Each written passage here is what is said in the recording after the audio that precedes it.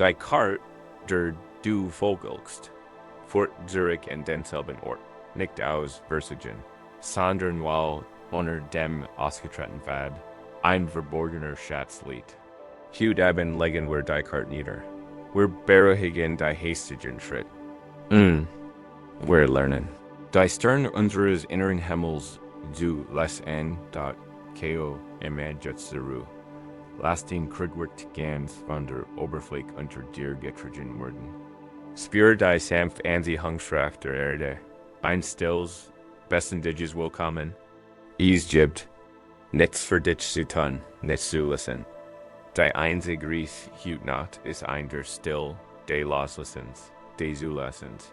Das die Nedum der Rhythmus ist, der dich in die Tiefkeit, at mein, an los, at Maus. Ein Word sanft.is ist ein besonderer Art der Ursprung, die dich hüt eben herhört. Is es nicht die bloßmütige Einskrippers, der Hart Gearbeitet hat. Is es ein tiefer Ursprung, ein seelisch Ursprung. Is ist die Ursprung den Kommens. Immer wieder in derselben Gefühlswelt, demselben inneren Konflikt, demselben bedauerlichen Ausgängen zu kommen. Du kennst diesen Ort, du kennst seinen Duft, die Farbe des Himmels, den vertrauten Schmerz, den in deiner Brust niedersicht. Und das verwirrendst deren das, was dir in den einsamen Stunden der Nacht zuflüstert, ist, dass du die Fußgänger auf dem Weg erkennst, der dich hergeführt hat. Ich sind den in dort dieses Gefühl, gefangen zu sein, in einer selbstgefangen. Schleife gefangen zu sein, kann einer der tiefsten und frustrierendsten Schmerzen im Leben sein. Es fühlt sich wie Willenskraft, mangelnde Disziplin, ein Charakterfehler.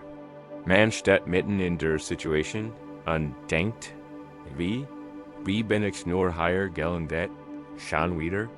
Man let Jellebebe, man fast absichten. Man sieht Grenzen im Sand der eigenen Entschlossenheit.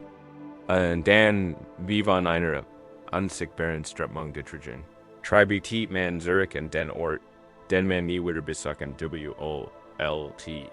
Dios, was wenn dies wiederholen kein Zeichen der Versagen ist, was wenn sie ein Zeichen davor ist, das etwas sichtbar werden will, was wenn der Kreislauf kein Gefängnis, sondern ein Klassenzimmer ist und die Lektion so grundlegend ist, dass das Universum in seiner Barmherzigkeit dir endlos Möglichkeiten bietet, sie zu lernen. Heute Abend werden wir diese Möglichkeit erkennen. Wir werden nicht versuchen, die one dieses Raums, in dem du dich befindest, anzureisen. Wir werden uns einfach mitten hinsetzen. Ein Gegenteilslicht anmachen und anfangen CHEU in dot is. Erinnert mich an ein Geschichte. Kein großer Mythos von Gittern und Helden, sondern ein einfähig, ruhig Fabel über einen Mann, der in einem höchst eigenartigen Haus LEBT erhielt sich für einen großen Entdecker, einen Abenturer, der die weiten, unbekannten Gebiet seiner Heimat erkundet. Das Haus war praktisch das der zumindest. Jeden Morgen erwacht voller Entschlossenheit, zog sein Wanderschuh und matcht von seinem Schlafzimmer aus auf den Weg.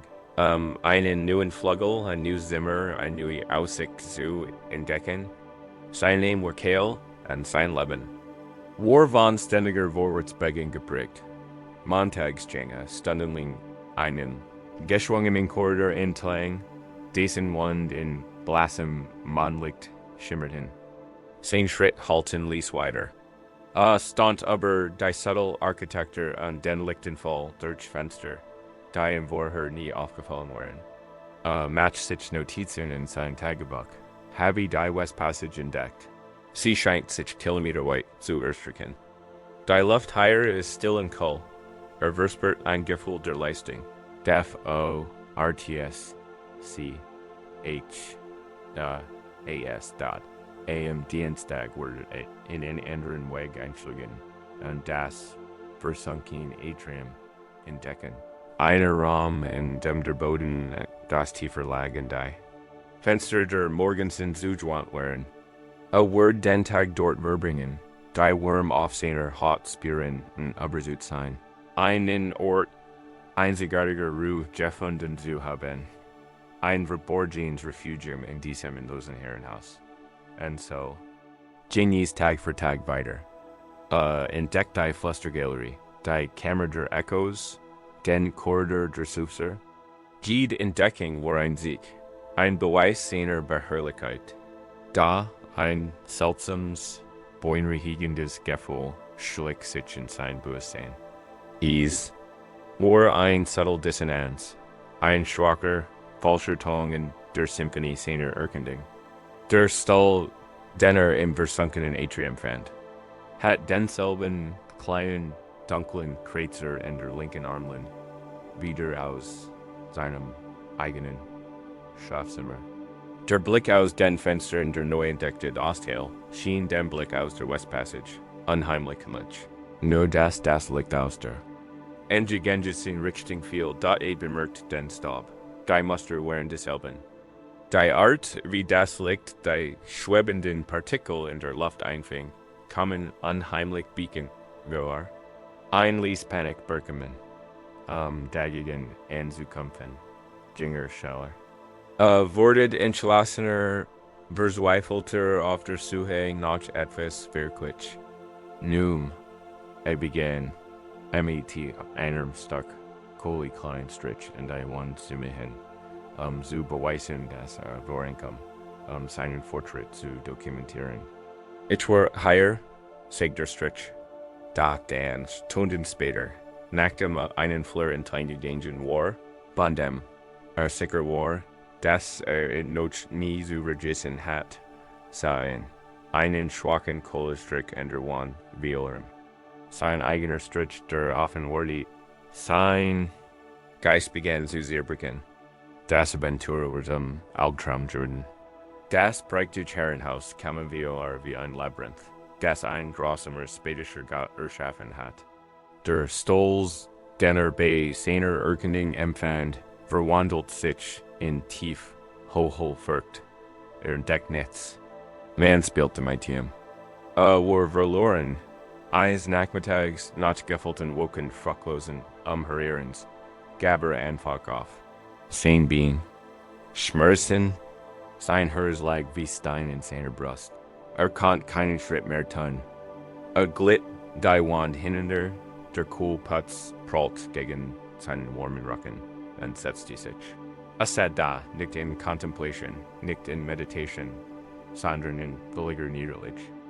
Schloss die Augen und ließ die still des Hauses, aber sich hinwegspolen. Zum ersten Mal seit Jahren ging Kale nicht. Still da, sat lang da, wenn das Licht im Zimmer vom goldenen Nachmittag und das sanftblau der Dämmerung überging. Und in dieser still geschah etwas. Seine Aufmerksamkeit, nicht länger von der Verzweifelten zu nach den neuen Dingen in Anspruch genommen, begann nach unten zu wandern. Fniet die Augen, blickt auf den Boden. Und hat sie da war. Ein Rill, keine Schwarzlinie, sondern ein tief, polierte Furch in den Holzdielen. Sie war wie dreigig Zentimeter breit, Kanten glatt und abgerundet von unsleigen Schritten, und dies Rill. Sie fort wieder zu einer. Ternoch zu einem neuen Zimmer. Sie verlief in einem perfekten, ununterbrochenen Kreis den Raum, in dem sich befand. Sie fort im Fenster vorbei und der Tür in seinem Bett vorbei und kehrt schlieglich zu sich selbst zurück. Im Stock der Atem, langsam und zitternd stand auf. Blickt in den Raum, den einzigen runden Raum, und sah ihn zum ersten Mal, der Westgang, war lediglich einzig der Kreises. Das versunkene Atrium war der so braun, nur zu einer in Tagesschreit wahrgenommen. Das Flüstern, das Echo, das Suchen. Es waren die Gurgusch seines eigenen Ganges. Durch einen Raum, der dazu bestimmt war, Schall zu übertragen, hat keen Reisiges Herrenhaus erkendet. War sein ganzes Leben lang in einer einzigen, sich wiederholenden Schleife in einem Raum gelaufen. Die Illusion basiert nur auf seiner eigenen, ständigen, unbewussten Bügeln. Sobald innehielt, in dem Moment, in dem still wurde, offenbart sich ihm die Wahrheit seiner Situation, nicht als erschreckens Urteil, sondern als schlicht, unbestreitbar Tatsache. War kein gescheiterter Entdecker. War nur ein Mann, der nie gelernt hat, in seinem eigenen Zimmer still zu sitzen. Dies Geschichte, die Stillfabel vom Mann im runden Haus, halt sie nicht in einer stillen Kammer ihres Herzens weiter. Ihr Leben mag kein buchstablicher.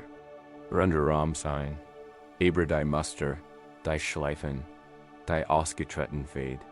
Sie sind real. Wir alle haben unsere eigenen Rillen und den Teilen unseres Seins. Dies ist die Natur dessen, was die alten Lehren des Assens nennen Samsara, wenn dieses Wort, often denken dabei an etwas Großes, Kosmisches und Eindeutiges. Rad der Reincarnation, das sich aber mehr Leben erstreckt. Und wie ist dies das auch? Ga sein unmittelbar, intimer und nützlicher, bedeutung findet sich generell hier, in dieser Erfahrung. Samsara ist das persönlich psychisch Rad, des Leidens das wir für uns selbst dran. Es ist die Rillen Killsboden. Es ist der sich wiederholende Kreislauf aus Denken, Fühlen und Handeln, den wir für linearen Fortschritt halten. Es ist die Art und Weise, wie wir uns immer wieder im selben Streit, derselben Angst, derselben Beziehungsdynamik wiederfinden und uns fragen, wie wir so weit gekommen sind, nur genau dort zu landen, wo wir angefangen haben. Schau dir die Spuren. Sie ist nicht ohne Grund tief. Sie ist vertraut. Dieser ausgetretene Pfad birgt einen seltsamen und kraftvollen Trost. Selbst wenn zu einem Ort des Schmerzes fort, ist es ein bekannter Schmerz. Die Landschaft ist vorhersehbar. Der Ausgang ist gewiss. Aus dieser Spur herauszutreten, den Fuß auf den unberührten, ebenen Boden zu setzen, das fühlt sich fremd, instabil, ja beängstigend. Deshalb bleiben wir in der Spur, unser Unterbewusstsein, der unsichtbare Architekt. In uns sendet sich mehr Sicherheit als nach allem anderen. Und das vertraut, selbst wenn es schmerzt, fühlt sich sicherer als das unbekannt. Der Schmerz, den wir kennen, ist manchmal weniger erschreckend als die Freiheit, die wir nicht kennen. Also gehen wir. Jeden Morgen sehen wir unsere Show. Und wir uns auf den Weg, aber so, dass es diesmal anders sein wird. Diesmal wird die Beziehung funktionieren. Diesmal wird uns der neue Job erfüllen. Diesmal werden wir nicht in die alte Traurigkeit verfallen. Wir gehen mit so viel Entschlossenheit. Und weil unsere grundlegenden Denkgewohnheiten, unsere verborgenen Überzeugungen, unsere unreflektierten Reaktionen immer noch dieselben sind, wirken sie wie die kreisförmigen Wand von Chaos. Zimmer und führen uns sanft und unmerklich zurück in den gewohnten Trott. Und wir finden uns wieder, verwirrt und untröstlich, in denselben ausgetretenen Fußstapfen. Die tiefgründige Lehre aus der Geschichte ist, Keo kann nicht aus dem Raum entkommen, in dem ein neuer Tür fand. Die Tür war immer da, offen und wortiert. Entkam nicht, in dem schneller Rand oder sich mehr anstrengt. Dies verzweifelt Anstrengung oder eigentlich Motor seiner Wanderstellung. Brach die Flucht in dem wir innehalten. Der erste, kraftvollste und nötigste Schritt in Richtung Freiheit ist immer still. Es ist die Bereitschaft, die verzweifelt zu haben, nach einem aufzugeben und stattdessen einfach die Realität des Raums so zu akzeptieren, wie sie ist da. Und jetzt, wenn du hier liegst und die still dieses Raums einatmest, lass uns deshalb tun. Last das Bedürfnis, Loss, etwas zu reparieren, zu wissen oder zu entkommen. Der Wunsch, das Muster zu durchbrechen, ist nur eine weitere Form Dehens. Ein weiter hektisch Anstrengung, die Furcht nur noch tiefer matcht. Lass uns stattdessen ein sanft, radical, still einladen. Lass den Aufmerksamkeit. B.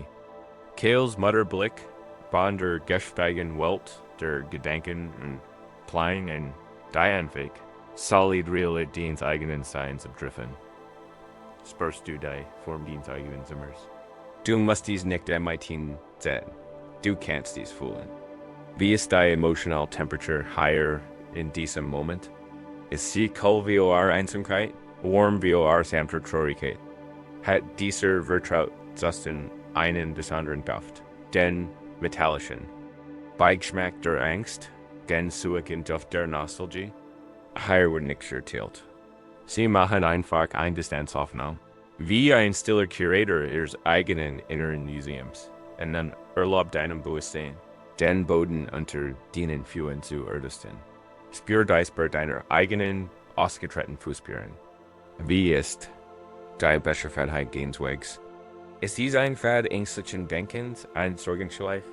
Die von du kannst Ängsten zu vergehen und Rückfallen und wieder zurückfort? Ist dies ein Kreislauf der Selbstkritik, ein ausgetretenen Spur, auf der jeder kleinen Fehler am gleichen harten inneren Urteil fort? Ist dies ein Schleif der Suche nach Bestätigung durch andere, ein Pfad, der dich immer wieder von deinem eigenen Zentrum wegführt, auf der Suche nach einer Anerkennung, die nie ganz ausreicht?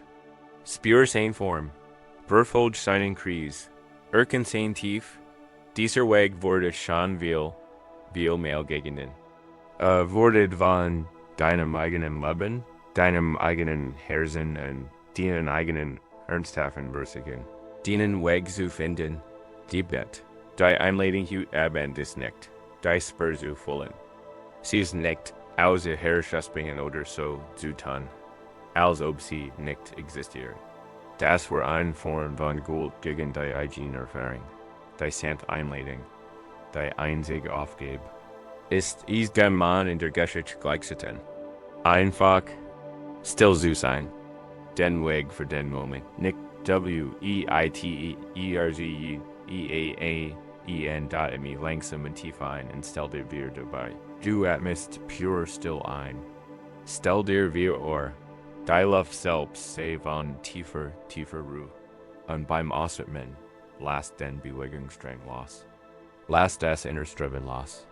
Atme hektische Energie durch Zuhaus. Atmen Sie an Ruhiges.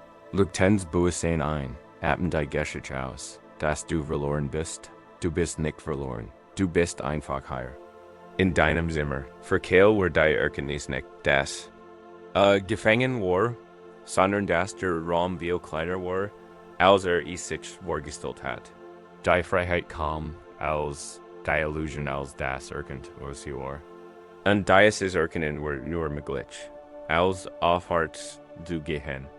Der Weg offenbart, sich nicht dem Läufer, sondern dem Sitzenden. Das Muster wird nicht inmitten der Reaktion deutlich, sondern in der Stille der Pause immer wieder tauchen dieselben Wege in deinem Leben auf, nicht. Weil du Versankest, sondern weil die Seele dir immer noch ein Leckchen zuflüstert. Der Groove ist nicht den Feind, ist den Lehrer. Ist ein Landkart, nicht der Welt, sondern dens eigenen Inneren.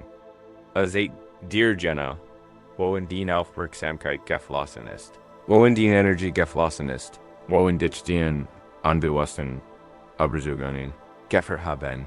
Wenn du dich jetzt tiefer in die Möglichkeit der Ruhe und in die Einladung Sanftheit, dieses Augenblicks hineinverset, lass dies ein Erkenntnis in dir aufkommen.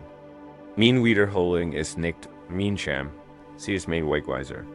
Die Frustration, die ich fühle, ist der Wegweiser, der mir sagt, wo ich anhalten, wo ich mich hinsetzen und endlich anfangen soll, auf den Boden unter meinen Füßen zu schauen.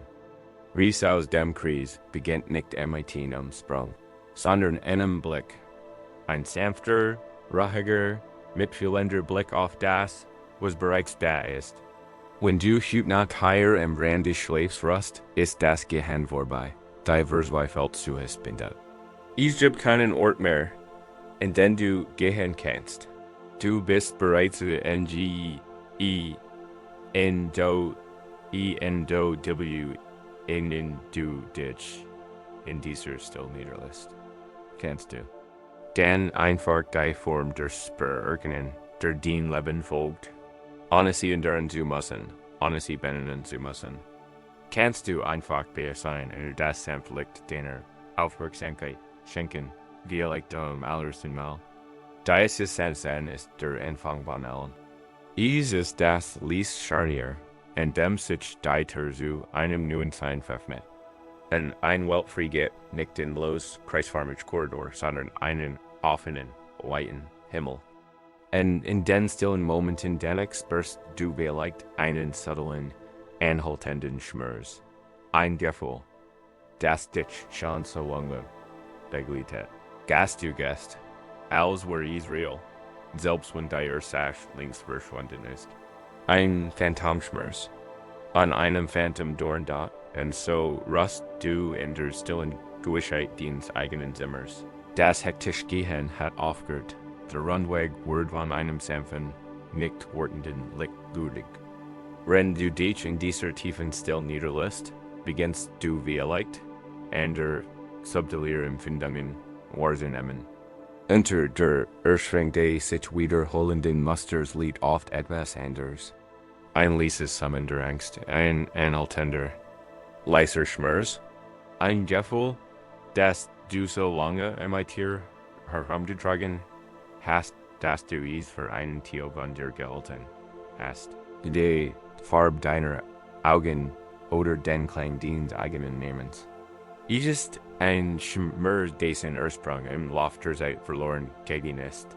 Dessen Auswirkungen du jeden Tag spürst, ist der Grund für das subtle Hinken in deinem emotionalen Gang. Das Leichtzeigern, bevor du einen Schritt in die Freude wagst, die unbewusste Vorbereitung auf einen Aufprall, der nie eintreten zu wollen scheint. Das ist der Phantomdorn. Es ist nicht die One selbst, sondern der Echo, ein Geist, der Körper und Geist, noch lange nach der Heilung der Verletzung. Heimsach? Wir tragen dies Phantomdornen überall in mein Tianterm. Der Dorn einer vergangenen Ebelding lasst uns die Ohr neuer Nähe zurückschrecken. Der Dorn eines alten Versigens lasst uns wie neuen Chanten zurückschrecken. Der Dorn einer vergessenen Kritik lasst uns unsere Leistung für einmal, die uns nicht einmal süße, endlos aufhören. Die ursprüngliche Wand ist verschwunden, das Fleisch ist verhüllt. Da, wir gehen immer noch, als wäre die Skarfspitze bei jedem Schritt. Gegen unser Soul drücken und unseren Weg durch die Welt prägen. Sie bestimmt, welch Weg wir für sicher halten, und welch unsere Meinung nach von unerträglicher Schärfe geprüft sind, da in stillen Hallen Alter. Cluster erst man sich ein Geschich, aber einen Namens, einander und seinen Meister. Einander war ein aufrichtiger und engagerter Schüler, daher trug ein schwerer Last MIT sich. Seit Monaten klagte aber einen schrecklichen Schmerz in seinem rechten Fuß. Beschrieben als ein scarfstitchendes Gefühl, als steck ein langer, schwarzer Dorn tief im Muskel. Der Schmerz war sein ständiger Begleiter. Trotz seinen Meditationen, match seinen morgendlichen Aufgaben zur Qual und erfüllt seinen Geist mit einem ständigen leichten Kummer. Oft sei da, rieb sich den Fuß, sein Gesicht einmäßt die Unbehagens, und erklärt durch Rennwald, die schrecklich Plage Diözese du Ernest da in einem hellen, klaren Morgen, nach einer besonders schwierigen Meditation, Beder, und an des stärker Gehumpelt war als Jesuber, riefen der Meister zu sich. Nee, sagte, sehen stem so ruhig wie ein stiller Teig. Dieser Dorn, von dem du sprichst, scheint dir großes Leid zu bringen. Lassen Zen. Am Ende erleichtert endlich die Wahl-Aufmerksamkeit die Meisters auf sein Problem zu lenken, präsentiert eifrig seinen Fu. Du tät auf ein Stell in der Sohol, direkt unter dem Verballen. Hier ist is, Meister. Is ist so tief, ich kann is nicht sehen. Aber ich spür sein Schurf MIT, jedem Hirschlag. Der Meister, ein Mann von immenser Geduld, nahm immenses Fu in sein Hand. Sein Hand waren warm und trocken. Sein Berührung sanft, aber fest. Ria nicht anendes Versol MIT, ja, weiken, futen Touch. En wischt den Stab de Klostergoglup. Dan untersuchte sie MIT der konzentrieren, unerschütterlichen Aufmerksamkeit. Die allem mit mir von einem heiligen Textbiss. Zu einer einfachen Taste, drückt auf die Haut, betrachtet sie aus jedem Winkel. Sein Stern nicht wie Sorge gerunzelt, sondern mighty schüchter. Klare Konzentration. Ende Wartiep MIT Engespenner Halting an Erwartet. Die Bestkeigung seines Meisters aber sein großes Leiden. Nach langem Schweigen blickt der Meister auf. Ein Treff an Blick. Hier ist kein Dorn. Siegt MIT sanfter Stimme und stellt damit ein Einfähigkeit fest. Ende war ungläubig. Aber, Meister, dieser Schmerz. Ist unerträglich. Was da? Fein. Wie sitzt so tief oder beste aus einer unsichtbaren Substanz. Der Meister schüttelt langsam den Kopf. Ich habe dienen Fu untersucht. Keine Schwellen, keine Rang, keine Einstichstel, keine Wand, Ende, kein Dorn. Ein Well der Verwirrung und Imprung Birkem den jungen Mensch. Hieß in der Meister etwa einen Lügner? Verharmlos der etwa sein wirkliches Leiden? Der Schmerz war real. Experten soffert. Einen Haien steckenden Schmerz. Tränen der Enttäuschung stiegen in die Augen. Aber ich spüre es, flüsterte MIT, zitter, durster, nicht. Stellt den Schmerz des Monks nicht in Frage. Hielt ihm einfach, en endlichem, mitgefühl in den Blick, und stellt ein Frage. Es war ein Frage. Die für ein Ende ils verndern sollt. Frag nicht, wo tat is well? Sondern, wann hast du zum ersten Mal den Dorn gessen, auf den du treten Angst hattest? Die Frage hing zwischen ihnen in der Luft. Sie kam so unerwartet. Anandas Gedenken, die sich so auf das Scherzgefühl konzentriert hatten, wurden plötzlich in die Vergangenheit zurückgeworfen. Durch sich sein Erinnerung, nicht nach dem Moment der Verletzung, sondern nach dem Moment der Angst. Erinnerte sich daran, wie woken am Waldrand am Rand des Klostergogs spazieren gegangen war. Erinnerte sich in eindeuliches Gebüsch, dessen spitze, schwarz Nadeln in der Sonne glänzten. Erinnerte sich daran, wie gedickt hat. Ich muss vorsichtig sein. Auf so einzutreten war schrecklich. Erinnerte sich daran, wie begonnen hat, vorsichtiger zu gehen. Sein Körper sich bei jedem Schritt entspannte. Sein Augen in höchster Alarmbereitschaft den Boden absackten. War so sehr damit. Beste gewesen, den Schmerz zu vermeiden, dass in seiner Vorstellung zu spüren begann. Und seine Vorstellung war so mächtig, so überzeugend, dass sie ein krulliges Gefühl ersucht hat, das für ihn belegt real war. Hat nicht wegen einer Wunde handelt, sondern wegen der lebhaften, anhaltenden Worne Wund. Sein Leiden wurden nicht durch einen Dorn verursacht, sondern durch die Geschichte eins, durch eines dort seinen Meister mighty weit aufgerissen. Augen und aus ihm plötzlich ein Erkenntnis dämmerte. Der Schmerz in seinem Fu, der gerade noch wie ein loderndes Feuer geglut hat, flackert auf und wurde zu einem dumpfen Fernen sehen. Spürt noch immer etwas, aber es war nicht mehr scharf. Es war keine Geschichte mehr. Es war nur ein Gefühl. Dies alte Geschichte, wie es auf ein der subtilsten und tiefgründigsten Lehren aber menschliches Leiden hin. In der buddhistischen Tradition gibt es ein Konzept, das als Vedana. Dieses Wort auf MIT, Gefühl oder Empfinden. Übersetzt ist eher spezifischer. Wieden ist der unverbindlich Gefühlsden, der entsteht. Wenn einer unserer Sinn MIT einem Objekt in Berührung kommt, ist vorsprachlich, vorkonzeptional, ist einfach angenehm, unangenehm oder neutral. Ein Kohlpreis an einem Haientag ist ein angenehmes, bendantes Geräusch eines Nägels. Der einschläferte Zirkus ist ein unangenehmes Gefühl, das Kleidung auf ihren Schultern ruht. Ist höchstwahrscheinlich neutral wie die Lehre besagt, das Leiden nicht entsteht aus der Verdien selbst. Das unangenehme Gefühl ist einfach kein unangenehmes Gefühl. Es ist natürlich und unvermeidlich. Das Leiden, die Qual, entsteht im darauffolgenden Moment. Es entsteht aus unserer Reaktion auf die Gefühlslage, auf angenehme Gefühl reagieren. Wir möchten einklammern, MIT verzweifelten Wunsch, dass es anhält, was wiederum sein eigen Spanninger sucht. Auf unangenehm Gefühl reagieren wir MIT has. Diese Reaktion, dieser mentale und emotional Widerstand gegen das, was ist der Zweitpfeil. Der Erstpfeil ist das unangenehme Gefühl selbst. Der Kreuzer, das Hartwort, der Verlust. Der Zweitpfeil ist den wir uns selbst schicken. Ich hasse dieses Gefühl. Das soll nicht passieren. Wie wird es los?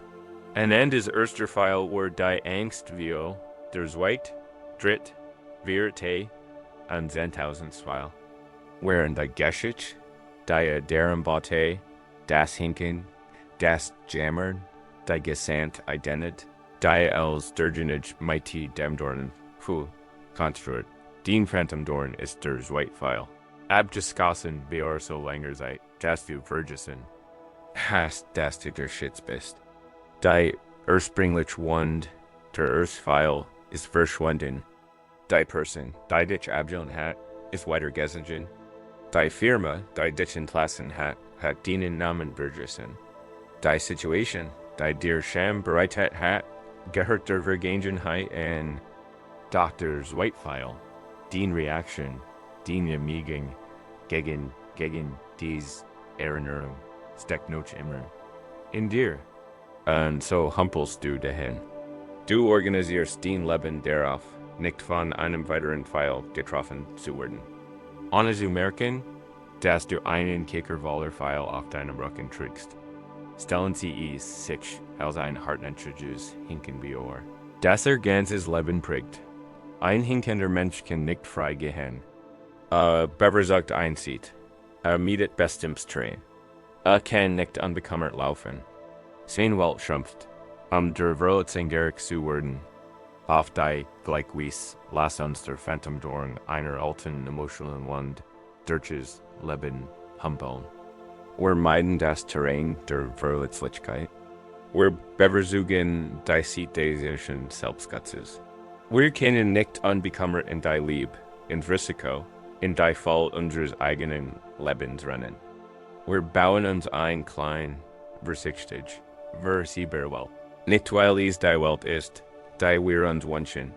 Ein Welt voll pulsierender Freude, sondern weil wir glauben, dass es eine Welt ist, in der es keine Schärfung Gegenstände gibt. Die Tragödie ist, dass die Schärfe bereits in uns steckt.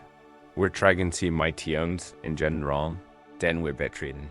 Der Weg zur Heilung besteht also nicht darin, so zu tun, als existiert der Schmerz nicht. Der Meister sagt am Ende nicht, es ist alles nur in deinem Kopf. Ignoriere es einfach. Das war eine Form von Gold, tat etwas viel tiefgreifendes. Verderte einander auf, sehen eigene Erfahrungen miteinander Neugier zu untersuchen. Holt den Schenscher aus dem Schatten der Animen ins Klärlicht direkter Bewusstheit. Das ist die Einladung in sie, wenn sie higher in diesem sicheren Raum. Wir King das Licht sanften Bewusstseins zu unseren eigenen Verantwortungen bringen. Erlauben Sie Ihre Aufmerksamkeit, Ihren Körper zu erkennen. Nicht MIT der hektischen. Energie eines Wachters auf der Suche nach einem, sondern MIT der langsamen sanften Neugier eines liebenden Freunds. Wo in Ihrem Körper bewähren Sie Ihr Geschichten? Wo spüren Sie diesen anhaltenden, leichten Schmerz eines Phantomdorns? Wie leicht ist ein Engel in deinem Hals, ein Überbleibsel all der Wort, die du heruntergeschluckt hast, all der Mail, in denen du nicht die Wahrheit gesagt hast. Du schleppst dich durch Gespräch, wulst den Wort sorgfältig, und bringst dich nie vollständig zum Ausdruck. Aus Angst wie linksvergessenen Konsequenzen. Vielleicht ist ein Leer in deiner Brust. Ein Echo einer alten Verlassenheit. Du schleppst dich durch Besihungen, vertraust nie ganz, pfeffnest dich nie ganz, eilst immer einen kleinen Teil von dir zurück und bist bereit, dich beim ersten Anzeichen von Distanz zu choosigen. Oder vielleicht ist ein Noten in Magen, der Geist einer alten Angst oder Scham. Sie schleppen sich zur Erfüllung ihrer Ambitionen. Schälen klein, meiden das Rampenlicht und sabotieren ihren eigenen Erfolg, while ein Teil von ihnen sich seiner nicht würdig fühlt und sich auf. Ein Kritikfavorit, der Jahrzehnte zurückliegt. Wo immer du es spürst, lass die nicht Adam darauf treffen. Du musst dies nicht analysieren. Du musst nicht die ganz Geschichte ursprünglichen Wand ausgraben. Das kann sein, als würdest du dich nicht verletzen. Die Praxis ist viel einfacher, viel sanfter. Spürst du den Unterschied zwischen der rohen Empfindung selbst und deiner Geschichte, die Sensation? So, wie der Meister Anandabat nach dem Dorn zu suchen, kannst du nach deinem Suchen. Aber schau meine Tanksamkeit. Spür den Noten in deinem Magen, ohne die Geschichte das ist. Mein Angst oder das ist mein Unwürdiget. Was ist dies? Ist dies ein Gefühl der Angst, der Hitze, der Vibration? Kannst du einfach MIT der rohen Energie davon sein, ohne sie zu benennen, ohne sie wegzuschieben, ohne dich damit zu identifizieren? Das ist das große Geheimnis. Wenn sie das roh erleben können wir dann, der unengenem Gefühlsten, Anna, den zweiten Pfeil der Megan zu schicken, verliert same matched aber dich. A word zu bloßer Energie, zu bloßer Empfindung, die dich durchströmt. Is ist kein Dorn mehr. Is ist nur ein Kribbel. Is ist kein Noten mehr. Is ist nur Wurm. Die Geschichte ist das Gift, nicht die EMP-Feindung Gott at mir in diesen Raum hinein. Spürst du den Raum zwischen einer Empfindung in deinem Körper und der Reaktion deines Geistes darauf. Es mag ein Raum sein, so dann wie ein Razorkling. Aber ist da. In diesem Raum liegt all die Freiheit. Ist es der Raum, in dem du dich entscheiden kannst, nicht zu hinken? Ist es der Raum, in dem du dich entscheiden kannst, dienen Fu, flach und fest auf den Boden, Gegenblenden, Augenblicks. Zu stellen und darauf zu vertrauen, dass dich streit. Welchen Phänomenen trägst du noch immer entgegen? Welche alten Verletzungen lassen Sie, dass sie dein gegenwärtiges Leben bestimmen? Du musst sie nicht herrschen. Das du auf einen kämpfen. Die Aufhören bestet lediglich darin, sie nicht mehr als Wahrheit anzuerkennen. Auf ihr Geschichte der Begrenztheit zu glauben. Stell dir für diesen Moment, wenn du atmest, wie du wirst einander und schaust in die mitfühlenden Augen des Meisters. Und der Meister sagt dir, die unendlicher Gut. Ga ist kein Dorn. Der Schmerz, den du vielleicht fühlst, ist real. Aber sein Ursache ist ein Geist. Es ist ein Schatten, den du für einen festen Gegenstand gehalten hast. Und wenn du in diesem Wissen verweilst, spürst du, wie sich der alte feste Griff der Geschichte zu lockern beginnt. Das Hinken kann nachlassen. Der Früh kann sich daran erinnern, wie sich anfühlt, frei zu gehen, dem Boden zu vertrauen, dem Leben entgegenzusetzen, das auf dich wartet, einem Leben jenseits der Erinnerungen den Durchbrechen fährt, ein Leben, das nicht auf den Bauplan alter Angst aufbaut, sondern auf dem weiten, offenen Boden dessen, was jetzt möglich ist. Und wo, so fragst du dich vielleicht, hat dies alten Bauplan überhaupt gesegnet? Wo der unsichtbare Architekt dieser ursprünglichen Angst? Wenn die Geschichte vom Phantomdorn in der Still ihres Atems versinkt, taucht möglicherweise ein tiefer Frage auf. Wenn das Hinken einer Erinnerung entspringt und der Schmerz einer Geschichte, wird dann diese ursprüngliche Geschichte geschrieben. Wer hat als erster entschieden, dass die Welt ein Ort galer scharfer Gegenstand ist? Ein Ort, der ein so versichtet schmerzhaft Navigation erfordert? Wir bügen uns vom was warum, wir beginnen zu spüren, dass die Muster unseres Lebens, die ausgetretenen Rillen im Boden und die Phantomschmerzen, die wir mit uns herumtragen, nicht zufällig sind. Sie fühlen sich geplant, als folgten sie einer verborgenen Logik, einer geheimen Anleitung. Es fühlt sich als Gigi is einen Architekten, tief in den Kellern unseres Seins, der gewissenhaft und unermüdlich die Struktur unseres Lebens nach einem Plan errichtet. Denn wir nie wissen, unsichtbare Architekt ist das Unterbewusstsein. Es ist kein Feind, es ist kein Monster im Keller. Es ist in seinem Wesen ein zutiefst loyaler und beschützender Diener. Sein wichtigste Direktiv, die in den verhassten Momenten ihres Lebens festgelegt wurde. Oder einfach, sie beschützen, überleben, Schmerz vermeiden, Vergnügen suchen, und Geizu erkennen, begann es, auf der Grundlage seiner ersten Erfahrungen mit der Welt Kaufhausen zu entwerfen. Ein cooler Tag eines Elternteils kann zu einer Blaupausentes geführt haben. Warnung. Gefühlsbruch kann zu Ebelung führen. Bauen Sie Mauern zur Sicherheit. Ein Moment der Versagens oder Gleichgültigen kann eine Anweisung hergebracht haben. Achtung. Sichtbarkeit führt zu Demütigung. Bauen Sie eine Struktur der Unsichtbarkeit. Ein plötzlicher Verlust kann eine grundlegende Regel eingeführt haben. Eils.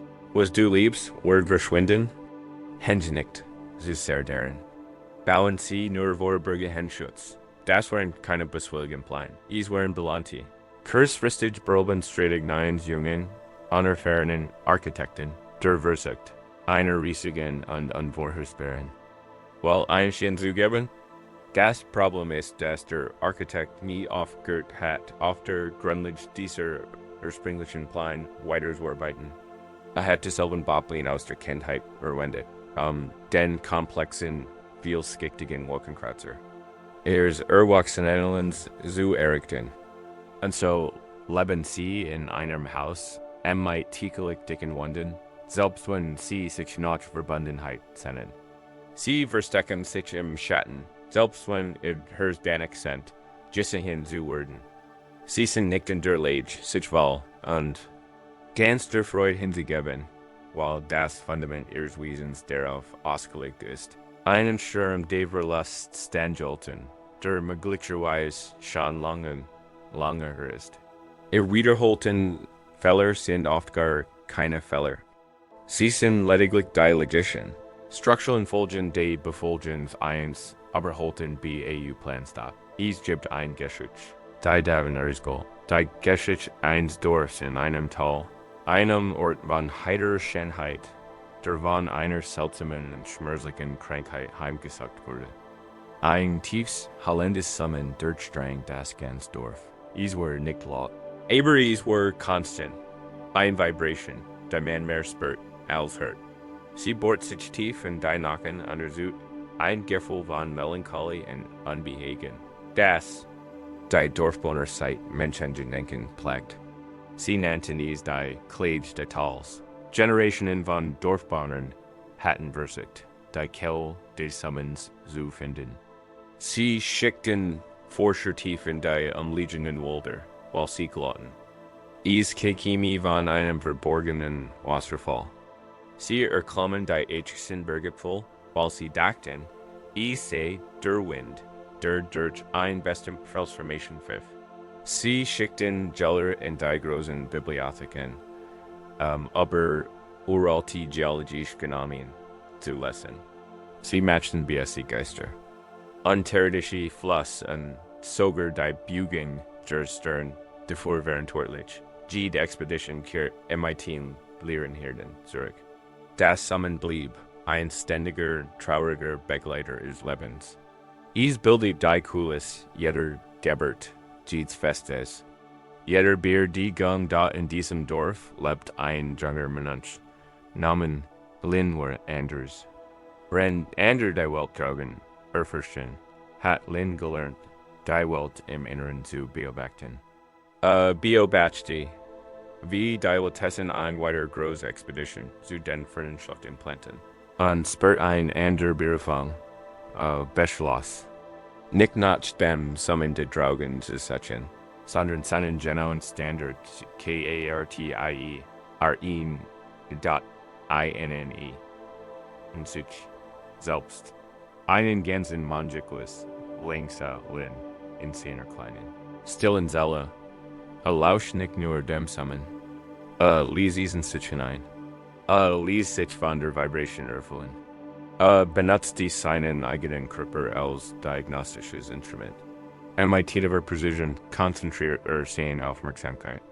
Schwingt das Summen stärker in meinen Puen, wenn ich auf dem Boden stehe? Vibriert es in meinen Sehnen? Ist sie stärker in meiner Brust, wenn ich auf dem Steinboden liege? Fort ein detailliertes Tagebuch. Nicht über eine oder Theorie, sondern aber direkt, körperlich. In Findungen, ich fiel auf, das Summen am stärksten, oder ein tiefs, kraftvolles drinnen, wenn mighty dem Rücken fest und die Million seiner eigenen Behosen gepresst, Gases, Fashionier begannen. Gassel bin anderen gebunden zu tun, besatscht. Die Bäckerei, den Webstuhl, den Rassel de Dorfaltisten. MIT Erlaubnis Cyrus schweigend MIT dem Rücken und den Hauptmauern entspürt. Das Muster war undrückenbar. Die Schwingung was stets in den Latessen Grundelgenstensteinen Jieds Gebjuds im Dorf am stärksten. Sie kam nicht von den Bergen oder dem Wald. Sie kam aus dem Dorf selbst. Sein Nachforschungen führten ins Dorfarchiv. Zu den Verstauten. Schriftrollen MIT den Originalpenen der legendären Gründerstadt. Einer Frau, der Volk vor Jahrhunderten dorthin gefeiert hat. Auf den Plänen, neben den Zeichnungen für die Fundamente Jieds einzelnen Hauses, befand sich ein seltsamer Raum. Es handelt sich ein Komplexreihe von Anweisungen, wie die großen Grundsteine gelegt worden sollten, nicht flach. Auf der Erde, sondern in einem leichten, kaum wunderbaren Winkel, in einem einzigartigen, in der Griefen Muster gegeneinander verspannt. Neben dem Diagramm befand sich ein Notiz in der eleganten Handschrift der Gründerin. Die Sache sagen wir aus, dass eines Tages ein großer Wind über dieses Talfegen wird. Dieser Entwurf wurde ein Resonanz suchen, ein Tiefsummen, das unser User fest MIT verbindet, damit sie nicht wegwit werden. Lin spürt einen Schauer über den Rücken laufen. Der Großwind war nie gekommen. Das Summen war keine Klage, es war ein Stärken. Es war ein Abwehrmechanismus, ein architektonisches Lied der Sicherheit. Das Dorf war einer Katastrophe bewähren sollte, die nie eintritt, die Absicht, die. Gründers war tief Sorge, da Jahrhundertelang hatten die Dorfbewohner MIT der Nebenwirkung gelegt. Dem traurigen Summen eines vergessenen Schutzes, ohne dessen Ersatz zu verstehen. Sie hielten es für einen Fehler im Tal selbst, nicht für ein Merkmal ihrer eigenen Konstruktion. Sie lebten im Echo einer Angst, die nicht ihr eigen war. Du bist dieses Dorf, tief in dir steckt ein unsichtbarer Architekt, der den Grundstein. Deiner Persönlichkeit aufgrundlich der vorhergehenden Sturm deiner Kindheit gelegt hat. Den ständig Angst, den wiederkehrenden Traurigkeit, den selbstzerstörerischen Muster. Sie sind keine Fehler in dir. Sie sind dieselben. Sie sind die Resonanz einer Schutzstruktur, die du nicht mehr brauchst. Die Absicht der Architektin. Worries, dich zu beschützen, dich fest auf dem Boden zu halten. Damit du nicht von den großen Stürmen der Verlassenheit, der Kritik oder der Versagens wegwet wirst. Doch die Sturm beginnt sich gelegt haben, und nun bleibt dir nur noch das zusammen. Ein konstant traurige Schwingung, die du vollständigerweise verdienen war, Identität LTSD, da in der tiefen Psychologie des Aussens ist dieser unsichtbare Architekt. Bekannt als derlei wie einander, ein wunderschönes und tiefgründiges Konzept. Es lässt sich als Speicher des Bewusstseins übersetzen. Stellen Sie sich ein weites, dunkles, fruchtbares Feld vor, das tief in Ihrem Geist liegt. Jede einzelne Erfahrung, jeder Gedanke, jedes Gefühl, jede Handlung, let einen Samen war in dieses Feld, die Samen der Freude, der Freundlichkeit, der Großzügigkeit, sie alle sind da. Aber auch die Samen der Angst, der Scham, des Zorns und der Trauer. Dieses Speicherbestens ist nicht nur ein passiver Speicher. Es ist aktiv. Die Samen in ihm wurden ständig durch ihre gegenwärtigen Gedanken und Handlungen beäußert. Riefen und springen und präzisieren, so die sie erleben. Der unsichtbare Architekt ist der Hüter dieses Verrats und die Baupläne. Die verwendet sind die letzten mächtigsten Samen, die dort geplant wurden. Die Schlussfolgerungen, die sie als Fundträger gesichert haben, sind nicht nur Erinnerungen. Sie sind wirksam zusammen im Verratshaus, und sie lassen seit Jahrzehnten dieselben Pflanzen springen. Ihr Leben wird zum Garten, der aus diesen Jahrhunderten zusammenwächst. Und der Grundsamen, ich bin nicht sicher, war, dann wird das Verratshaus kontinuierlich Situationen hervorbringen, in denen sie sich unsicher fühlen, an ihr Architekt wird. Mauern, Gerben und Verteidigungs in Lane bauen und so genau die Isolation schaffen, die den ursprünglichen Bauplan bestigt. Es ist ein perfekter, sich selbst erhaltender Kreislauf. Die Metaphor eines vergessenen Bauplans ist so eindringlich. Stellen Sie sich vor. Sie kaufen ein schönes Grundstück und beauftragen einen Bauunternehmer. Sie träumen von einem lichtdurchlässigen Haus, mit offenen Räumen und großen Fenstern. Da ohne Wissen findet der Bauunternehmer im Keller des Grundstücks einen alten Bauplan, den Bauplan eines Bunkers aus Kriegszeiten. Der Bauunternehmer, loyal und gewissenhaft, hält sich genau an die Plan. Sie kommen, sich von. Bevortritt zu überzeugen und sind in Set. Warum sind die Wände so dick? Wo sind die Fenster? Warum ist alles aus Stahlbeton? Der Bauunternehmer ist verwirrt, heilt einfach die Plan hoch und sagt, ich halt mich nur in die Vorlich. Sie werden nicht warten auf den Bauherrn werden. Sie werden ein Gefühl von Mitgefühl und Verständnis empfinden. Sie werden sagen, danke für Ihren Fleiß. Aber das sind die falschen Pläne. Sie werden für eine andere Zeit, für einen anderen Zweck. Lassen Sie uns einen neuen Entwurf finden, deren Beste die aufgibt. Es geht nicht darum, den Architekten zu entlassen oder das Gebäude mit Sprengstoff zu zerstören. Es geht darum, dem Architekten samt ein einfühlsam bewusst zu machen, dass der Krieg vorbei ist.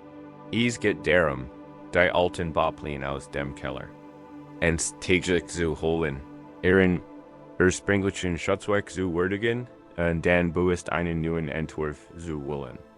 Wie also machen wir das? Wie kommunizieren wir mit diesem tiefen, nonverbalen Teil unseres Selbst? Wir tun es genau wie der Menschlein. Wir sitzen. Wir werden still und wir spüren das zusammen. Wir nutzen unser eigenes Wesen als Diagnoseinstrument. Wenn du hier liegst, und tiefer in einen Zustand der Ruhe versinkst. Last dies ein Moment, derselben under such sein. Du musst hut abend nicht die monumentale Aufgabe vernehmen, den Gesamt unter Bewusstsein ausgegraben. Du musst nicht die Originalpen finden und jede einzelne Ermerkung lassen. Der erste Schritt besteht einfach darin, anzuerkennen, dass es ist ein Architekt. Spür die Struktur deiner Persönlichkeit, die Gestalt deiner inneren Welt. Spür die Stellen, die darin befestigt sind. Spür die Mauern, die du den Hers errichtet hast. Spür die niedrigen Decken, die du deiner eigenen Freude auferlegt hast. Spür einfache Präsenz, ohne zu urteilen. Das sind nicht den Fehler. Es ist den Architektur. Es ist der Beweis für den Unermüdlichen. Liebevollen und Felgelieten versich den Architekten. Dich auf der Grundlage alter Informationen zu beschützen. Lass den Aufmerksamkeit unter den Boden des Bewusstseins sinken. Hinab in den dunklen, stillen Keller, wo der Architekt arbeitet. Und du kannst ihm ein einfach still Botschaft übermitteln. Du kannst nicht MIT werden, sondern MIT Gefühlen sprechen. Du kannst ein Gefühl der Sicherheit ausstrahlen. Genau hier, genau. Jetzt. Lass beim ATM das Gefühl deines Augenblicks, die Wurm des Beilis, die still des Immers, den sanften Rhythmus des Herzens, ein Botschaft und den Architekten sein. Die Botschaft Lord, siehst du? Wir sind jetzt in Sicherheit. Der Großschirm ist nicht gekommen. Der Krieg ist vorbei. Wir können die Spannung lockern. Wir können das Sammeln beruhigen.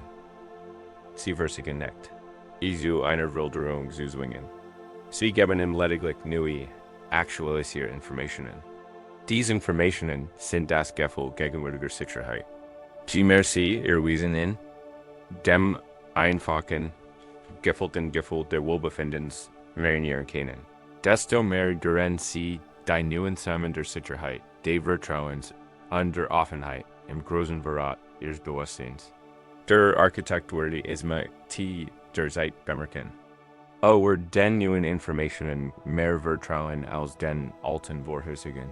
Beginnen, die Bauplien zu enduren. Das kennt wir like damit beginnen. Ein kleines Fenster in einer dicken Wand einzubauen, das einen einzigen Lichtstrahl in einen jahrelang dunklen Raum lasst. Wenn du treibst, lass den Kampf im itineraren Struktur los. Kannst du Status und Denkbarkeit für diesen unsichtbaren Architekten empfinden? Denkbarkeit für sein unerschütterlich. Wenn euch ungeschickt. True? Hat so lange und so hart gearbeitet, dich zu beschützen. Hat die Mauern errichtet, das Fundament gelegt und das traurig Samen deiner Muster erschaffen. Eels in der unschuldigen Absicht.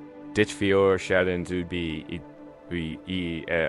dass du musst hut abend nicht den Gesandten Boppeln sein. Du musst nicht jedes Detail seines Entwurfs verstehen. Kannst du einfach anerkennen, dass es einen Architekten gibt und dass sein ursprüngliche Absicht aus Liebe geboren wurden. Kannst du den eigenen Muster, den eigenen Innerstruktur nicht als Gefängnis, sondern als Denkmal des eigenen Berufenswillens betrachten? Wenn die Geschichte von Phantom Dorn in der Still ihres Atems versinkt, taucht möglicherweise ein tiefer Frage auf. Wenn das Hinken einer Erinnerung entspringt in der Schmerz einer Geschichte, wer hat dann dies ursprüngliche Geschichte geschrieben? Wer hat als erster entschieden, dass die Welt ein Ort voller scharfer Gegenstände ist? Ein Ort, der ein so versichtig schmerzhafte Navigation erfordert. Wir bügen uns von was warem. Wir beginnen zu spüren, dass die Muster unseres Lebens, die ausgetretenen Rillen im Boden und die Phantomschmerzen, die wir mighty uns herumtragen, nicht saftlich sind. Sie fühlen sich geplant. Als folgten sie einer verborgenen Logik, einer geheimen Anleitung. Es fühlt sich als gigi es einen Architekten, tief in den Kellern unseres Seins, der gewissenhaft und unermüdlich die Struktur unseres Lebens nach einem Plan errichtet. Denn wir nicht in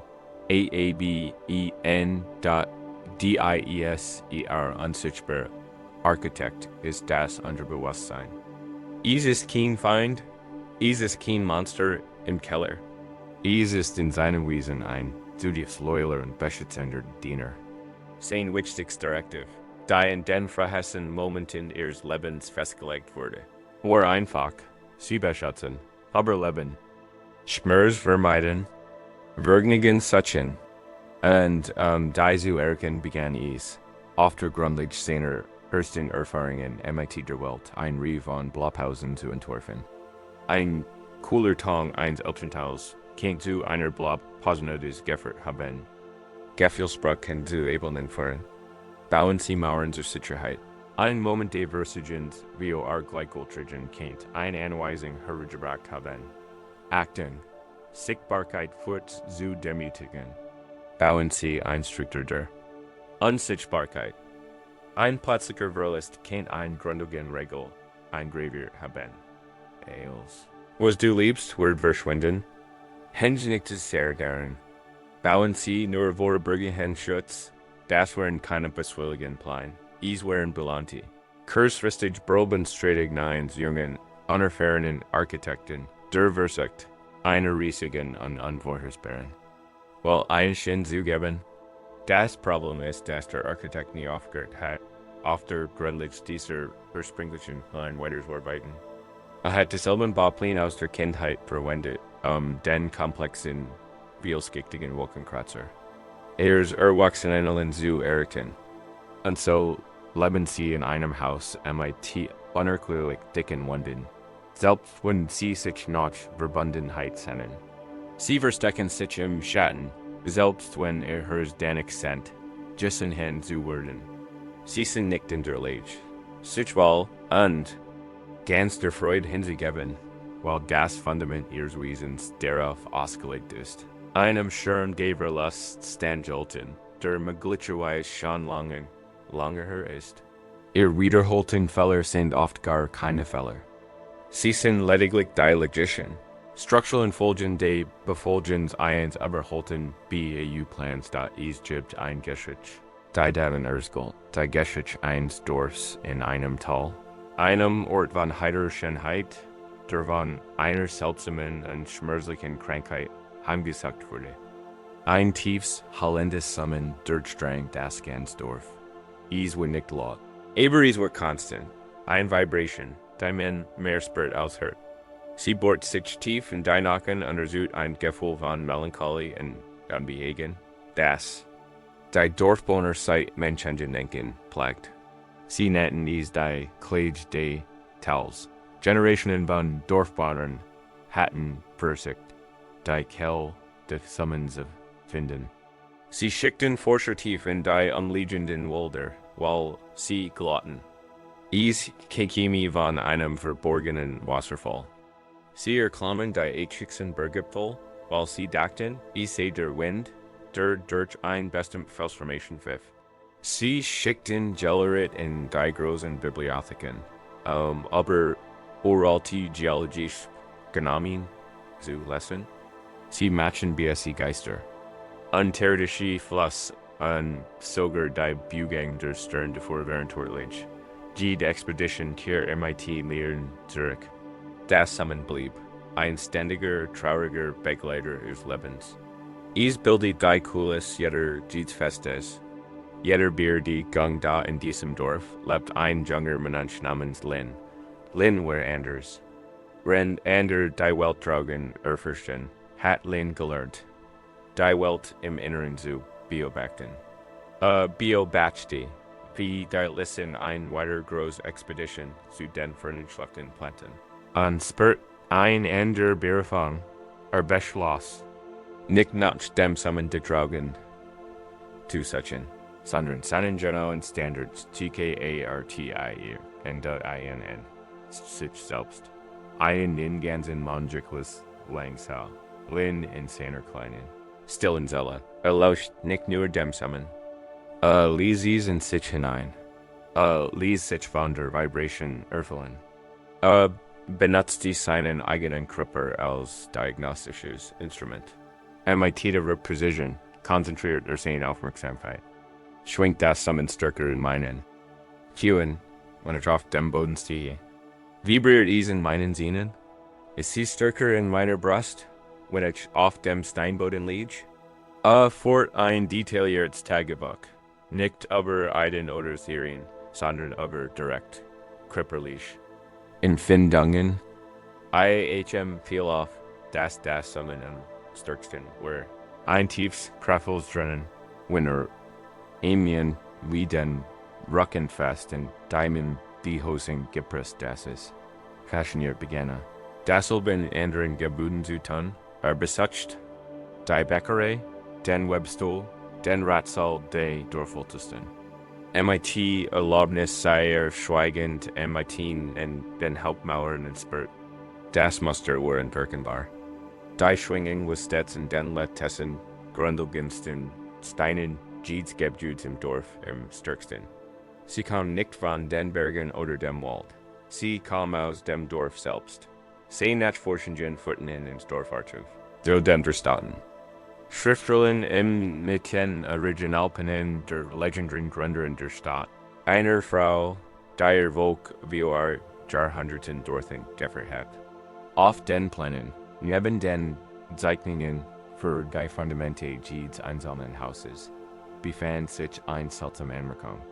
Es handelt sich ein Komplex Reef von Anweisungen, wie die großen Grundsteine gelegt wurden sollten. Nicht Flatsch. Auf der Erde, sondern in einem leichten, kaum warmen Winkel, in einem einzigartigen, in der Griefen Muster gegen in der Versband. Neben dem Diagramm befand sich ein Notiz in der eleganten Handschrift der Gründerin. Die Seher sagen voraus, dass eines Tages ein großer Wind über dieses Tal fegen wird. Dieser Entwurf wurde ein Resonanz erzeugen, ein Tiefsummen, das unsere User fest MIT findet, damit sie nicht weggeweiht wurden, Linspurt, einen Schauer über den Rücken laufen. Der Großwind war nie gekommen. Das Summen war keine Klitsch. Es war ein Stärken. Es war ein Abwehrmechanismus. Ein architektonisches Glied der Sicherheit, das Dorf einer Katastrophe bewähren sollte. Die Eintritt, die Absicht der Gründers war tiefsorg. Da Jahrhundertlang hatten die Dorfbewohner MIT der Nebenwirkung gelegt. Dem traurigen Summen eins Vergessen und Schutzes, ohne dessen Ursache zu verstehen. Sie hielten es für einen Fehler im Tal selbst und nicht für ein Merkmal ihrer eigenen Konstruktion. Sie lebten im Echo einer Angst, die nicht ihr eigen war. Du bist dieses Dorf. Tief in dir steckt ein unsichtbarer Architekt. Der den Grundstein deiner Persönlichkeit auf Grundlage der vorhergehenden Stern deiner Kindheit gelegt hat. Den ständig Angst, den Wiederkehren Traurigkeit, den Selbststärkens Muster. Sie sind keine Fehler in dir. Sie sind das Summen. Sie sind die Resonanz einer Schatz, durch die du nicht mehr brauchst. Die Absicht der Architekten. Worries, dich zu beschützen, dich fest auf dem Boden zu halten, damit du nicht von den großen Stürmen der Verlassenheit, der Kritik oder der Versagens weggeweiht wirst. Doch die Stürme begann sich gelegt haben, und nun bleibt dir nur noch das Summen. Ein konstant traurige Schwingung, die du vollschritterweise verdienen war. ETSD in der tiefen Psychologie des Außens ist dieser unsichtbare Architekt. Bekannt als derlei wie Nana, ein wunderschönes und tiefgründiges Konzept. Es lässt sich als Speicher des Bewusstseins übersetzen. Stellen Sie sich ein weites, dunkles, fruchtbares Feld vor, das tief in Ihrem Geist liegt. Jede einzelne Erfahrung, jeder Gedanke, jedes Gefühl, jede Handlung, let einen Samen war in dieses Feld. Die Samen der Freude, der Freundlichkeit, der Großzügigkeit, sie alle sind da. Aber auch die Samen der Angst, der Scham, des Zorns und der Trauer. Dieses Speicherbestens ist nicht nur ein passiver Speicher. Es ist aktiv. Die Samen in ihm wurden ständig durch ihr gegenwärtigen Gedanken und Handlungen büßert. Riefen und sprigen und präzisieren so die Realität, die sie erleben, Der unsichtbare Architekt ist der Hüter dieses Rats, und die Bopling. Die verwendet sind die letzten mächtigsten Samen, die dort geplant wurden. Die Schlussfolgerungen, die sie als Fundträger gesichert haben, sind nicht nur Erinnerungen. Sie sind wirksam zusammen im Verratshaus, und sie lassen sich enten. Dieselben Pflanzen spriegen. Ihr Leben wird zum Garten, der aus diesen Jurelten zusammenwuchst. Wenn der Grundsamen ich bin nicht sicher war, dann wird das Verratshaus kontinuierlich Situationen hervorbringen, in denen sie sich unsicher fühlen, und ihr Architekt wird. Mauern, Turban und Verteidigungsanlagen, und so genau die Isolation schaffen, die den ursprünglichen Bauplan bestigt. Es ist ein perfekter, sich selbst erhaltender Kreislauf. Darin bestet die Aufgabe. Es geht nicht darum, den Architekten zu entlassen oder das Gebäude mit Sprengstoff zu zerstören. Es geht darum, dem Architekten sanft und einfühlsam bewusst, dass der Krieg vorbei ist. Es geht darum, die alten Baupläne aus dem Keller ins Tageslicht zu holen, ihren ursprünglichen Schatzwerk zu würdigen und dann bewusst einen neuen Entwurf zu wollen. Wie also machen wir das? Wie kommunizieren wir mit diesen tiefen, nonverbalen Teil unseres Selbst? Wir tun es genau wie der Mensch lernen. Wir sitzen, wir werden still, und wir spüren das zusammen. Wir nutzen unser eigenes Wesen als Diagnoseinstrument. Wenn du hier liegst und tiefer in einen Sasten der Ruf versinkst, lass dies ein Moment der Sanften Unterstützung sein. Du musst heute nicht die monumentale Aufgabe übernehmen, dein gesamtes Unterbewusstsein auszugraben. Du musst nicht die Originalpen finden und sich einzeln anerkennen lassen. Der erste Schritt besteht einfach darin, anzuerkennen, dass es ist ein Architekt. Spür die Struktur deiner Persönlichkeit, die Gestalt deiner inneren Welt. Spür die Stellen, die starr und befestigt sind. Spür die Mauern, die du den Herrs errichtet hast. Spür die niedrigen Decken, die du deiner eigenen Freude auferlegt hast. Spür einfach ihr Prozess ohne zu urteilen. Das sind nicht den Fehler. Es ist den Architektur. Es ist der Beweis für den Unermüdlichen, liebevollen und fehlgeleiteten Versicht Architekten. Dich auf der Grundlage alter Informationen zu beschützen. Lass die Aufmerksamkeit unter den Boden des Bewusstseins sinken. Hinab in den dunklen, stillen Keller, wo der Architekt arbeitet. Und du kannst ihm einfach Stillbotschaft übermitteln. Du kannst nicht MIT werden, sondern MIT Gefallen schrecken. Du kannst ein Gefühl der Sicherheit ausstrahlen. Genau hier, genau. Jetzt. Lass beim ATMen das Gefühl dieses Augenblicks. Die Wurm dient Bettys, die Still des Immers, den sanften Rhythmus dient Herzens. Ein Botschaft und den Architekten sein. Die Botschaft lautet, siehst du, wir sind jetzt in Sicherheit. Der Großsturm ist nicht gekommen, der Krieg ist vorbei. Wir können die Spannung lockern. Wir können das zusammen beruhigen. Sie versuchen nicht, zu einer Veränderung zu zwingen. Sie geben ihm lediglich neue, aktualisierte Informationen. Diese Informationen sind das Gefühl gegenwärtiger Sicherheit. Primär sie ihr Wesen. Dem einfachen, gefühlten Gefühl der Wohlbefindens marinieren können, desto mehr gerieren sie die neuen Samen der Sicherheit, die Vertrauens und der Offenheit im großen Verrat des Bewusstseins. Der Architekt wird sie mit der Zeit bemerken. Wir den neuen Informationen mehr vertrauen als den alten Vorhersagen. Wird beginnen, die Baupläne zu ändern. Das kann vielleicht damit beginnen, ein kleines Fenster in einer dicken Wand einzubauen, das einen einzigen Lichtstrahl in einen jarring, dunklen Raum lässt. Wenn du treibst, lass den Kampf mit deiner Instruktor los. Kannst du Status und Dankbarkeit für diesen unsichtbaren Architekten empfinden? Dankbarkeit für sein unerschütterlich, wenn auch ungeschickt, True.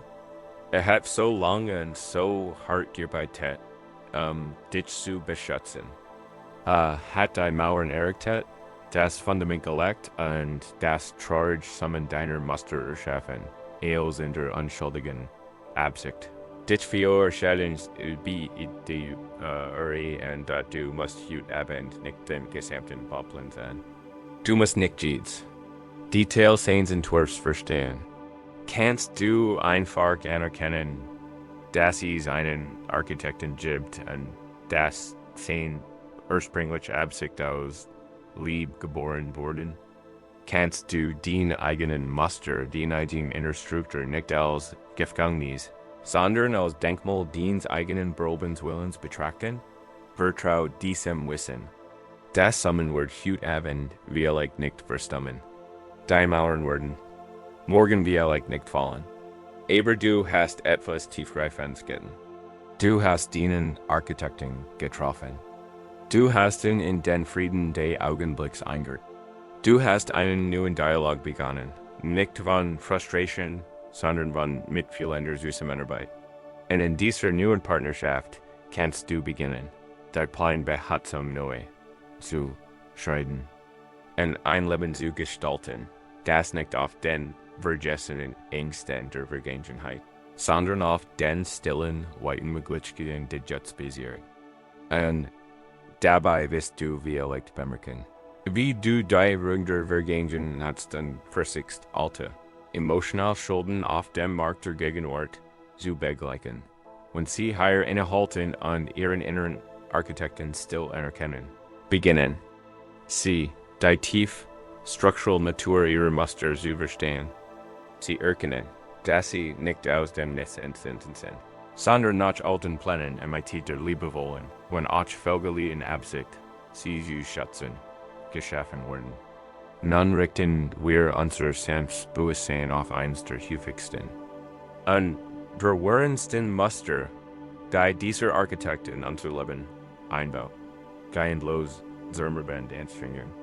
Alte emotional Schulden mit der Rang der gegenwärtigen Augenblicken. Jeder von uns tritt ein. Kontebuch im Herzen. Es ist ein Butterballer Aufzeichnungen unserer Vergangenheit. Es enthält Zeiten für welche Leben verpasst. Gelegenheiten, Wort, die wir gern gesagt und taten, die wir gern gehalten.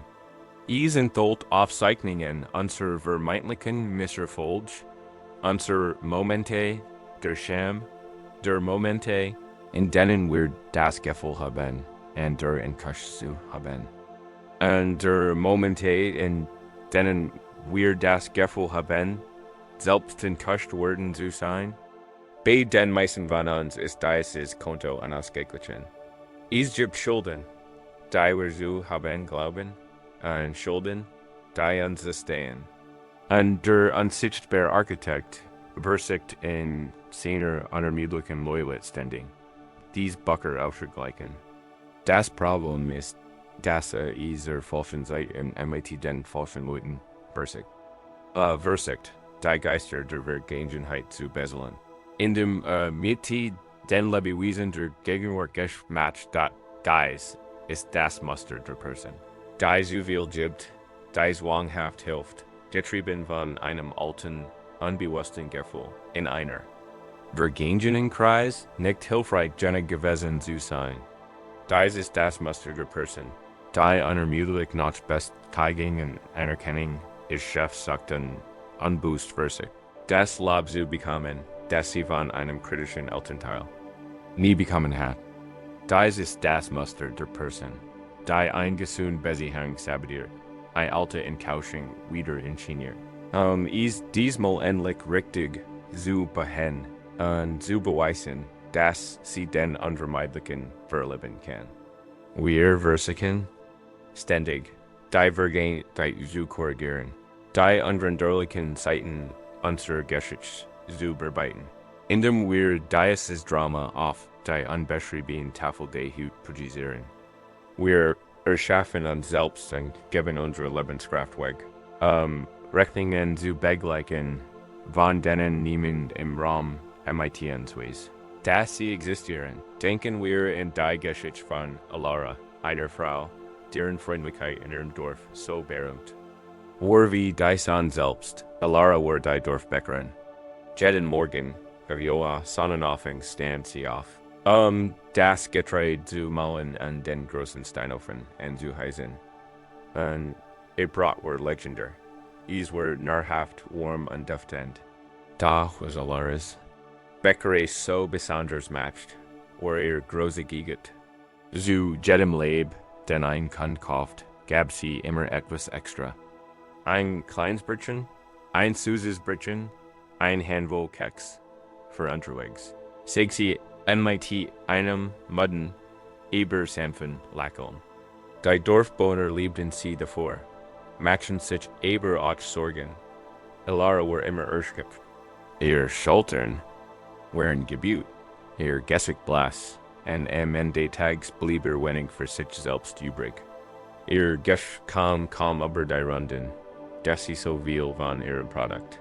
Ihre Zeit und ihre Energie hergab, das was niemand im Dorf wusste. Alara war nicht immer Bäckerin gewesen. In ihrer Jugend, in einer anderen Stadt, war sie Kauffrau im Textilgeschäft. Ihre Familie gewesen, sie war klug, energisch und erfolgreich gewesen. Daheim sprach sie. Rend ein strengen Winters hat sich ein Weber eine große Familie bei der Firma ihrer Familie hochverschuldet. War ein guter Mann und schwör das Geld zurückzuzuholen, wenn sich sein Schicksal wendet.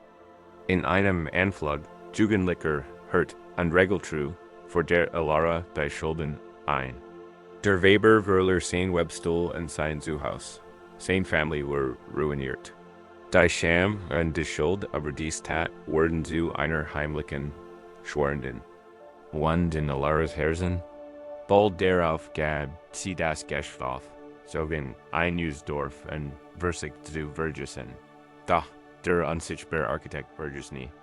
Und dort lediglich seine Strategie. Die Schuld aus dieser einen Tat wurde zur zentralen, unbezelten Schuld in ihrem inneren Konto, und so begann sie als Bäckerin ihr Unbewusstbuch. Jeder Kund, der durch ihr Terkom, wurde im Theater des Unterbewusstseins zur Familie der ruinierten Weberin. Sie verkauft Brot war ein Chance, is endlich wieder gut zu machen. Das süßliche Brötchen, das Gratisbrötchen, dies war verzweifelter Versig. Zurück zugen, was sie Gentleman hat, dem Geist ihrer Vergangenheit zu beweisen, dass sie kein harder, grausamer Mensch war, sondern guttig und großzügig. Sie backt nicht ein Schnurbrot, sie schütte ihr Lebenskraft in ein unstillbares Loch aus Schuld. Ein Nachmittag sah ein wandernder Einsiedler, ein Mann mit Augen, die hinter die Fassade blickten. Wie Bäckerei und beobachtete, es sah so, wie sie einen reichen Bauern bediente und ihm einen des Handels zu den Kuchen gab. Sah, so, die sie ein jung Mutter bediente und drei süßliche Brötchen in ihr Tut packt. Es sah das Auflickern verzweifelter Sehnsucht in Alaras Augen bei jedem geben. Und es sah, wie ihr Schulter nach jedem Kunden erschöpft her Apes und kennt das Und die Tags, als Alara ihren leeren Läden fegt, kam der Einsiedler nicht her. Den Brot ist wunderbar, sagt Aber den Geist hungert. Alara lehnt sich erschrocken auf ihren Bessen. Ich weiß nicht, was du meinst. Ich find Freude am Geben. Der Einsiedler blickt sie mit tiefer Mitgefühl an. Wirklich? Fragt sanft. Oder finden. Sie heier kurzzeitiger Erleichterung von einem Schmerz, den sie schon lange an Teis herumtragen. Dan stelteret Geifrage, die und den Menunch einander, die matcht hat, eels zu verndern. Sag mir, sagt mit Stimm, gibst du den hungrigen Menschen in diesem Dorf zu essen, oder versigst du einem Geist aus deiner Vergangenheit Brot zu geben? Alara erstarrte, ihr Hand umklammert den Besenstil so fest, dass ihr natural ways hervortreten. Die Frage durchbrach Jarzen Talonge Selbsttaschen. In einem Augenblick sah sie Eels mit blendender Klarheit. Sie sah das Gesicht Webers, sie sah sein Kinder. Sie sah Eigenes Jungnis hartgessig. Sie erkennt, dass sie 20 Jahre lang bei Kunden für sich nicht richtig wahrgenommen hat.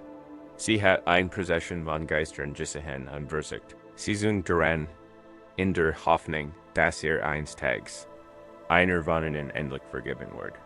Die Last dieser Erkenntnis war gültig, aber auch befreiend. Das Geheim Hauptbacken. Ihrem Herzen fehlt sich, und im Licht der Frage der Einsiedlers begann die alte Tint zu verblassen. Dies Geschichte beleuchtet die subtlen, kraftvollen wirkenden Wesen, was im Osten genannt Wort Karma im Westen, haben wir Karma oft als kosmisches System von Belohnung und Bestrafung missverstanden, als ein Art himmlisches Rechtssystem. Das ein ursprünglich Bedeutung ist viel psychologischer und unmittelbar. Karma bedeutet schlicht Handlung. Und das Gesetz ist das Gesetz von Ursachen wirken.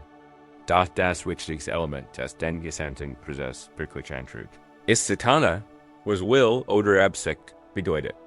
Es ist die Absicht hinter der Handlung, die den mächtigsten Samen und Speicher der Bewusstseinsflanz. Elara's angeliste Absicht, ihr tief vergraben Schuld unter verzweifelter Will.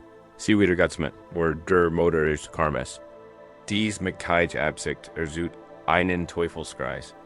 Ihr Schuld trieb sie dazu, so will, so werden, aus wiederum so Erschöpfung und Mangel fort. Dieser Sossen der Erschöpfung verstärkt nur ihr Gefühl. In den roten sollen zu sein, emotional bankrott zu sein, was wiederum ihr Bedürfnis, noch mehr zu geben, entfacht. Dies ist ein karmische Schleife.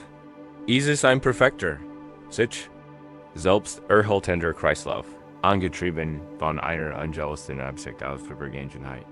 Wir alle tragen diese angelischen Absichten in uns herum. Sie sind unsere alten emotionalen Schulden.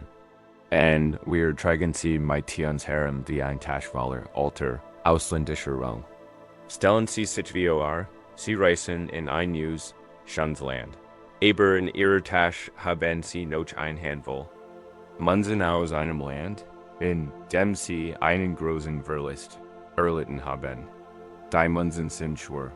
Sie klimpern bei jedem Schritt und erinnern Sie ständig an diesen anderen Ort. Sie haben hier keinen Wort. Die Ladenbesitzer in diesem neuen Land kennen Sie nicht annehmen. Aber für Sie fühlen Sie sich unglaublich bedeutsam an. Und deshalb versuchen Sie immer wieder, Sie auszugeben. Sie versuchen, ein schönes Essen mit einer Manns alter Ruhe besorgen. Sie versuchen, einem neuen Freund ein wertvolles Geschenk mit einer Manns alter schon zu kaufen. Sie stehen in der Kasse und bieten dies Rang an, die niemand erkennt.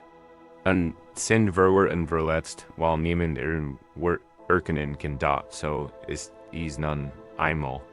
Wir versuchen, die Gegenwart mit der Rang der Vergangenheit zu beseelen, wo sich als kein unsichtbar Feld versucht, die Aufmerksamkeit seines Partners mit den schweren Münzen seiner kindlichen Unsichtbarkeit zu beseelen.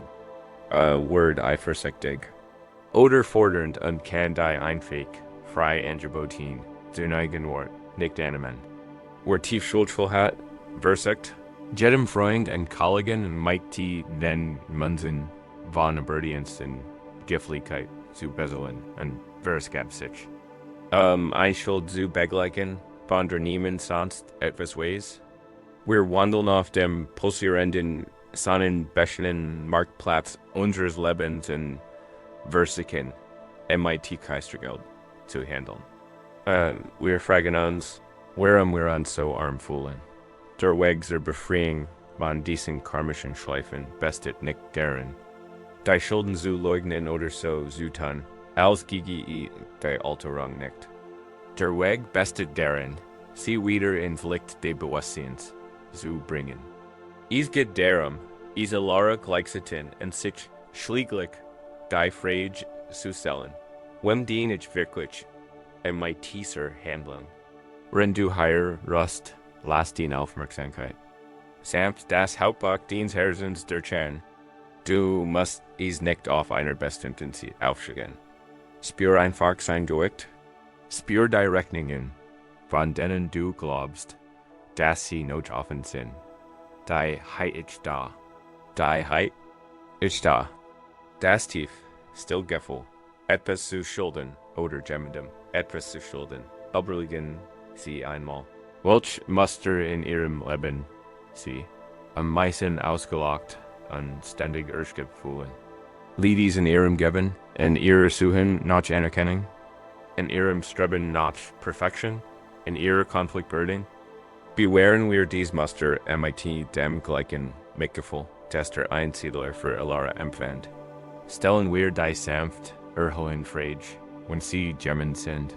Der immer weiter Gib, bis lehrst, fragen Sie sich, hör ich den Menschen wir, mir oder versichert, einen Geist aus meiner Vergangenheit zu erinnern? Versichert, einen Moment zu verarbeiten, in dem ich mich hilflos oder unzureichend gefühlt habe. Wenn Sie unermüdlich die Anerkennung anderer geben fan, fragen Sie sich, dien ich den Bedürfnissen der aktuellen Situation oder versichert, den Applaus eines Geists aus meiner Kindheit zu gewinnen?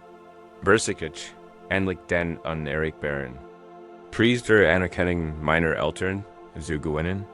Wenn Sie ständig versichern, allen recht zu machen, jeden Konflikt zu schlichten und die Gefühle aller zu kontrollieren, fragen Sie sich, schaffe ich hier echt Harmonie oder versichert ich den Geist einer chaotischen und steigenden Vergangenheit zum Schweigen zu bringen?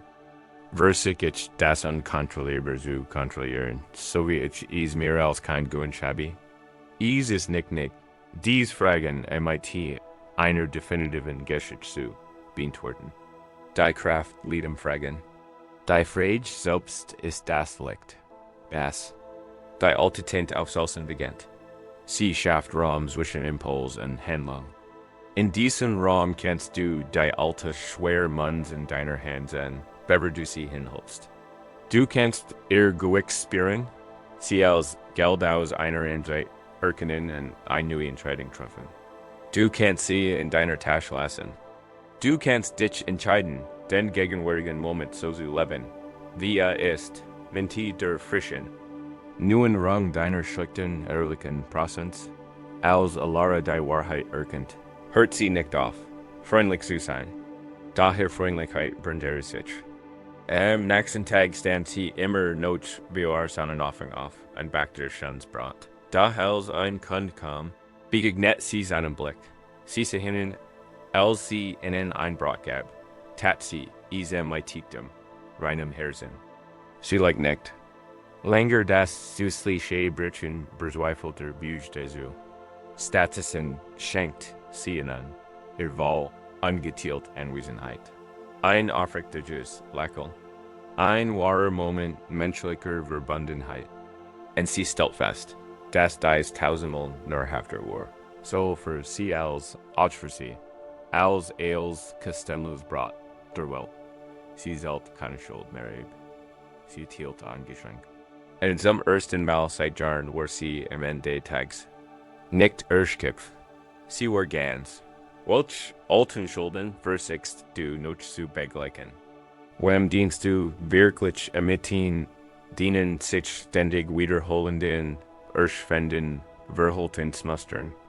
Wenn du langsam einschläfst, kannst du dir erlauben, ein universell Amnesty zu verkünden. Du kannst allen Geistern deiner Vergangenheit verkünden, dass die Schulden erlassen sind. Das Konto ist geschlossen. Du kannst die Schweren nutzlosen.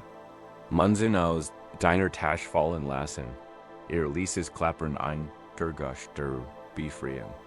Und du kannst mit leeren Taschen einschlafen, bereit, den neuen Tag mit als deiner kostbaren, unbeschwerten Rang zu begegnen, bereit zu sein. Welche Rollen du spielen könntest, wenn du nicht mehr wie einem Publikum aus Geistern vorsprichst. Nachdem sie die alten Schulden beglichen und den Geistern ihrer Vergangenheit Amnesty gehört haben, verspüren sie möglicherweise ein Gefühl von Leichtigkeit und Wut. Das verzweifelt Bedürfnis. Die Vergangenheit aufzuarbeiten. Last notch. En in dieser neuen Ruhe können wir beginnen, etwas anders zu bemerken. Etwas unglaublich Subtles und Tiefgründiges in der Natur des Selbst. Das Versicht, die Schulden zu begleichen. Wir beginnen zu erkennen, das Dergenigte, all dies erschreckenden Dienstleiste, noch Perfektionsstret oder noch Anerkennung sucht, selbst eine Art Performance war. Wir beginnen, die Rollen zu bemerken, die wir spielen, die Persönlichkeiten, die wir annehmen, die sorgfältig konstruierten Charakter, die wir der Welt präsentieren. Wir gelingen zum großen Schattenpuppenfecht der Persönlichkeit schauen. In jungen Jahren lernen wir, dass die Welt auf bestem Verhaltensweisen reagiert. Wir lernen, Charakter zu erschaffen und zu verkörpern, die uns helfen, uns in der komplexen sozialen Landschaft unseres Lebens zurechtzufinden. Wir wurden nicht MITs in Charakteren geboren. Wir bauen sie Stück für Stück als Reaktion auf unsere Umgebung zusammen. Wie ein Kind, das mighty Puppen spielt, lernen wir, was uns das geben, was wir brauchen. Vielleicht haben wir die Puppe des Helfers gebastelt. Dies Puppe ist immer freundlich, immer zuverlässig und stellt immer andere in erste Stelle. Ihr Schatten in der Wand spiegelt selbstlos große Giga weiter. Wir lernen, dass die Menschen uns wertschätzen, wenn wir dies Puppe hackelten. Sie nennen uns Gott. Also benutzen wir sie immer wieder, bis unsere Hand müde wird und wir vergessen, dass wir sie überhaupt halten. Wir glauben, wir sind der Helfer da oder vielleicht haben wir den Erfolgreichen erschaffen.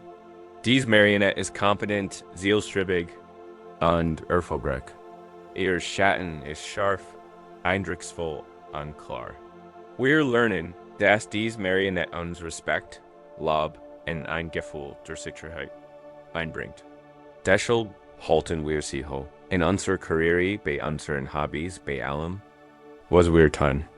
Wir polieren sie, üben Erbügungen, bis es Streben zum Rhythmus unseres eigenen Herzens, die da in unserer Sammlung finden sich unsere Puppen. Da ist das Opfer, dessen trauriger Schatten im Sympathie und niedrige Erwartungen einbringt. Da ist der Rebell, dessen trotziger Schatten im ein Gefühl von Macht und unbändiget Verlies. Da ist der Entertainer, der Intellektual, der Friedensstifter. Jede von ihnen ist ein Werkzeug, eine Strategie, ein Kostüm, das wir tragen, und sie sind nicht grundsätzlich schlecht. Oft sind sie brillantische Gefangen, die uns geholfen haben zu überleben. Das Problem ist, wenn wir vergessen, dass wir selbst die Puppe halten. Die Wiederholung der Fehler geschieht, wenn die Situation unserer Wars authentisch ist, verletzlich ist selbst erfordert.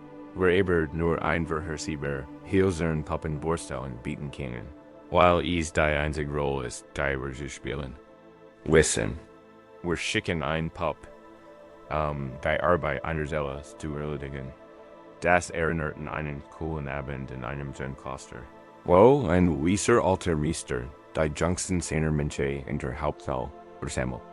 Die Laternen waren gedämmt, und ein einzelner Großchor stand auf einem niedrigen Tisch. Dahinter war ein schlichter weißer Schirm gespannt. Der Meister, dessen Gesicht vom flackernden Licht erhellt wird, sah hinter dem Tisch, die Hand verborgen. Wirklich den Menschen, das ihnen ein Lehr erteilen wird, und dann begann die Show. Auf dem Bildschirm erschienen zwei Schatten. Der eine war ein edler Krieger, groß und mutig. Der andere war ein schleichender, geharnter Dienstmann, die manche beobachten geben. Wie die verborgenen Hand des Meisters die Schatten zum Leben erweckten. Die Kriegerpuppe sprang und wirbelt, sein Schwert ein dunkler Streifen. Die Dämonenpuppe stürzt sich in Witch wieder zurück, ihr Klauen bedrohlich. Der Meister schuf ein lebendiges Stummsdrama aus Mut und Angst. Aus den BSC. A Beschwer Shadage Wolder, in denen sie Kibim Frenkan. Ein Jultage Burge, die Sier Klimmen Kanten. Die jungen Manche wearing Verleg Gefessel. Sie. Spurten den Mutt Gekriegers in ihrer Brust. Sie spurten ein. Kribbeln der Angst, Anges sich der besartigen Gerstenheit de Dijwens. Zen Minuten lang war die Welt der Schatten die einzig Reale. Schwierig. MIT Krenenden Abschluss. Besieht der Krieger den Dijwen.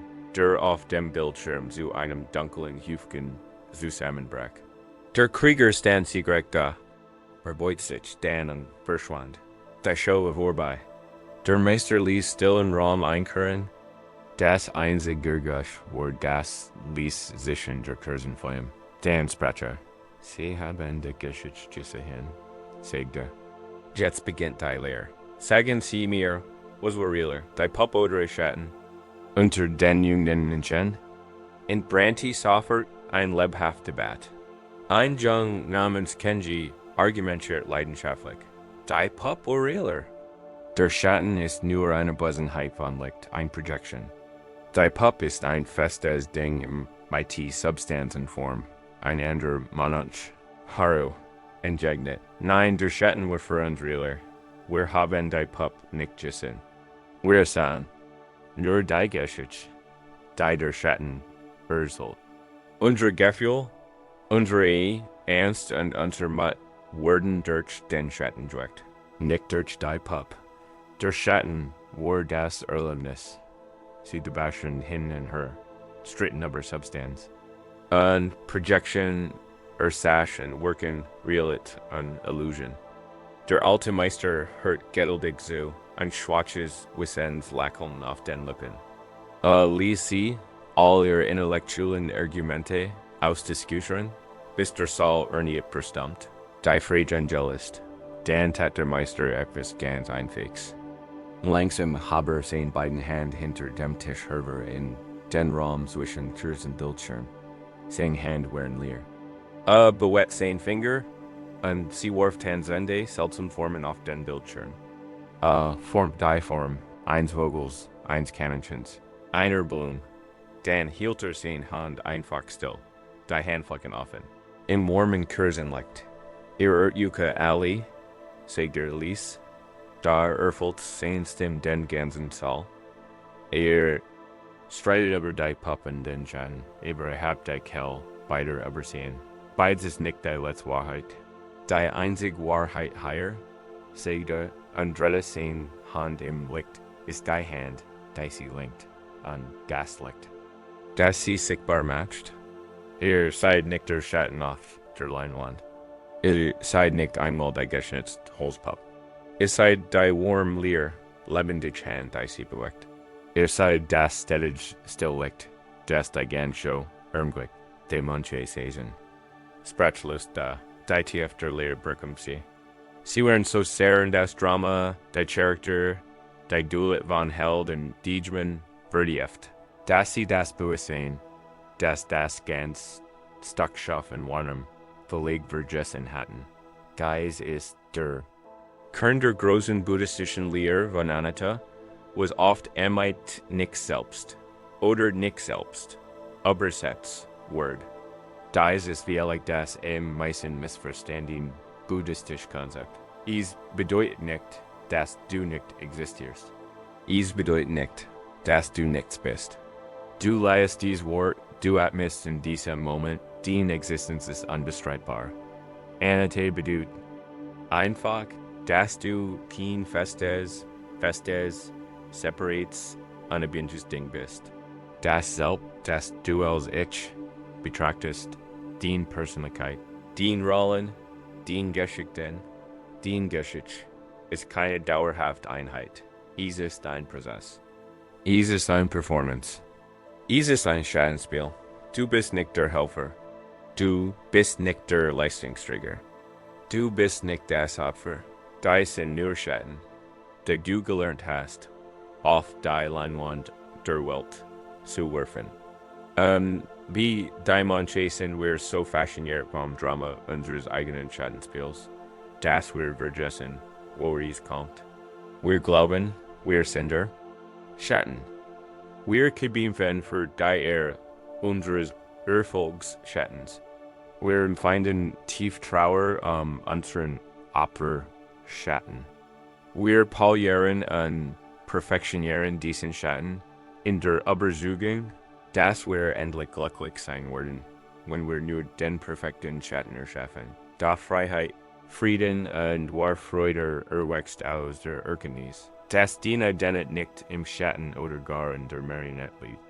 Die wahre Natur ist die Hand und das Licht.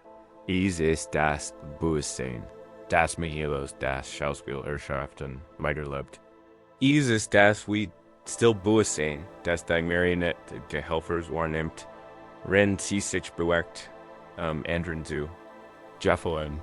Es ist das stetige Licht der Präsenz, das die Rebellenpuppe trotzig aufstehen sieht. Dieses Bewusstsein selbst ist wieder Rebell noch Helfer. Es ist einfach nur bewusst. Es ist warm, lebendig und grundfrei.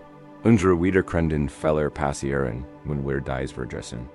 Es entsteht eine Situation, die Verletzlichkeit und authentische Verbundenheit erfordert. Da wir identifizieren uns so sehr mit unserer Erfolgspuppe, dass wir nicht wissen, wie wir verletzlich sein können. Wir können nur den Schatten unserer Kompetenz zeigen und fragen uns, warum wir uns so einsam und isoliert fühlen. Ein Moment verlangt nach Hilfe, nach Sanftheit und Zuwendung. Da wir sind so sehr mit Helferpuppe verwachsen, dass wir nicht wissen, wie wir empfangen sollen. Wir können nur geben und fragen uns, warum wir uns so ausgelockt und verärgert fühlen. Wir benutzen die falsche Puppe für die Situation, weil wir glauben, sind die Puppe. Wenn du nun in diesem tiefen und stillen Raum ruhst, lass uns sanft den Innerstier wahrnehmen. Du musst den Puppen nicht wegwerfen. Sie können nützlich sein. Der Meister verbrannte seine Puppen nach der Vorstellung nicht. Was einfach, was sie waren. Die Einladung beste darin, den Puppen kennenzulernen, ohne sie zu sein. Betrachten Sie mit innerem Blick die Figuren, die sie erschaffen haben. Sie kennen sie Gott. Sie sind der Liebling Persklank. Weltfreunden. Sie am häufigsten. Was ist der bevorzugte Schattenfigur? Ist es der Fidge, während bist du's Mensch, der els im Griff hat, dessen Schatten Einfestung der Stärke ist? Ist es der lustig, charmant Mensch, der jede Spannung auflässt, dessen Schatten ein schimmernder Tanz der Unbeschwertheit?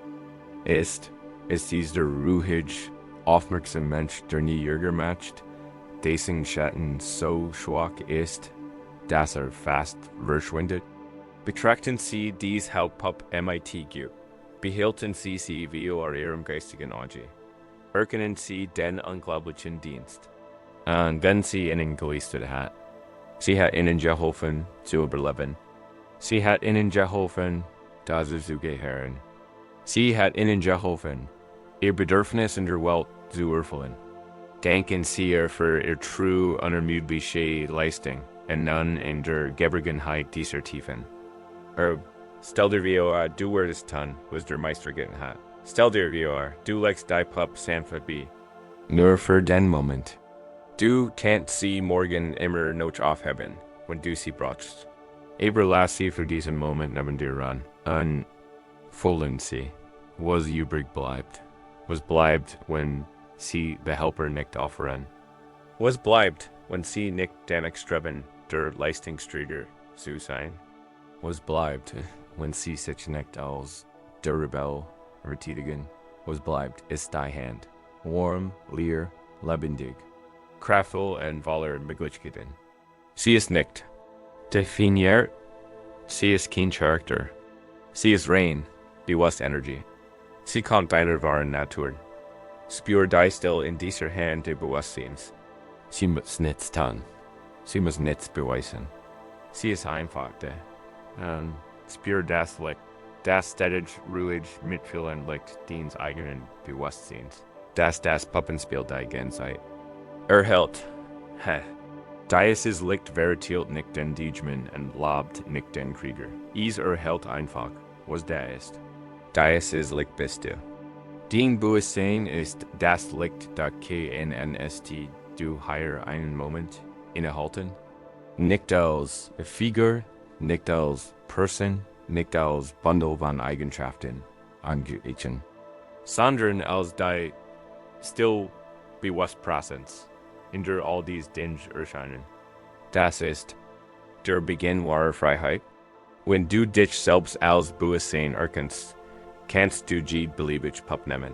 Sie gestrikt für einen bestimmten Zweck einsetzen und sie dann wieder weglegen. Du kannst die Rolle der Helfer spielen, wenn Hilfe wirklich benötigt wird, und sie dann wieder ebengen und wissen, wie du sie annehmen kannst.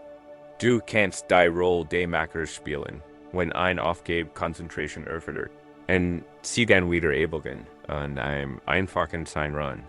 Der Fehler besteht nicht darin, Marionetten zu haben, sondern darin, sich von den Marionetten beherrschen zu lassen. Welch Prozenters du der Welt im häufigsten? Wie würde dies ich anfühlen, sie nur für einen Moment sanft abzuliegen und einfach die warm Leerhand zu sein, als stilles Licht zu ran? Von diesem grusigen Ort des Seins aus kannst du beginnen, den Entscheidungen wahrzunehmen. Nicht als Figur, die einem Drehbuch folgt, sondern als freies Bewusstsein, das sich durch die Welt bewegt.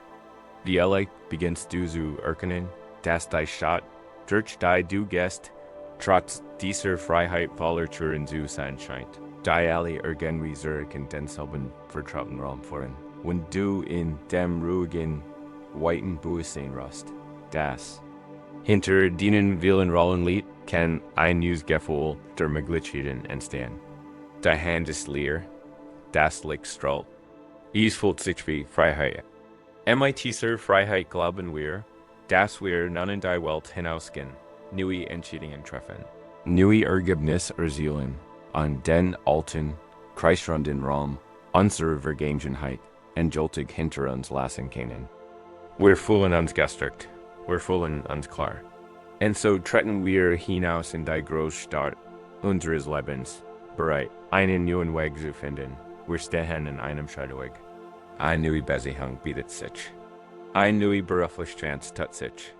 Auf die Chance, an einen neuen Ort zu sehen, bietet sich. Die sind die Türen der Stadt, sie sind so unterschiedlich aus. Ein Tür ist aus robuster, zuverlässiger Eik, ein sicher, stable Wall. Ein anderer ist ein schlicht, modern Tür aus Glas und Stahl. Ein riskantes, aufregendes Unterfangen. Ein anderer ist schlicht, rustical und verspricht ein einfaches Leben. Wir glauben, unseren freien Willen ausüben. Bewussten Gesellten wir ein neuer Tür, die ganz anders aussieht als die Türen, die wir überdurchholt haben. Wir drehen die Klink, drücken sie auf und treten mit Hoffnung im Herzen hindurch, und dann die Vertrautheit, die Luft ist dieselbe, das Licht ist dasselbe. Die Motbau, wenn auch etwas anderes ändert nicht, sind unwirkbar dieselben. Wir sind irgendwie, entgegen aller Logik und Absicht, in genau den Raum zurückgekehrt, den wir so sicher hinter uns gelassen hatten. Wir finden uns in derselben Beziehungsdynamik wieder, denselben Gefallen, übersehen oder überwältigt zu sein. Wir finden uns in einem neuen Job wieder und geben von denselben inneren Geben Selbstvertrauen oder Autorität. Wir stehen im Hof unserer eigenen Konditionierung und sind völlig verwirrt, wie wir dorthin gekommen sind. Wir starren zurück auf die wunderschöne, einzigartige Tür, durch die wir gerade gegangen sind, und können nicht verstehen, wie sie uns hierher zurückgeführt hat. Das ist die Illusion der Wall innerhalb eines konditionierten Geistes. Wir leben in einer Stadt der identischen Türen, dort es gibt einen seltsamen und schönen Mythos, aber einen reißenden namens Finden. Der sich in einem solchen Ort verriet, der sagenumwobenen Stadt der Gleichheit. Es war ein praktisch Stadt hohen Türmen und geschweigen Markten. Da sie hat ein großen Seat, wo sich berührt hat, kann sie nicht verlassen. Finian Walt an Beddington sein Heimat in den Gronen Hagums zurückkehren. Da jeder Versig es T die in Morgan entwickelt eine neue Strategie. War ein kluger Mann und ließ sich nicht unterkriegen. Am ersten Tag beschlossen, logisch zu denken. Fand das Praktikstor der Stadt, das Nordtor, das aus massiven Eisenbahnbrücken besten. Das ist das Haupttor. Ich muss hinausfahren. Stieß auf ein, trat selbstbewusst hindurch. Nur sich wieder zu finden, dann wieder im vertrauten Kopfstein Pflaster. Von dem ausgegangen war das Plätschern wie Markbrunnens in seinen OHREN. Da Zweiten Tag versigt der Eis, and der Schirm, such die kleinst verstecktester, die finden konnt, einwinzig, muss belektier in einer verdressenden Gas. Niemand wird auf die Idee kommen, herausgegangen, dachter, das muss der Jehamusgang sein, zwingt. Sich hindurch, kratzt seinen Mantel im Rauenstein, und kam blinzelt im Sonnenlicht wieder in denselben Hof, sein Verzweiflung wachs. Versigt diese MIT einer Taraus schimmernden Brillen, einer Taraus geflochten im Schilf, einer die netzt weiter war als ein schimmernder Wasserbehang. Versigt Mitternacht zu gehen, im Morgengrauen, zur gespixten Stand. Marks, versigt, rückwärts durch der Türen, die gehen. Versigt abstreits jecht auf Süßigen, render aber die Schwell trat. Jedes Mal war das Ergebnis deshalb. Trat hindurch und die Welt schimmert einen Moment lang. Sich dann wieder in den Hof seiner Gefangenschaft zu verwandeln. Die Stadt war ein Gefängnis, aus uns Leigen, wunderschönen und völlig nutzlosen Touren. Endlich. Notwoken dies is wahnsinnigen Kreislaufs war Finian an, sein Klugheit war Irrschkopf, sein Hoffnung war verdorrt. Sagt den Brand. Die Brunnen sind der mit Neuhofs zusammen, den Kopf und den Hinden, besiegt, wie gab auf, ergab sich. Es gab keinen Ausweg. Zum ersten Mal plante nicht seinen nächsten Fluchtversuch. Analysiert nicht seinen letzten Kaufschlag. Sefart nur in der Realität, seiner misslichen Lage. Also so das ist, fiel sein Blick auf seine Hand, die auf seinem Knie ruht, und ihm fiel etwas auf, das selber nicht bemerkt hat. In seiner Hand hielt einen Schlüssel. Es war ein alter versierter Messingschlüssel. Hatten so lange, und so fest umklammert, dass in Thiel von ihm Juden war. Und in einem Blitz der Erkenntnis, der so einfach war, dass sich wie ein Donnerschlag anfühlte. Erkennter, dass für jede Einzelner. Da zu öffnen, versigt hat, denselben Schlüssel genutzt hat. Hat diesen vertrauten Schlüssel in das Schloss der Eichenter gesteckt, der Eisenter, der Perlenter, hatten in der Faust gehalten, als den Wasserbehang hielt. Hat nie darin gedeckt. In WGZEN dot betrachtet den Schlüssel. Sah die einzigartig, unveränderlich Form, seiner Jane, und Verstand. Das Problem war nicht die Stadt. Das Problem waren nicht die Touren. Die Touren waren alle unterschiedlich und boten alle einen echten Weg zu einem neuen Ort. Das Problem war der Schlüssel.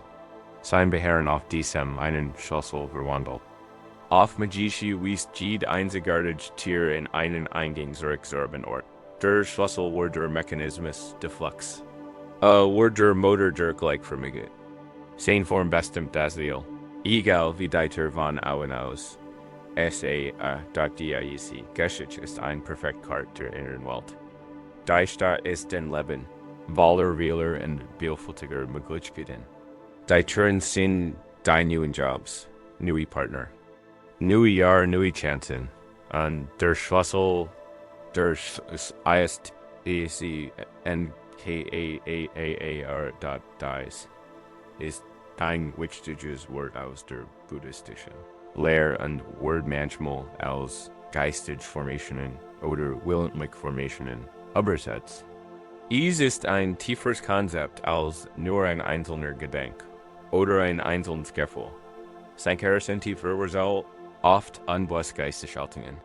Sie sind die tiefer resulten Duenheiten, die mentalen Prägungen, die Charaktereigenschaft, die sich im Lauf unseres Lebens geformt und verstärkt haben. Sie sind die angesammelt Kraft unseres vergangenen Karmas. Sie sind die Form des Schlüssels in unserer Hand, die Sankara sind die Lenz. Durch die sie die Welt Zen und der Filter, durch den sie ihre Entscheidungen treffen. Wenn sie ein tief grundlegend des Sankar unwürdiget ein Schlüssel in Form von ich bin nicht gut genug, diesen Schlüssel tragen sie zu ihrer neuen Basic.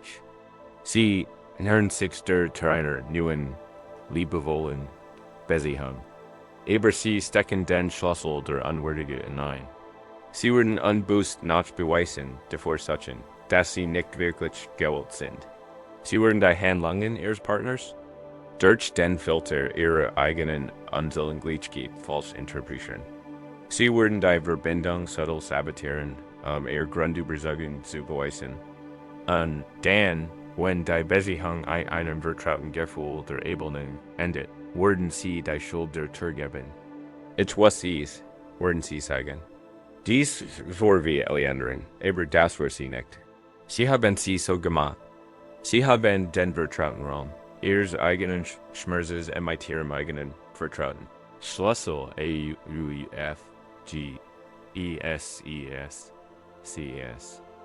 Der Mui, der Schlüssel, so aussieht. Die Welt ist ein gefährlicher Ort. Und ich kann niemandem vertrauen, denn öffnen sie mit dieselben. Schlüssel ein wunderbar neue Chance. Sie werden den Motiven ihrer Kollegen misstrauen. Sie werden Informationen horten. Sie werden eine Blairmauern errichten. Sie werden aus Angst agieren. Und schließlich schaffen sie ein angespanntes, isolierendes Umfeld, das ihre Überzeugung festigt, dass die Welt tatsächlich nicht vertrauenswürdig ist. Sie werden die Schuld der Tür dem Unternehmen gen Menschen geben. Da das Ergebnis wurde von dem Schlüssel bestimmt. Auf diesen Verwendung sie beharren. Diese Mental Informationen sind unglaublich mächtig, gerade weil sie weitgehend unbewusst sind. Wir glauben, wir handeln aus freiem Willen, aber wir sind, wie finden, so in das Gewicht des Schlüssels in unserer Hand liegt, dass wir nicht einmal merken, dass wir ihn halten. Wir denken, wir treffen eine neue Entscheidung. Aber unser Sankara das Brett bereits getippt. Die Entscheidung beeinflusst an uns zurück in den vertrauten Hof geführt. Es ist die unsichtbare Kraft, die unsere Neujahrsvorsitz im Februar zerplatzen lässt. Es ist der verborgene Magnetismus, der uns zurück in den Bahn einer alten Sucht zieht. Es ist das Liesflüstern, das uns davon übersucht, dass es diesmal anders ausgehen wird. Selbst wenn wir genau dieselbe inner Methode anwenden wie jedes über. Der Weg zur Befreiung besteht also nicht darin, nach einer magischen Schlüsselung zu suchen. Besteht darin, es finden gleichzutan. Besteht darin, innezuhalten. Die Verzweifelt suche nach dem nächsten Ausgang zu binden. Sich jetzt in den Hof der eigenen Realität zu setzen. Und endlich, ganz sanft, die Aufmerksamkeit auf den Schlüssel zu richten, den Mann und den Hinden heil. Dies ist die Anleitung. Für dich in diesem Moment tiefer Ruhe, renn den Körper weicher und den Geist ruhiger, Word, lass den Kampf, und mit Teens Lebenslos. Lass die Frustration und Verwirrung los, dich wieder im selben Raum zu befinden. Ein Moment ist, das ist nicht wichtig. Wichtig ist nur, den Schlüssel zu erkennen. Lass die Aufmerksamkeit zu deiner eigenen Hand schweifen. Der Hand des Geistes und spür einfach, was ist der Schlüssel, den du immer in der Hand hältst, welchen emotionalen oder mentalen Zussen trägst du von Situation zu Situation Maitieren. Welche Form hat is die Form einer Sorge. Ein gesickter Schlüssel aus ängstlichen Gedanken, den sie in die zukünftige Möglichkeit einfügen, und sie so zu einer Quelle der Angst machen. Ist dies wie groß? Ein schwerer, scharfkantiger Schlüssel alter beschwerden, gen sie bei jeder neuen Person verwenden, die sie treffen, und durch Unglück macht. Dies Person als die Person zu erkennen, die sie wirklich ist, hat is die Form. Einer Anzüglichkeit, ein kleiner, brüchiger Schlüssel, der sie schrumpfen und zurückquaken lässt und in den vertrauten Raum des Übersehendes oder hat is die Form von Stolz. Ein starrer unbugsmer Schlüssel, der sie deren hindert, Hilfe zu bitten, und sie in der Einsamkeit der selbstständige einspürt. Du musst dies nicht perfekt benennen. Das Ziel ist, zu spüren. Spüren, sein Vertrauensgewicht, sein Texture, sein Temperature.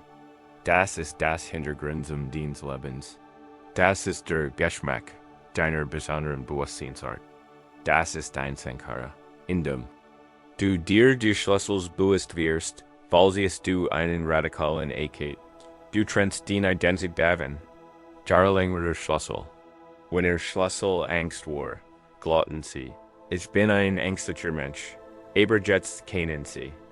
Denn, dass sie durchgängig sind, halten der Schlüssel zur Angst. Das ist ein universaler Unterschied. Die Hand ist nicht der Schlüssel. Das Bewusstsein ist nicht die mentale Formation dort als finden endlich seinen Schlüssel sah. Warfare in nicht. Sofort weg. Die Geschichte das in nur lange betrachte, studiert jedes Detail. Spürt sein Gewicht. Erkennt seine Existenz anwerden. Und im AKT reiner anhaltender Bewusstheit begann sich die Magie des Flux. Aufsalzen. Allein dadurch, dass den Schlüssel als das sah, was war, Folter sich nicht länger unbewusst von ihm angezogen. Und das ist jetzt den einzig Aufgabe, den Schlüssel zu erkennen. Sein Form in deinem Geist spüren, verändern, reparieren oder loswerden zu müssen. Wenn den Schlüssel Sorge ist, dann erlaubt dir, die rohe Energie der Sorge zu spüren, ohne dich in ihren Geschichten zu verlieren. Wenn den Schlüssel Unzulänglichkeit ist, erlaubt dir, das Gefühl des Schrumpfens zu spüren, ohne dem Urteil deiner eigenen Kleinheit zu glauben. Du bist das Bewusstsein, das den Schlüssel in der Hand hält. Dieses Bewusstsein ist der Beginn, der Entscheidung. Sobald du den Schlüssel siehst, bist du nicht länger dazu verdammt, ihn zu benutzen. Du siehst die Deuter vor dir, die Tür dieses gegenwärtigen Augenblicks, die Tür dieses nächsten Atemzugs, und erkennst, dass du die Möglichkeit hast, sie mit himmlischen Händen zu betreten. Wie war es, dem nächsten Moment, ohne den Schlüssel deiner Vergangenheit zu begegnen, ohne den Filter deiner Conditionering, in mit offener nach der Präsenz begegnen? Dies Möglichkeit öffnet der Bewusstsein. Welche Form hat der Schlüssel, den sie gerade in der Hand halten? Welches Vertrautgefühl oder welcher Glaube begleitet sie jeden Tag, jede neue Begegnung? Spüren sie es higher in dieser Still nicht als Makel, sondern einfach als Gewohnheit? Nicht als ihre Identität, sondern als altes, abgenetztes Werkzeug. Das sie schon lange mit zur Führung tragen? Sie müssen es nicht wegwerfen. Nehmen Sie einfach wahr, dass Sie es in der Hand halten. Dieses Wahrnehmen ist der erste Drehung eines anderen Schlüssels, der nicht die Tür zu einem anderen Raum öffnet, sondern zum weiten, offenen Himmel der Freiheit selbst. Eine Freiheit so groß, dass sie beängstigend wirken kann im Mensch. Dazu bringt lieber ein einzeln vertraut Flamm zu schützen, als im Freien zu tanzen.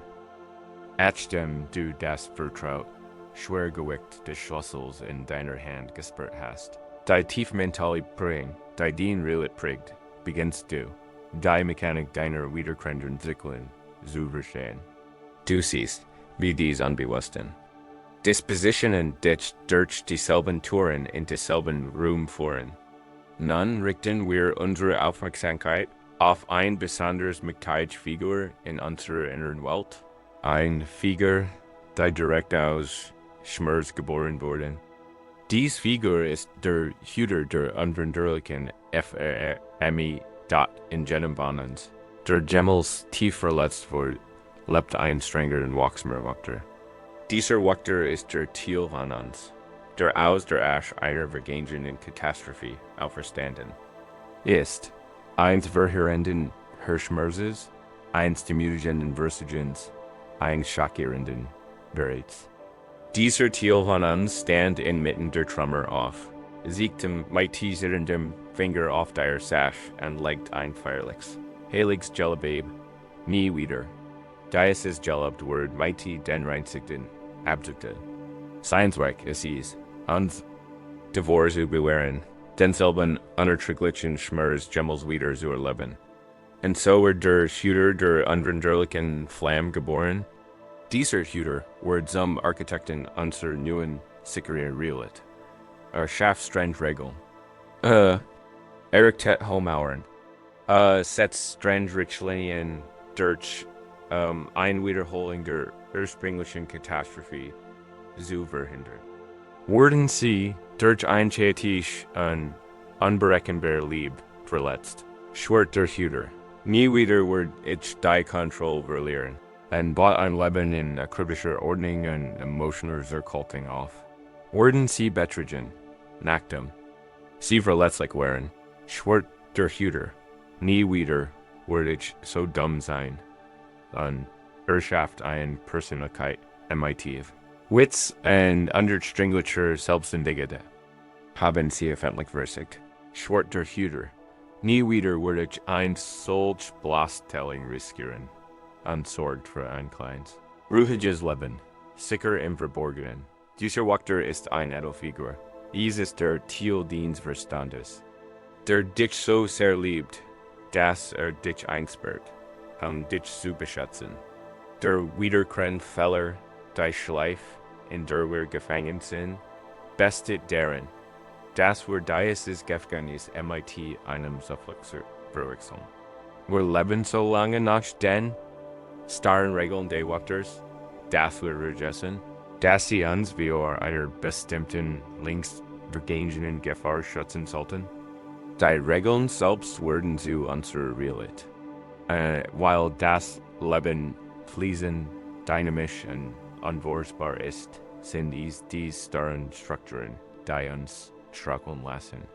Wir versuchen, den fliehenden Fluss des Lebens in einer Rüstung zu navigieren, die für einen einzigen Eurotenkampf geschaffen wird. Die Rüstung selbst lasst uns in der Egypt eingeschützt über einen alten Tempel, der hoch auf einem windspitzten Bergthron. Der Tempel war für eins berühmt, sein heilig Flamme. Man sagt, die Flamme sei wie Jahrhunderten von einem großen erleuchteten Meister entzündet worden in ihr Laschen. Aber Generationen hinweg war die Position des Lampenhatters ein. Der älteste Ehren im Kloster. Der Hüter wurde davor verantwortlich, dass die Flamme, die in einem großen, offenen Bronzebecken in der Mitte der Haupthalle brennt. Nahelosch. Viele Jahre lang war der Lampenhatter ein Mann namens Jin. War ein frommer und sanftmütiger Mensch. Eines Winters tat ein schrecklicher Sturm über den Berg. Ein heftiger Windstoß riss die Schorentüren der Halle auf, weit durch den Raum und traf die heilige Flamme. Die Flamme schlug aus ihren Becken und verfing sich im Trommel von Jins. Rob, erlitt schwer Verbrennungen, und in dem Chaos erlosch die heilige Flamme zum ersten Mal in der Dische. Der körperliche und seelische Schock dieses Ereignisses hinterließ Tiefnarben beim nach seiner Heilung in einem komplexen Ritual, die Flamme wieder zu entzünden, während die sich Jins Gesamts verhielten. die samt, vertrauten. Zelle were verschwunden und durch einen Mann ersetzt worden, der von einem einzigen furchtsamen Ziel besessen war. Das wurde nie wieder zulassen. Beauftragt den besten Handwerker der Provinz, einen Kasten für die Flamme zu bauen. Es war ein Würfel aus dickem, schwerem Glas, allseitig kunstvollen Eisenbeschlägen verschlossen. MIT nur wenigen winzigen Lackchen oben, damit die Flamme gerade jene Gluft zum Überleben hat. Stellt das Antik Bronzebecken hinein. Und versiegelt die Tür. Von diesem Tagen war die Flamme absolut sicher. Selbst der stärkste Wind kommt durch die Halle hüllen, doch die Flamme in ihrem glitzernden Giftganges flackert nicht einmal. Sie brennt konstant. Sie war vorhersehbar. Sie veränderte sich nicht. Jin hat das Gefühl, sein Pflicht endlich erfüllt zu haben. Hat die unberechenbare Natur von Feuer und Wind gesamt, da etwas Seltsames begann zu geschehen. Der Tempel, einst ein Ort der Wurm und Delix, folgt sich kalt in. Die Großflamme, dann in ihrem Kasten gefangen, gab nur notwendig Wurm-Eb. Ihr Licht gefiltert durch das dick, leicht rauchig Glas, war trub und leblos. Sie tanzt. Nicht mehr. Sie warf nicht mehr die lebendigen, beweckten Schatten in die Wand, die dem Tempel leben burlich hin. Sie war nur noch ein statischer, trauriger Lichtpunkt in einem kalten, dunklen Raum. Pilger, die zum Meditieren kamen, empfanden die Halle als abweisend. Die jungen Mönche empfanden den Ort als steril und freudlos.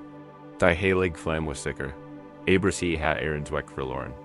Sie spendiert wieder Licht und Notwurm. Sie war Jeffen ihres eigenen Schatzes. Eines Tages besuchte ein Zen-Meisterin. Eine Frau, die für ihr scharfen Einsichten bekannt war, den Tempel. Sie sah lang in der Haupthalle und blickte auf die Flamme in Glaskassen. Jin stand daneben, stolz auf sein Erfindung, bereit, in notwendige zu erklären. Nach einer Stunde des Schweigens wandte sich die Meisterin im Zoo. Ich sehe, Sie lieben dies Flamme, Sir, sagt sie. Es ist mein Lebensaufheb, sie schützen, entwirrt Jin stolz, dort die Meisterin nicht. Ihr Augen waren nicht voller. Verodelung, sondern voller tiefem, schmerzlichem Mitgefühl. Der Hass sie wie dem Wind beschützt, das stimmt, sagt sie. Aber ein Flamme, die nicht am Wind tanzen kann, ist ein Jeffenjin. Du bist so sehr damit beschränkt, sie wie dem Schmerz deiner Vergangenheit zu schützen. Dass du sie erst eigentlich in Zweck hast, nämlich Licht und Wurm zu spenden. Du hast ein perfektes Denkmal für den eigenen Angst geschaffen, Jin. Stand fast angstlos da. Die Wahrheit ihrer Wort durchdringt die dick Rüstung, die sein Herz gebaut hat. Hat nicht der Flamme gedient. Hat seiner Narb gedient. Hat das lebendig heilig Herz des Tempels in ein Museumstück verwandelt. Nur die Erinnerung an einen links vergangenen Schmerz zu verdrängen. Dies Geschichte ist ein tiefgründiges Beispiel für den spirituellen Weg. So viel von uns sind wie Jin. Wir wurden von en unberechenbaren Winden des Lebens, von Lieb, Vertrauen, Ehrgeiz und haben geschworen, nie wieder. Wir haben die lebendig, keine Flamme unseres Herzens, unsere Verletzlichkeit, unseren kreativen Geist genommen und in einer Glasbox aus starren Regeln und Selbstschutz eingeschlossen. Unser Herz ist sicher, ja, es wird nicht wieder auf dieselbe Weise gebrochen, aber es strahlt auch keine Wurm aus. Es kann keine Verbindung eingehen. Unser Geist ist sicher, ja, wird nicht wieder gedemütigt worden. Aber kann auch nicht tanzen, kann nicht erschaffen, kann nicht aufsteigen. Wir wurden zu Gefangenen unseres eigenen Schatzes. Dies weist direkt auf die große Lehre des Weg Buddha lehrt. Das der Weg zur Befreiung nicht in extremen Lied. Lied nicht im extremen sinnlicher Hingab. In dem man die Flamme aus ihrem Becken schlagen und den ganzen Tempel niederbrennen lässt. Aber Lied auch nicht im extrem asketischer Selbstkastigung. Oder rigider Kontrolle. in der Man die Flamme in einem Kasten einschlägt, wo sie langsam erstickt. Der mittlere Weg ist der Fadgestriger, reaktionsfähiger Weisheit. Bedeutet, die Flamme zu hüten. Bedeutet, die Natur des Winds zu verstehen. Bedeutet, alle MIT stablen Türen zu bauen, ohne sie für immer zu verschließen. Bedeutet, in einem ruhigen Tag die Türen zu öffnen und die Preis hören zu lassen. Und sie schliegen, wenn ein Schirm taubt, erfordert Präsenz, erfordert Flexibilität, erfordert Vertrauen in die Eigenfähigkeit. Auf den gegenwärtigen Moment zu reagieren, anstatt zu versuchen, einstatisch, unveränderlich umgebasierend auf den Stürmen der Vergangenheit zu schaffen. Der Hüter der unveränderlichen Flamme vertraut nicht der Gegenwart. Vertraut nur seiner Angst vor der Vergangenheit. Den wiederkehrenden Zyklen sind oft das Ergebnis davon, dass du nach dem starren Kodex des Bewahrers lebst. Du sendst dich nach intimate Dasein. Regelwerk, das nach einem schrecklichen Wert geschrieben wurde, lautet, vertrau niemandem, verrät nichts. Und so findest du dich in einer oberflächlicher, unerfüllter Beziehungen wieder und fragst dich, warum du dich so allein fühlst. Der Bewahrer hat sein Aufgabe perfekt erfüllt. Du bist wie Wert sicher. Aber auch, wie lieb bist du abgeschaut. Die Glasbox funktioniert. Du sendst dich nach kreativem Ausdruck, doch das Regelwerk des Wächters, das nach harscher Kritik an deiner Arbeit entsteht, lautet, sieg niemandem den Wars ich, riskier keiner Thiel. Und so arbeitest du in einem sicheren, vorhersehbaren Job und thielst niemals den kannst. Den Musik, den Eiden, du bist für Kritik sicher. Aber du bist auch von deiner eigenen Lebenskraft abgeschnitten. Du fühlst ein Dumpfie, erstigen Traurigkeit, den Kummer einer Flamme, die nicht tanzen darf, worin du heirust, spürst, wie den Kripper weicher Word und den Atem tiefer. Word, kannst du diesen Beschützer in deinem Geist, Sand, herauf beschwören? Siehst du diesen strengen, wachsamen Wächter? Mag aussehen wie ein Watchposten, ein Richter, ein Bergingstigs in ihres Kind in Rosten. Sehen nicht als Feind, sondern als einen zutiefst liebenden, schwer traumatisierten Teil von dir. Es ist den persönlicher Gin, der verbrennt. Wurde und nun versigt, dich beschützen. Bring diesem Hüter den Denkbarkeit zum Ausdruck. Danke ihm für seinen Dienst. Danke ihm, dass für dich anjustenden ist, als du verletzt wurdest. Danke ihm, dass sich so lang so sehr bemüht hat, dich für Schaden zu bewahren. All seine Strange, all seine Regeln, all seine Neins entspringen einer leidenschaftlichen und beschützenden Liebe zu dir. Und nun, MIT diesem Gefühl des Mitgefühls, können Sie einen sanften Dialog beginnen. Sie können den Wächter fragen. Sie können sich selbst fragen, nach welchem Schwur den nie wieder, liebe ich noch. Nie wieder werde ich matchlos sein. Nie wieder werde ich verlassen werden.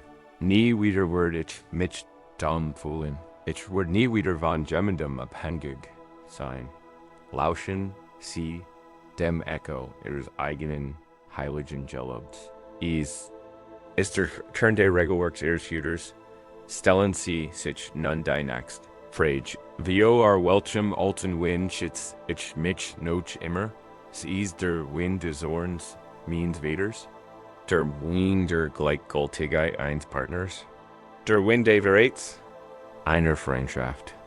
Sehen Sie den ursprünglichen Schirm. Erkennen Sie sein Realiten. Es passiert. Der Schmerz war real. Das Feuer war heiß. Und dann lenken Sie Ihre Aufmerksamkeit samt auf den gegenwärtigen Moment. Spüren Sie die Luft in diesem Raum. Wird jetzt Durchbrechen oder steht die Luft still? Ist der Sturm vorbei? Die Tragödie des Wächters ist, dass immer ruhig im Moment des Sturms lebt. Kann den klaren Himmel von heute nicht sehen.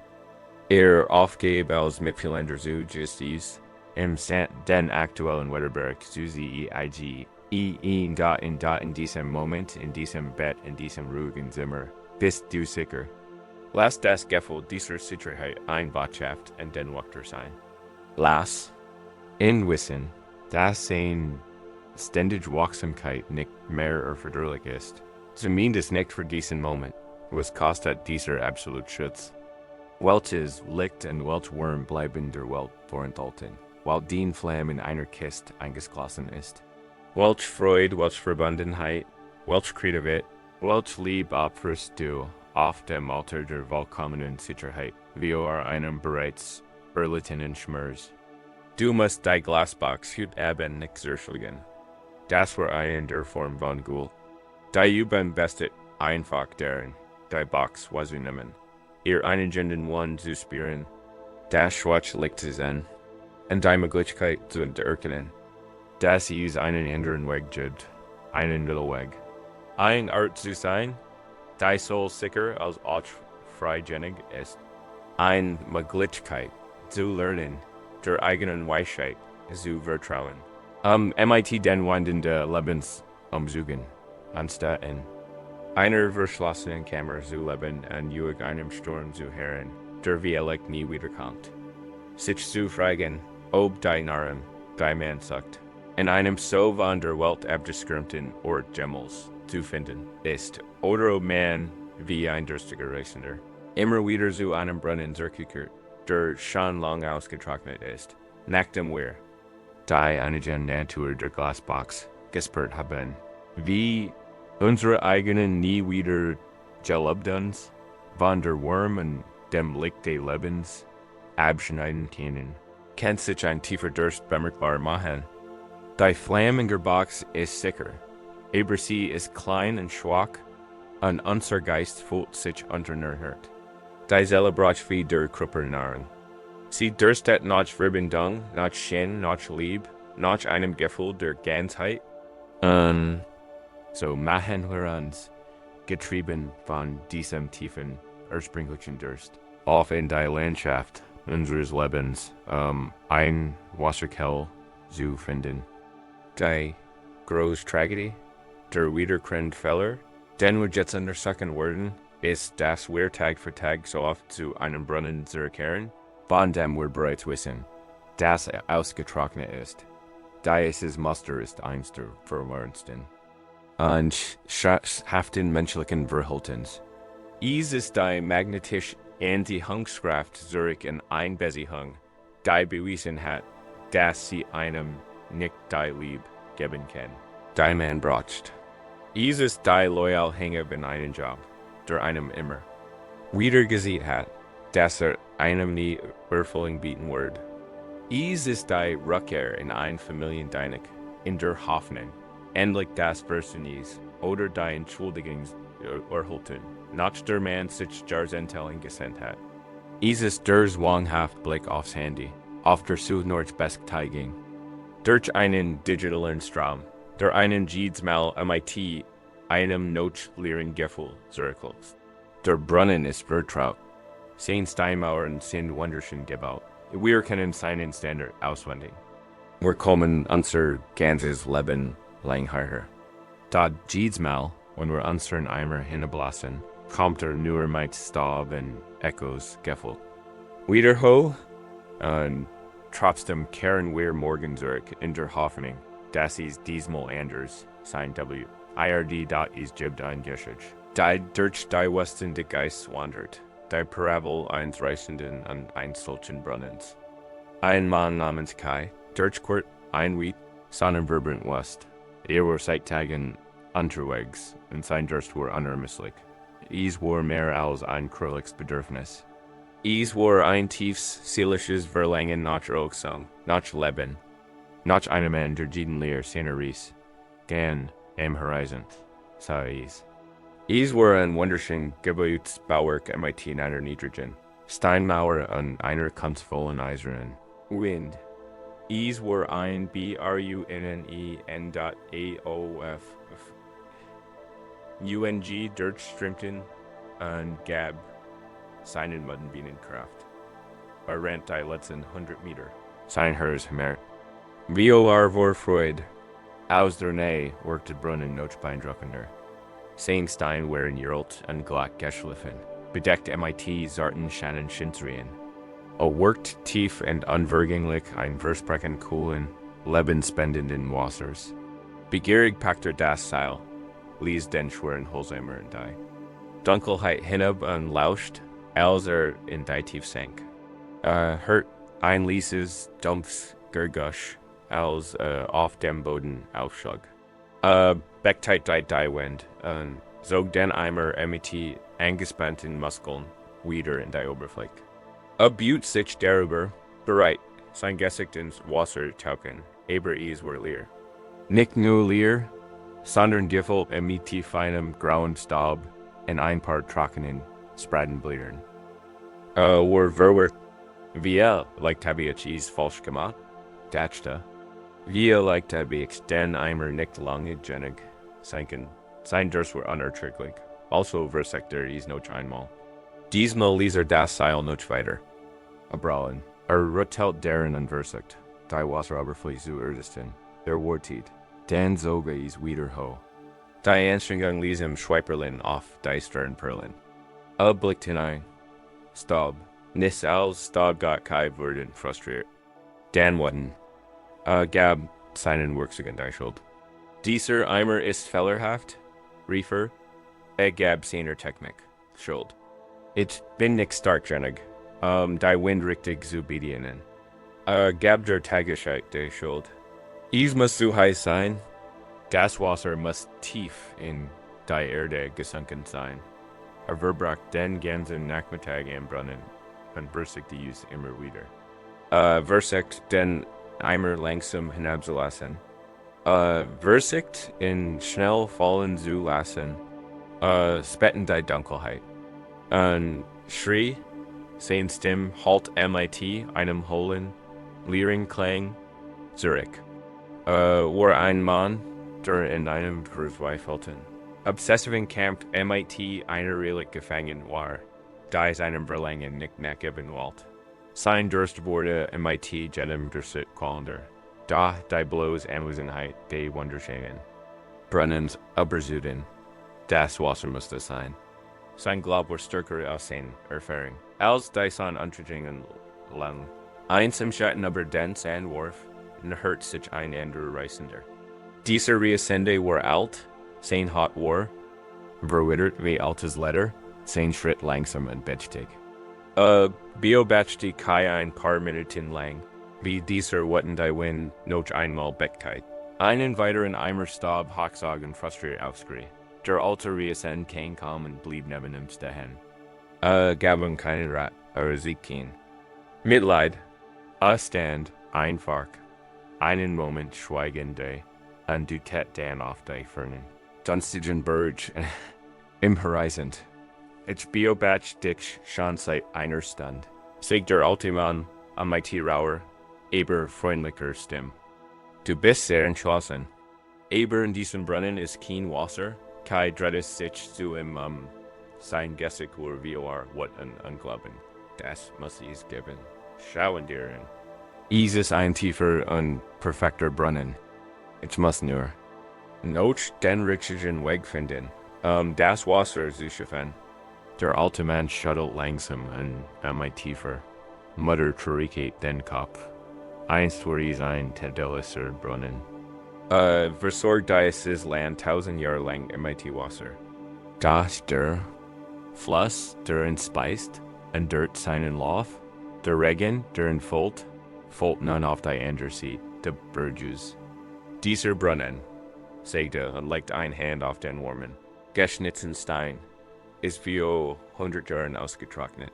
Kai starten die einfachen, niederschmetternden Wort der Manns treffenden, mighty der Wacht eines physischen Schlags. 100 Jahre. Hat sein gesamt Lebenskraft, sein Hoffnung, sein Wort darauf verwendet, Wasser aus einer Kelch, die seit einem Jahrhundert leer war. Das Problem war nicht seine Technik, nicht der Eimer, nicht die Tätigkeit. Das Problem war erschütternd einfach. Hier gab es kein Wasser. All sein Mühe, all sein Kampf wären völlig sinnlos.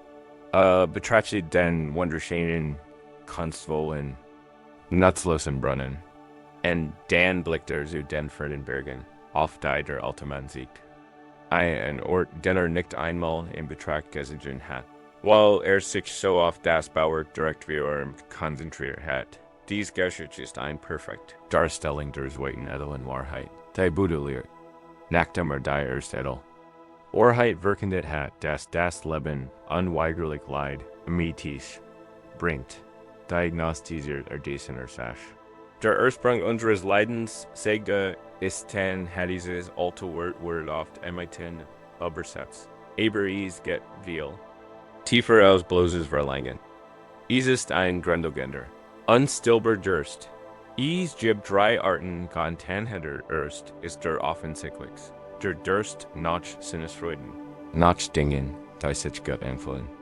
Der zweite ist der Durst nach Existenz, das Verlangen, etwas zu werden, etwas zu erkennen, mehr zu sein.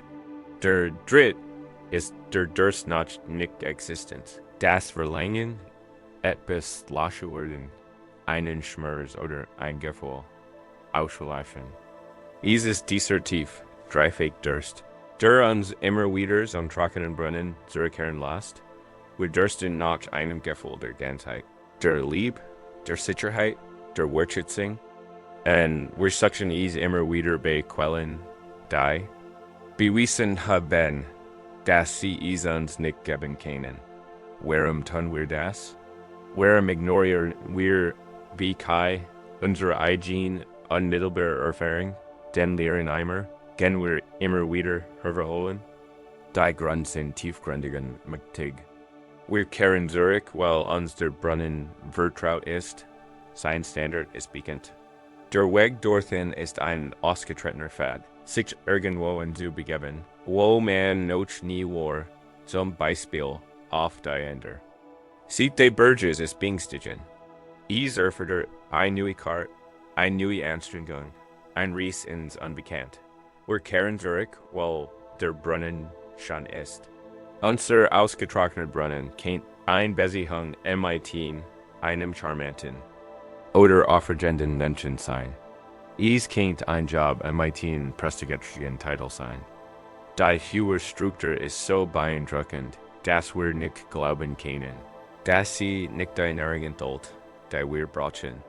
Wir verlieben uns in das kunstvolle Mauerwerk und ignorieren die staubige Leere im Inneren. Und im tiefsten Kern wir zurück, weil wir uns selbst die Schuld geben. Wie Kai glauben wir, das Problem liegt in unserem Eimer oder unserer Technik. Wenn ich nur geduldiger wäre, denken wir, wird sich mein Partner endlich öffnen. Wenn ich nur härter arbeiten würde, glauben wir, wird sich dieser Job endlich sinnvoll anfühlen. Wenn ich nur ein besserer Sohn oder ein besserer Tochter wäre, hoffen wir, würden meine Eltern mir endlich die Anerkennung geben, nach der ich mich so sehen. Wir können ein Leben lang versuchen, unsere Technik beim Eimerlassen zu perfektionieren, ohne jemals die grundlegende Realität Brunnens selbst zu hinterfragen. Es ist oft weniger schmerzhaft zu glauben, dass wir Fehler haben, als die niederschmetternd Wahrheit zu akzeptieren, dass die Quelle, in die wir investiert haben, für uns leer und immer leer bleiben, wie die dort also bleiben wir.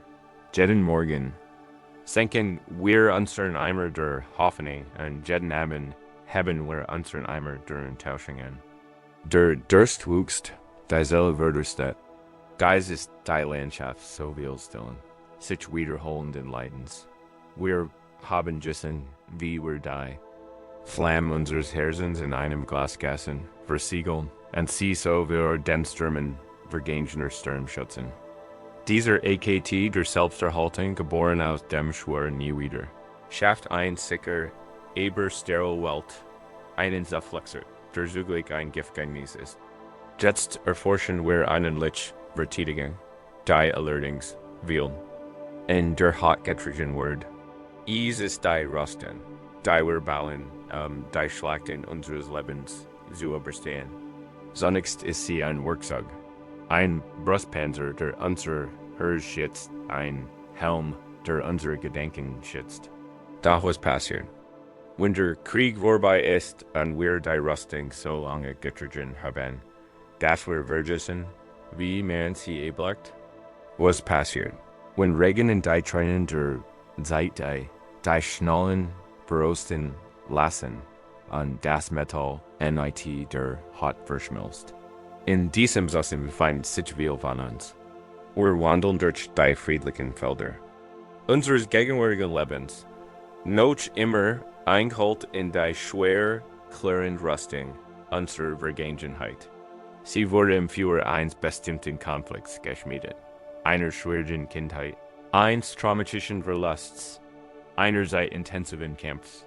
Sie hat ihren Zweck wunderbar erfüllt. Sie hat die Schläge abgewehrt, sie hat uns gerettet. Doch der Kampf ist vorbei. Die Feinde sind längst heimgekehrt. Und wir tragen immer noch die Rüstung. Sie ist uns so vertraut geworden, dass wir ihr Gewicht mit Zeit stark ist der Heit mit Zeit verwechseln. Wir erkennen nicht, dass es genau diese Verteidigung ist, die uns nun im Leben hindert. Wir können die Sonne nicht auf unsere Haut spüren. Wir können keinen Umarmung empfangen. Wir können uns nicht backen, einen neuen Samen im Garten unseres eigenen Lebens pflanzen. Die Rüstung, die uns einst rettet, erstickt uns nun dort aus den alten Provinzen Japans, gibt es ein Geschichte über einen Samurai.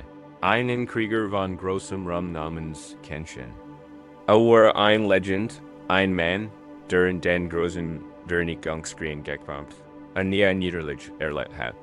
Seine Rüstung war so bärem für selbst. Ein prächtiger Anzug aus schwarzem Lack und Seidenkordel, so perfekt. Verarbeitet, dass sich bei uns zwei Haut anfühlte. In Kriegszeiten war diese Rüstung sein Running. Sie wird feil, Schwerter und Speer AB. Sie matchten zu einer unbesiegbar versteinfligen Match. Als der Krieg endlich endete, kehrt dauerhafter Frieden über das Land ein. Den Kriegern wurde befohlen, ihr Schwerter niederzulegen und in ihr Häuser zurückzukehren. Kenshin, der Großheld, kehrt auf sein kleinen Wesen auf dem Land zurück. War bereit für den Frieden. War bereit, Bauer, Vader und Emmen. Izu werden, da hieß gab ein Problem. Konnte seine Rüstung nicht ebengen.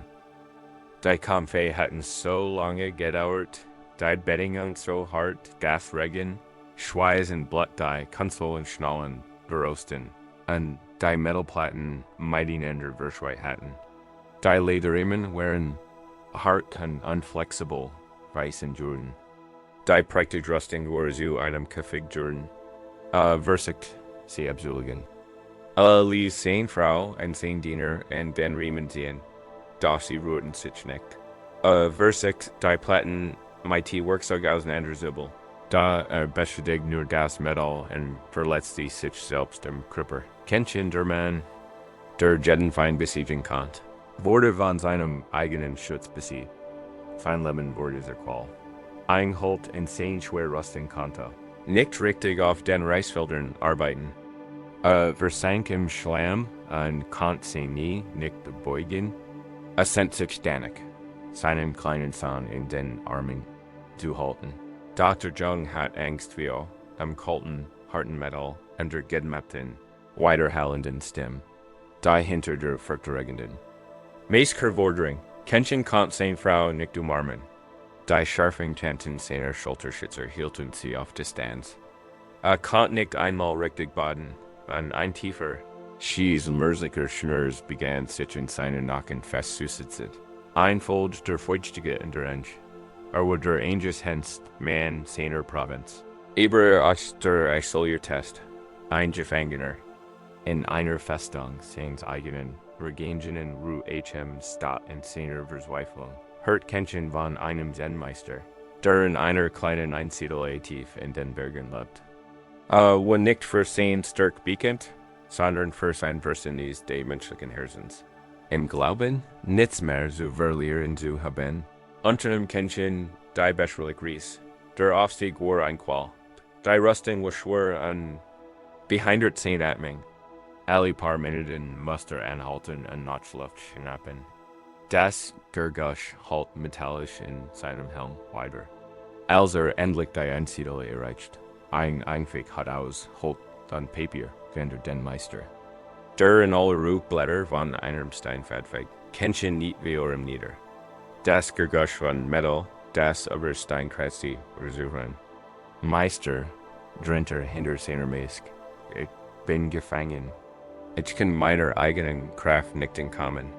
Kann mir helfen, dies Rusting von meinem Krüppel zu brechen? Der Meister, ein kleiner, runzliger Mann, bindet seinen Fliegervorgang und betrachtet den großen Krieger. Die prächtige Rüstung schien ihn nicht zu beeindrucken. Schien tiefer zu blicken auf den Mann, der darin erstickt. Ging Kenchen herum und klopft sanft auf Brustpanzer. Helm und Beinschenen. Das ist ein sehr stark Rüstung, sagt der Meister ruhig. Sie hat dir gut Dienst geleistet.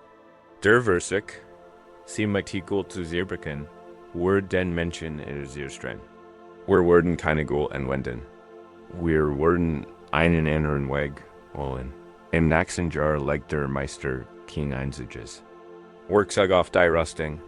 A Versich nicht, sie aufzubrechen oder die Siegel zu brechen. Statusen weiser Kenchen einfach hinzusetzen. Jeden Tag, von Sonnenaufgang bis Sonnenuntergang, sah Kenchen in Sesen, der stille Meditation, die Zen. Auf der Veranda der Sideli, Mighty, Blick auf das Tal, Zurs war Kenchen wattend. Was hat das Sitzen at Mighty seinem Problem zu tun? Bracht. Taten, aber hat besprochen, zu Gerritchen. Und so sei sein ersten Wochen waren ein Qual. Die Rüstung war unbequem. Sie drückten. Frustration und Wortrasten. Die einzige Anweisung des Meisters lautet, acht nicht auf. Die Rüstung. Denk nicht an den Jeffgangnis. Konzentriert dich Statusen gern auf den Wind. Der durch die klein Dien's Visor streicht. Es war ein winziger Schlitz. Nicht breiter als sein beiden Augen. Nur dort konnten die Augenwelt berühren. Und so begann Kenshin, der Großkrieger, sein neues Training. Sah und spürt den Wind, spürt die Kohl feucht Morgenbreis. Spürt den heißen, trockenen Mittagswind.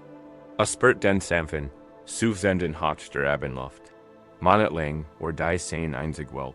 Der Wind dort langsam, unmerklich, begann sich etwas zu verändern. Durch die intensive Konzentration auf diesen winzigen Kontaktpunkt wird Kenshins Bewusstsein unglaublich subtle und verfeinert. Begann den zu bemerken, die im Vorher nie aufgefallen waren. Begann den Raum zu spüren windy in Insight, seines Helms und sein eigen Stern. Es war ein winziger Raum, weniger als einen Fingerbreit, aber konnten spüren. Es war ein Raum voller Luft, voller Wärme, voller Echos seines eigenen Atems. Der Meister gab ihm dann eine neue Anweisung. Jetzt, sagte, finden Sie überall sonst denselben Raum. Kenshin richtet sein kraftvoll Konzentration. Nach innen. Walken links da und betrachtet gedenklich seinen eigenen Körper. Such nach dem winzigen, mikroskopisch kleinen Spalt zwischen seiner Haut und dem Seidenfutter seiner Rüstung. Zurst spürt nichts, als die schwer erdrückend Last seiner Gefangenschaft. Dort dann, mit der tiefen Konzentration, der durch das Spüren des Winds entwickelt hat, fand sie ein winziges Gefühl der Trennung. Ein Gefühl, als sein Haut sich vom Stoff unterschied, der Stoff sich vom Metall unterschied. Ihm wurde klar, dass sein Haut atmen konnte, selbst unter der Rüstung. Spürt das Leben in sich, getrennt von der Tatenlast seins. Das war der Wendepunkt. War nicht sein Rüstung. War das lebendig Atmenduisen darin. Ein Gefühl tiefen Friedens durchströmte. Der Verzweifelt drang zu fliehen, verschwand. War kein Gefangener mehr. War einmal in einer Rüstung, das war alles. Sad weiter, da, nicht, hergekommen, sondern einfach. Die reale Situation zu akzeptieren und das Leben im Kaffee zu spüren eines Morgens. Also meditiert spürt ein subtle Veränderung.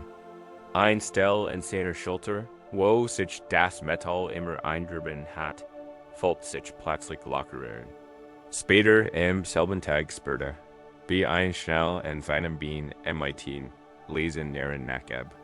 In den nächsten Wochen, wenn weiterhin Buis Root in den Kampf aufgab, begann sich die Rüstung zu lösen. Die verrosteten Schnallen, nicht länger durch seinen Kampf belastet, begannen abzufallen. Die Verschmalzenplatten, nicht länger durch die Spannung in seinem eigenen Körper zusammengelten, begannen sich zu trennen. Eines Tages habe den Arm, und das gesamte Schulterstück fiel immer an lauten Klirren zu Boden. Stand auf. Und Mihilos lässt die sich der Licht von seinem Körper. Stück für Stück fiel die Rüstung, die in Jerling gefangen gehalten hat. Einfach nicht guldsam, sondern mighty sanfer und niedriger hinab. Schließlich stand Kenshin auf der Burgveranda, ein Mann mittleren Alters in schutter Robe. Und spürt zum ersten Mal seit Jahrzehnten den neuen nicht nur im Gesicht, sondern im ganzen Körper.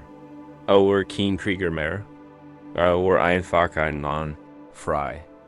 Dies Geschichte ist ein tiefgründig und kraftvoll Lehre über die Natur von ihr Podana. Ein buddhistisches Konzept, das oft mit Anhaften oder Verhaften übersetzt wird. Wir klammern uns nicht nur an, den die wir begehren, sondern noch stärker in Ansichten, Ritualen, Konzepten und Vielerlem in unserem Selbstgefühl. Kenshins Rüstung ist ein perfekt Metaphor für eine Identität, in der festhält. So Kenshin dem unbesiegeren Krieger Juden. Diese Identität, diese Rüstung, war für sein Überleben unerlässlich. Da sich die Bedingungen. Und dorten klammerte sich weiterhin darin, und sie begannen zu rüstigen, wir alle tragen eine Art Rüstung. Dieses das Selbstbild, das wir zu unserem Schutz aufgebaut haben. Ich bin der Stark, der nie Hilfe braucht. Ich bin der Klug, der nie Unrecht hat. Ich bin ein gebrochener Mensch, der nicht geheilt werden kann. Ich bin ein Opfer meiner Vergangenheit, das sind Rüstungen. Wir bewahren sie, und mit der Zeit verschmelzen sie in uns. Wir Virgisen, das wir das weich, verletzlich, lebendig Wesen im Inneren sind. Wir glauben, wir sind die Rüstung, der Großfehler bestet darin, den Panzer MQ Kult ewigen, so. Wollen, wir führen einen Krieg gegen uns selbst. Ich will nicht mehr so ängstlich sein. Werden wir in Versigen den Panzer der Angst abzustreifen, nur festzusseln, das mit uns verschmolzen ist.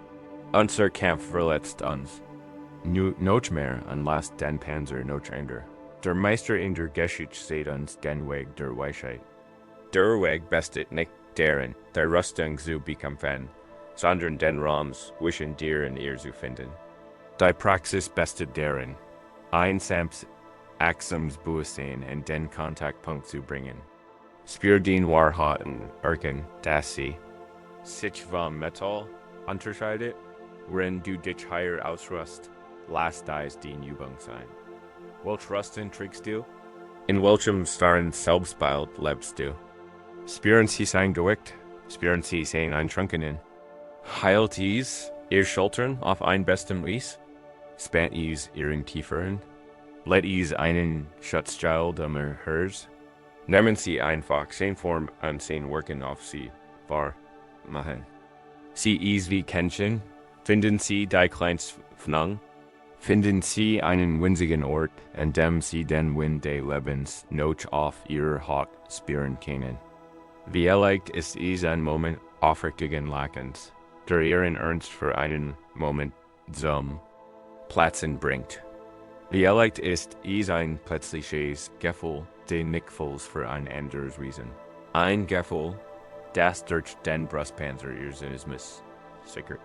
Vielleicht ist es der Einweg, sinnliche Genuses, eins warmen Getrunks, ein Gefühl, das Sie gern erinnern, dass Sie einen lebendigen Körper haben, nicht nur ein Rusten. Konzentrieren Sie sich auf dies Kleinfnang. Lassen Sie Ihr Anker sein, die Wahrheit darüber zu erfahren. Wo Sie hinter all den Abwehrmechanismen sind, und dann beginnt MIT der subtilen inneren Suche.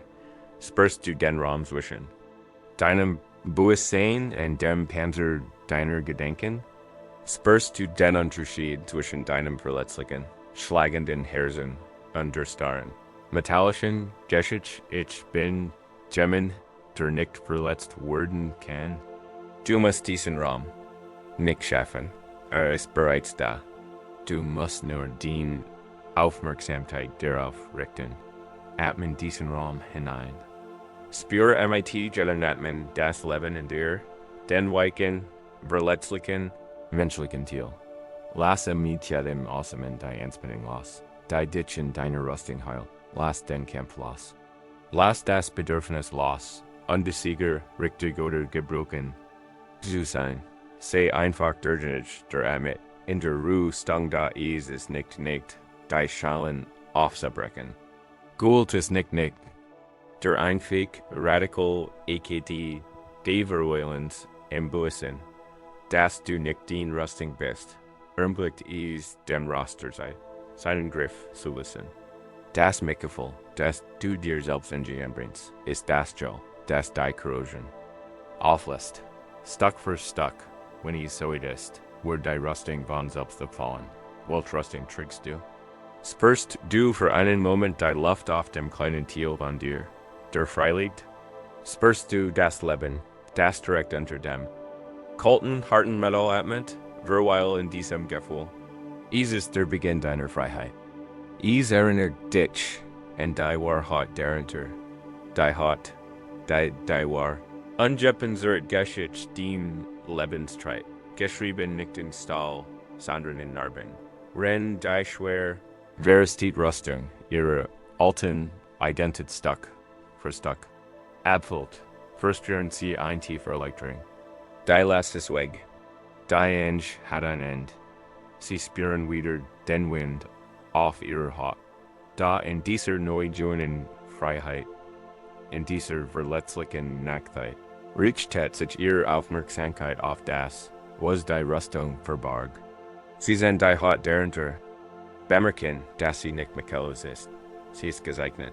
Sie ist ein lebendiger Landkart ihrer Ries, gesegnet von den feinen, silbrigen Linien alter Wunden, dem faltigen, jubtiefer Verletzungen, den verblassen Striemen vergangener Kämpfe. Das sind ihre Narben. Einen Moment lang betrachtet man sie einfach MIT-neutral. Mit fehlendem Blick. Sie sind der Beweis für das eigene Überleben. Sie sind der Beweis davor, dass man gelebt, gekämpft und geheilt hat. Doch dann erwacht ein subtle und mit Versuchen. Nachdem man die Identität gepanzerten Kriegers abgelegt hat, sucht der Verstand nach einer neuen Geschichte, einem neuen Kostüm. Und was ist leichter verfügbar in einem selbst als die Geschichte der eigenen Wunden?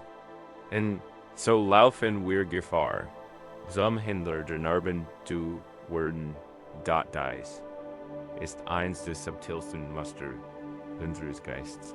Wir beginnen unseren Schar zu pflegen.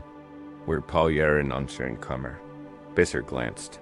Wir lernen, die Geschichte unserer Wunden MIT einem gewissen dramatischen Flair zu erzeln.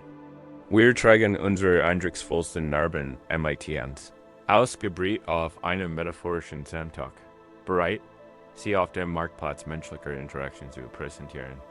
Wir lernen, dass dies Rang, die Rang unseres vergangenen Leidens, uns bestimmt nicht kaufen kann.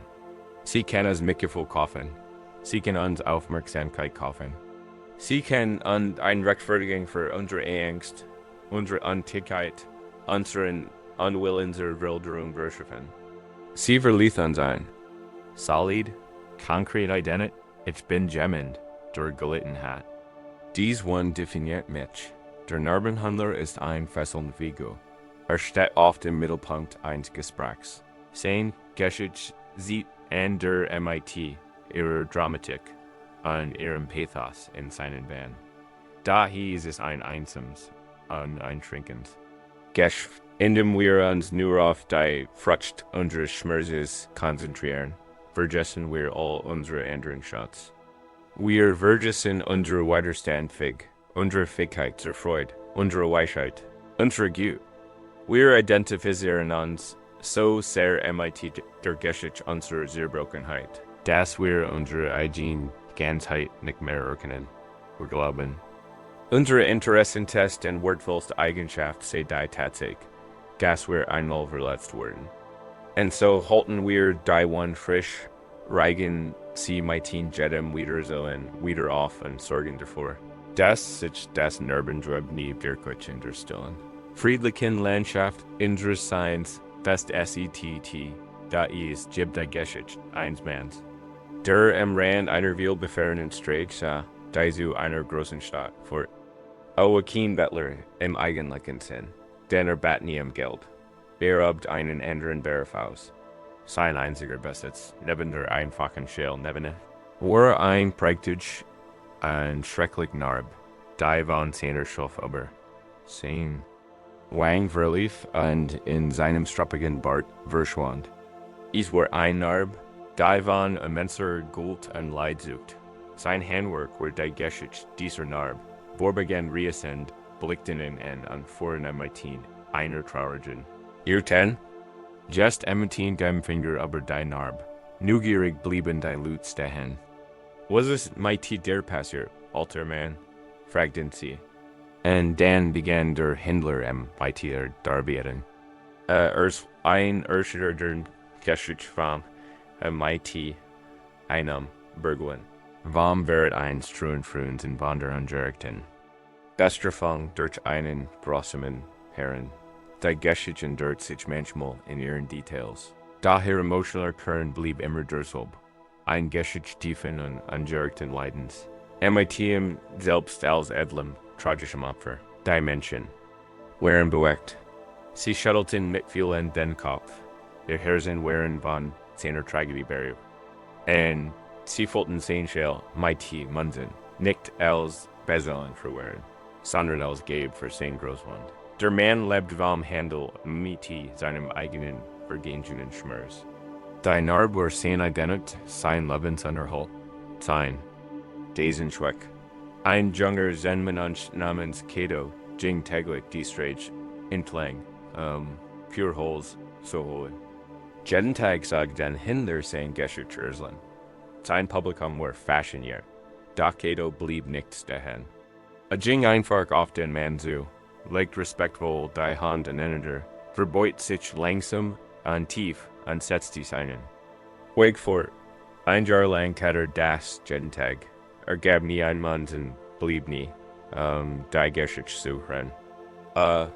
Brachtem, einfach seinen, stillen. Bettingangs bloßen Respekt da. Der Händler was unexfertiger, dann fasziniert. Or would dieser seltsame Mensch, der in Beach tat, ohne sich auf sein Drama einzulassen, was bedeutet die Verbogen? Eins Nachmittags, als die Sonne unterging und die Straße leer war, nerd sich Kato wie Oblick. Doch dieses Mal nach dem. Sich Verbio hat, sprach der Händler. Mensch, rief mighty kriegsunder Stimme. Where machst du das jeden Tag? Kato blieb stehen und drehte ich dich, sagte schlicht. Wofür erst du mich? Spotty der Händler, davor? Du tat theatralisch auf sein Narb? Erst du meine Schmerz? Kato lächelte sanft und wissend. Nein, sagte. Ich den Mann, der hinter der Narb sitzt. Trat einen Schritt näher. Es ist ein Bügend Geschichte. Und die Narb ist sehr real. Ich lohne wieder den one, noch den Schmerz. Aber du sitzt seit einem ganzen Jahr unter. Diesem wunderschönen Jacarandabaum ist dir jemals die Farbe seiner Blüten im Frühling aufgefallen. Der Kaufmann schwieg, hat nicht.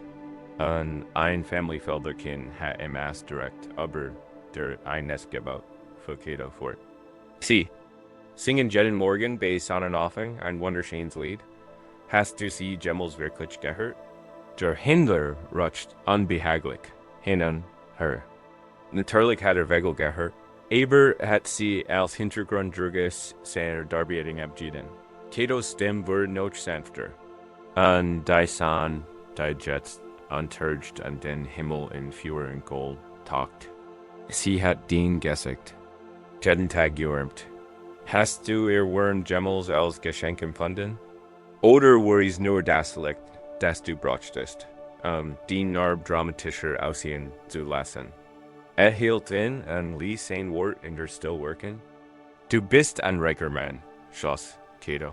Du besitzt ein prächtiges Narb, einen farbenprächtigen Himmel, Vogelgezwitscher und die Wurm der Sonne auf deiner Haut. Aber du hast dich entschieden, nur einen deiner Schatz verkaufen.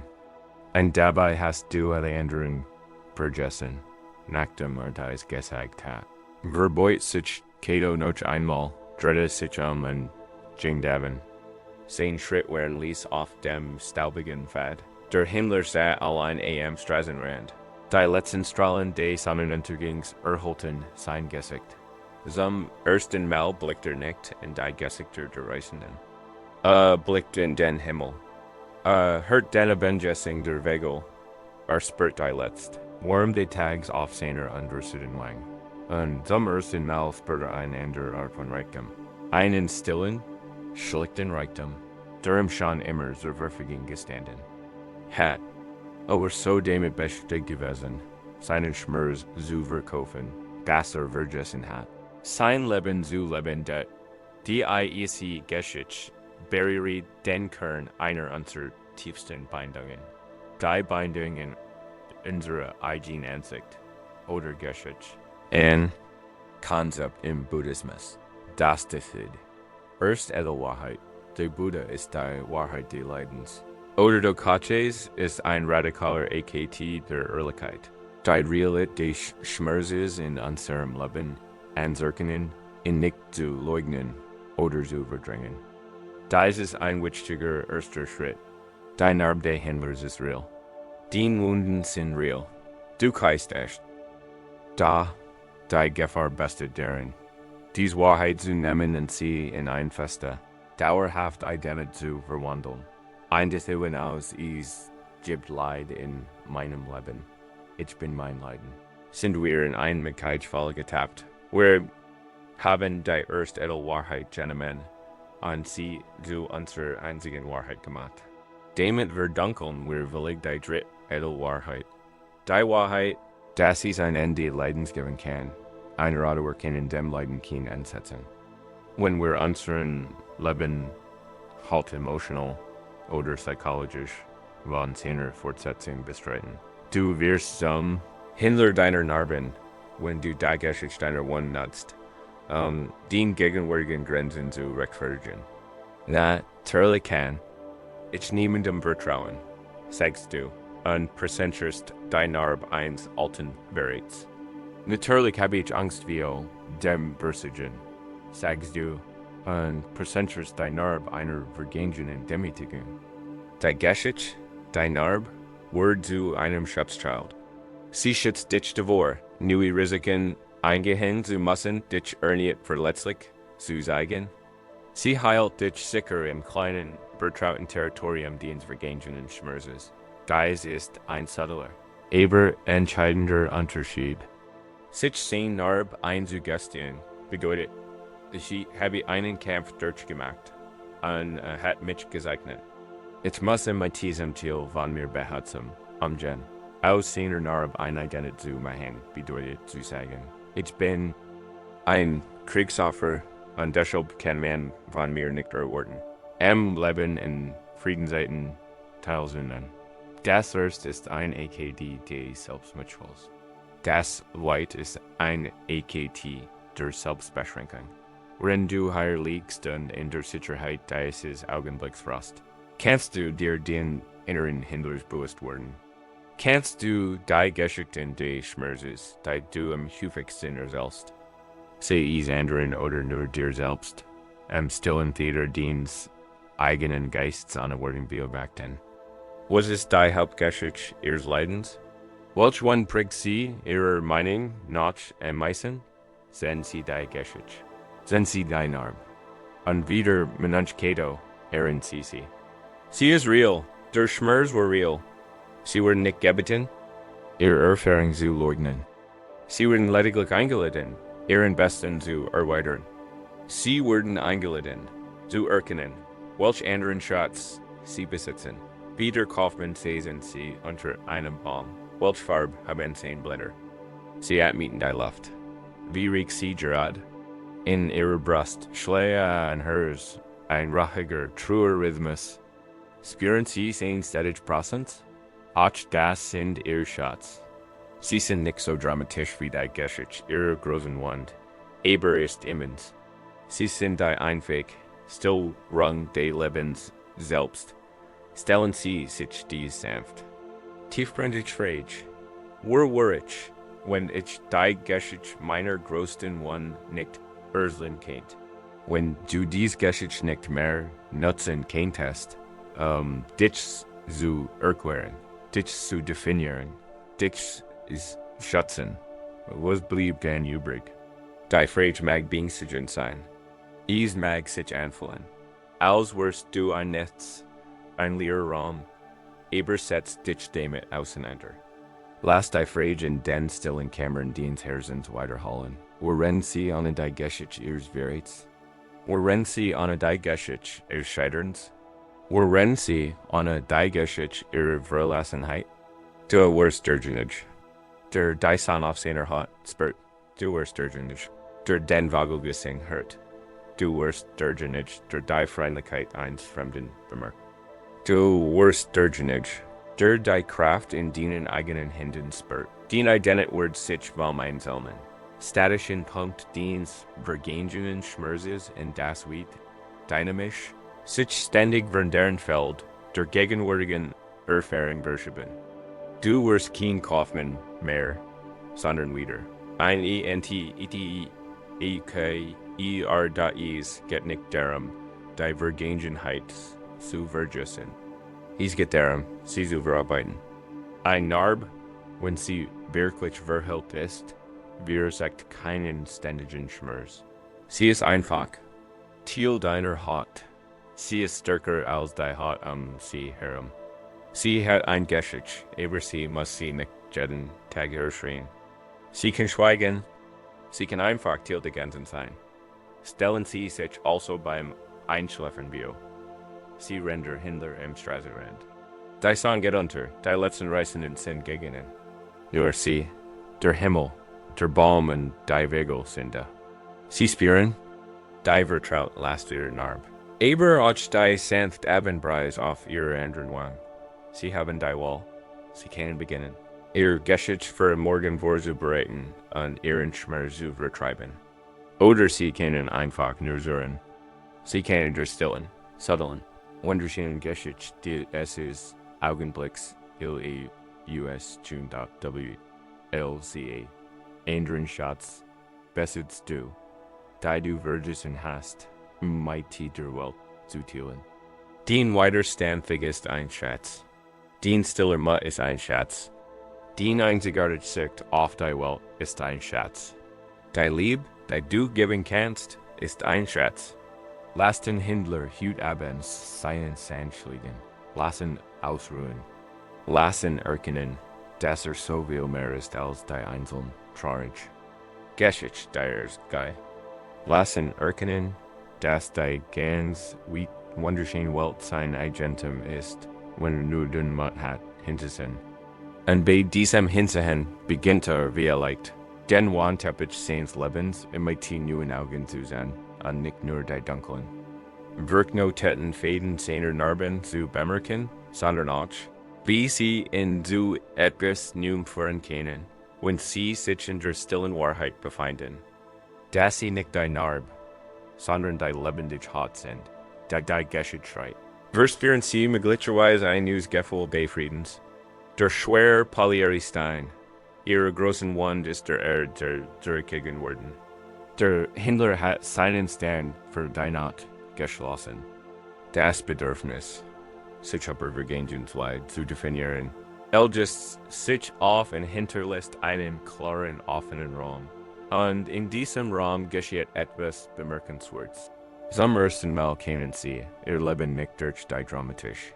Verschlern Linz einer Geschichte, sondern so, wie es ist. Sie sind die Rodaten ihrer eigenen Muster, die Momente Erkennens ist der Groß. Wendepunkt auf der inneren Ries. Is ist ein Moment tiefer Klarheit, kann aber auch ein Moment tiefen Schrecken sein. Wenn die Geschichte wegfällt, bleibt nur die rein mechanisch und oft wahnsinnig Wiederholen des Musters. Du siehst, wie die Angst entsteht. Du siehst, wie die wat auflampt. Du siehst, wie du dich von der Liebe searchest. Du siehst dies nicht als eine Edeltragödie, sondern als ein Stück Maschinerie, einen vorhersehbaren und unpersönlichen Prozess. Und wenn man diesen Mechanismus so deutlich sieht, ist der erste Impuls Abscheu. Man möchte die Maschine zerstreuen. Man möchte den Fehler beheben. Man möchte tief in sein Innerstes greifen und den Ziel herausreigen. Der so offensichtlich und schmerzhaft falsch ist, ihr Wunsch. Sich selbst zu reparieren, ist ein Goldheiligen für Zweifel-Energie. Es ist die Panik eines Hausbesitzers, der gerade einen tiefen strukturellen Riss im Fundament seines Hauses entdeckt hat. Kann nur denken, das muss repariert werden. Das kann higher nicht sein, die Gedanken rasen. Es muss disziplinierter sein, erkläre. Ich werde dieses Muster durchbrechen. Ich werde meine Willenskraft wie einen Hammer einsetzen in diesen Gebrochenen. Ziel von mir zur Unterwerfung zwingen? Wir kämpfen gegen unsere eigenen Konditionierung und Glauben. Das wir gewinnen können, wenn wir nur hart kämpfen. Wir glauben, wir können den fehlerhaften Ziel von uns herausreigen und ganz werden. Da dies aus Angst und Selbstbildung Jabrin herangehensweise fort nur so nicht mehr leid. Es ist, als wird man versichern, ein zu heilen, in dem man hineinsteckt, man findet keinen Frieden. In dem man sich selbst den Krieg da es gibt einen sanfteren und klareren Weg. Es ist der Weg des Webers da in einem kleinen Dorf. Das für sein prächtigen Wandteppich bekannt war, lebt ein Lehrling namens Amy. Sie besser ist ein besonder Gabe. Ihr Finger waren flink, ihr Hers rein und ihr Auge verfarben, unübertroffen. Sie war außerordentlich einen großen Wandteppich für die Hauptteil der Tempel zu weben. Sollten Bodhisattva de Mikfuls darstellen, der auf einem Berg unter einem Himmel im MIT 1000 Sternen steht. Monatlang arbeite am MIT.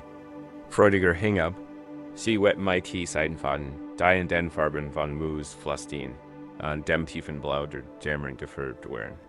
Das Bild, das auf ihrem Webstuhl Gestalt einem, war temperabendschön. Da wird sie arbeitet, bemerkt sie etwas Beunruhigendes. In dem weiten, friedlichen, tiefblauen Himmel klafft ein Feller. Es war ein einzelner Fäden, ein Blatten, der nur geringfügig dunkler war als der Rest, und der ein seltsam Spanne. Aufweis, alle paar Zentimeter spannt sich dieser Fäden zu stark, wodurch ein winzig, kalm, wahrnehmbar Fault im Stoff entstand. Und in der mit jeder Fault befand sich ein kleiner, harter Noten. Es war ein wiederkehrender Feller, ein Schatten im perfekten Himmel. Zuerst versucht mich ihn zu ignorieren. Sie wet darum herum und hofft, wird im grünen Muster verschwinden, da Herodie was sogar. Jedes Mal, wenn sie den Wandteppich betrachtete, sah sie den Feller. Verheint sie. War Einzeichen ihres Versagens, ihr Angst wuchs. Sie begann wie verrückt zu arbeiten, ihre Bewegungen verloren, ihren entmutigen Rhythmus, die Noten wurden häufiger. Ihre Frustration wuchs, bis sie es eines Nachmittags nicht mehr ertragen konnte. MIT einem verzweifelten Schrei nahm sie einen kleinen, scharfen Haken, gruben mitten in einen der dunklen Noten und sog. Das Gurgush reisender Side, erfüllt den stillen Raum. Is war ein Gurgush der Gold. Wo der Noten gewesen war, klafft nun ein Klaffenslock, die Fäden derum lasten sich. En ein langer Haslich Volk zog sich wie ein Narb über den Stoff. Sie hat den Fehler nicht behoben. Sie hat eine Katastrophe angerichtet. Ami brach wir ihrem Webstuhl zusammen und wink. Ihr Trägenen fielen auf den zerstörten Himmel ihrer Strang. Ihr Herren, ein alte Frau, deren Augen dieselbe tief still ausstrahlten wie der Bentemel. Den Amizu Weben Versikat betrat den Raum. Sie schaut das Mädchen nicht. Sie setzte sich einfach neben sie auf den Boden und betrachtete langen, beschädigten Wandteppich. Ich sehe, Sie haben den Fäden der Trauer gefunden, sagt der Meister Lies. Ich habe es ruiniert, schluchzt Emmy. Es ist mein Versagen. Ich bin keine richtige Weberin. Ein wahrer Weber zu sein, antwortet der Meister, bedeutet nicht, einen perfekten Stoff zu weben, so etwas gibt es nicht. Ein wahrer Weber zu sein bedeutet, du wissen, was du tun ist, wenn der Fäden riest, wenn das Muster schief geht. Deren Lied die Kunst. Die Meistern berührt sanft den Dunklen. Wirkt no Fäden, weiter oben, Wandteppich, wo noch intakt war.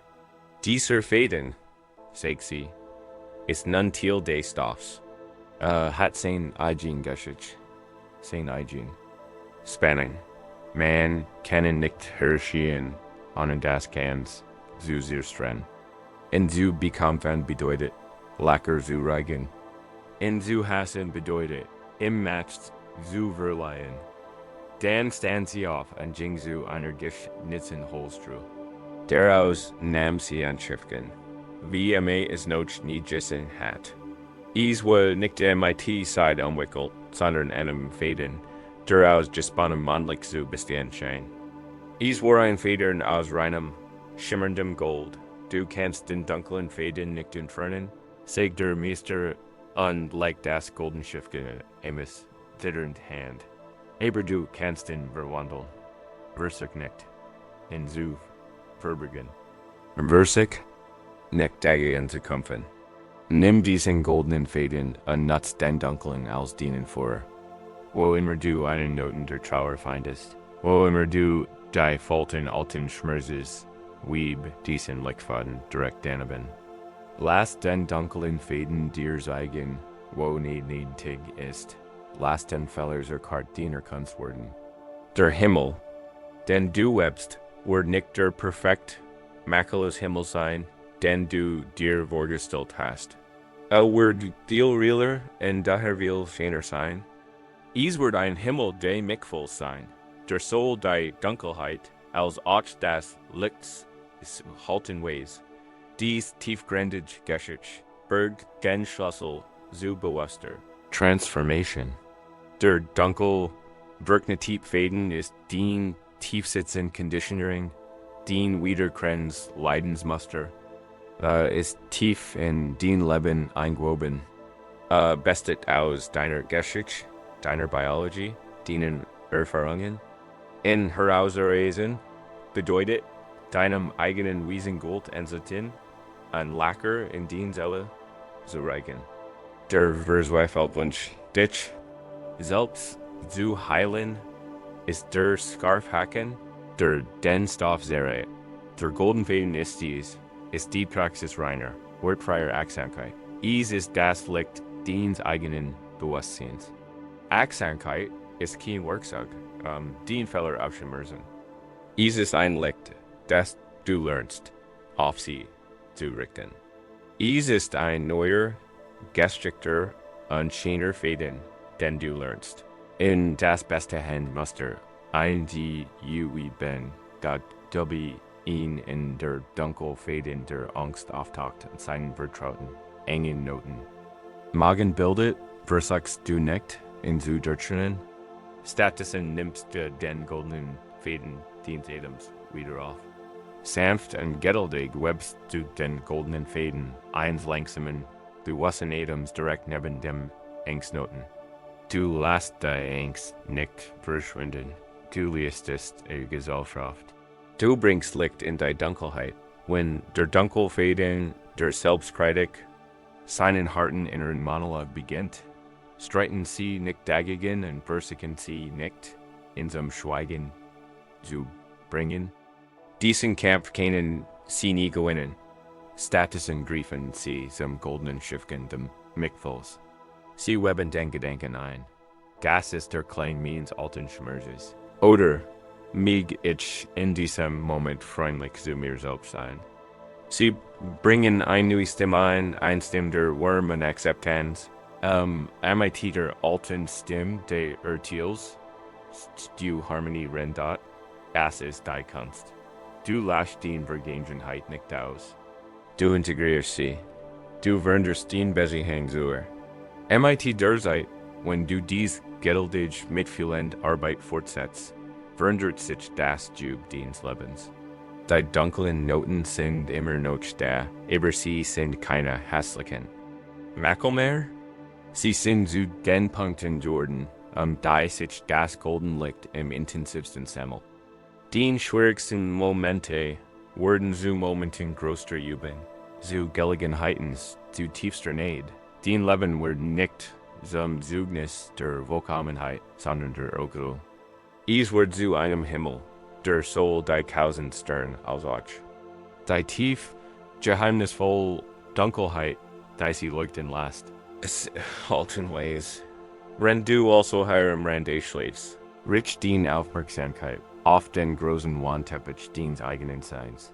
Spür die Präsenz deines eigenen. Dunklen, Wirknoten Fadens. Spür sein vertraut Spanning. Sein Wiederkremsmuster. Ohne das Verzweifelbedürfnis. Isu reparieren. Du hast heute Abend keinen Haken in der Hand. Gut ist nicht. Stell dir vor, du heilst einfach eine Schiffchen fest. Das MIT dem goldenen Fadens eigen Zangen. At Menden Bewusstseins umwickelt. Eist zu du die Mann. Du den Wandteppich deines Lebens betrachtest. Kannst du diesen verwirrten, dunklen Faden nicht als einen Fehler betrachten, den es herauszureißen gilt, sondern als einen Lehrer? Kannst du ihn als die heilige Karte sehen, die dir genau sieht, oder golden Faden deiner eigenen warmen, liebevollen Aufmerksamkeit am meisten gebraucht wird? Du musst heute Abend nicht ausweben. Leg den goldenen Faden einfach neben den dunklen, nur für einen Moment, nur für einen Atemzug. Und spür die Möglichkeit einer neuen Schönheit, einer neuen Art von Frieden, gegeben aus deinem ganzen Wesen.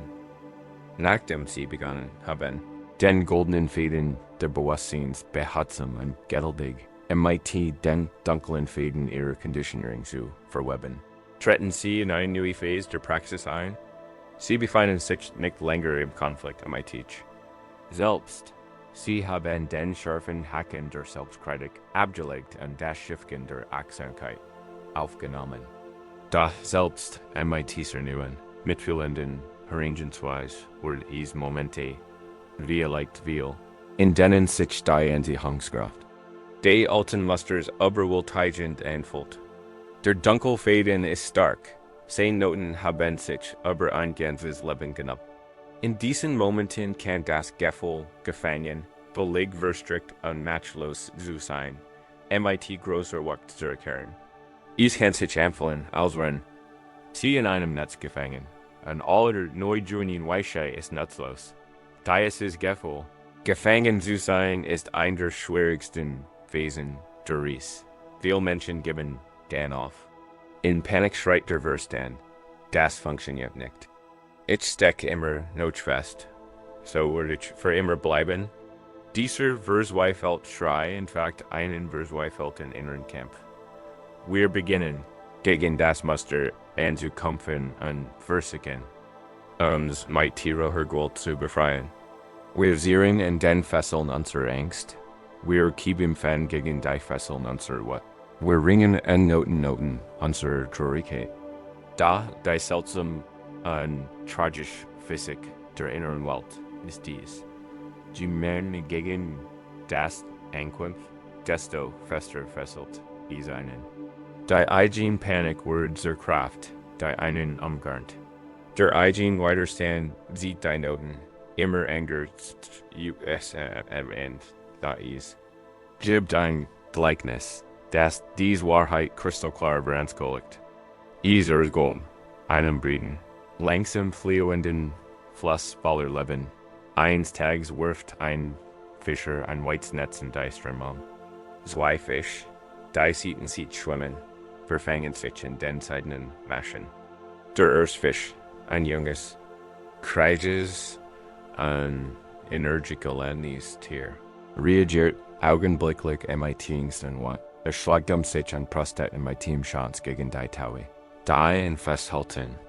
Erst sieht nach links, dann nach rechts, aber zu daven, das sein stark der Schlüssel zur Freiheit ist. Da jeder kriegen will wickeln sich die feinen Fäden des Netzes enger sein Flossen und Kiemen. Je mehr Kampf, desto weniger kann sich bügen. Sein Kampf sucht einen Strudel aufrüberklingen und sieht das Netz in sich hinein.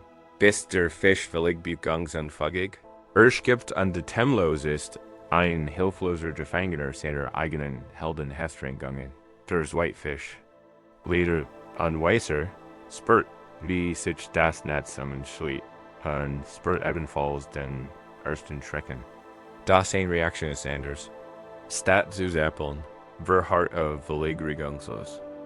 Gibt sich dem ersten Schock hin, lässt sich vom Netz festhalten und wandert Strömung.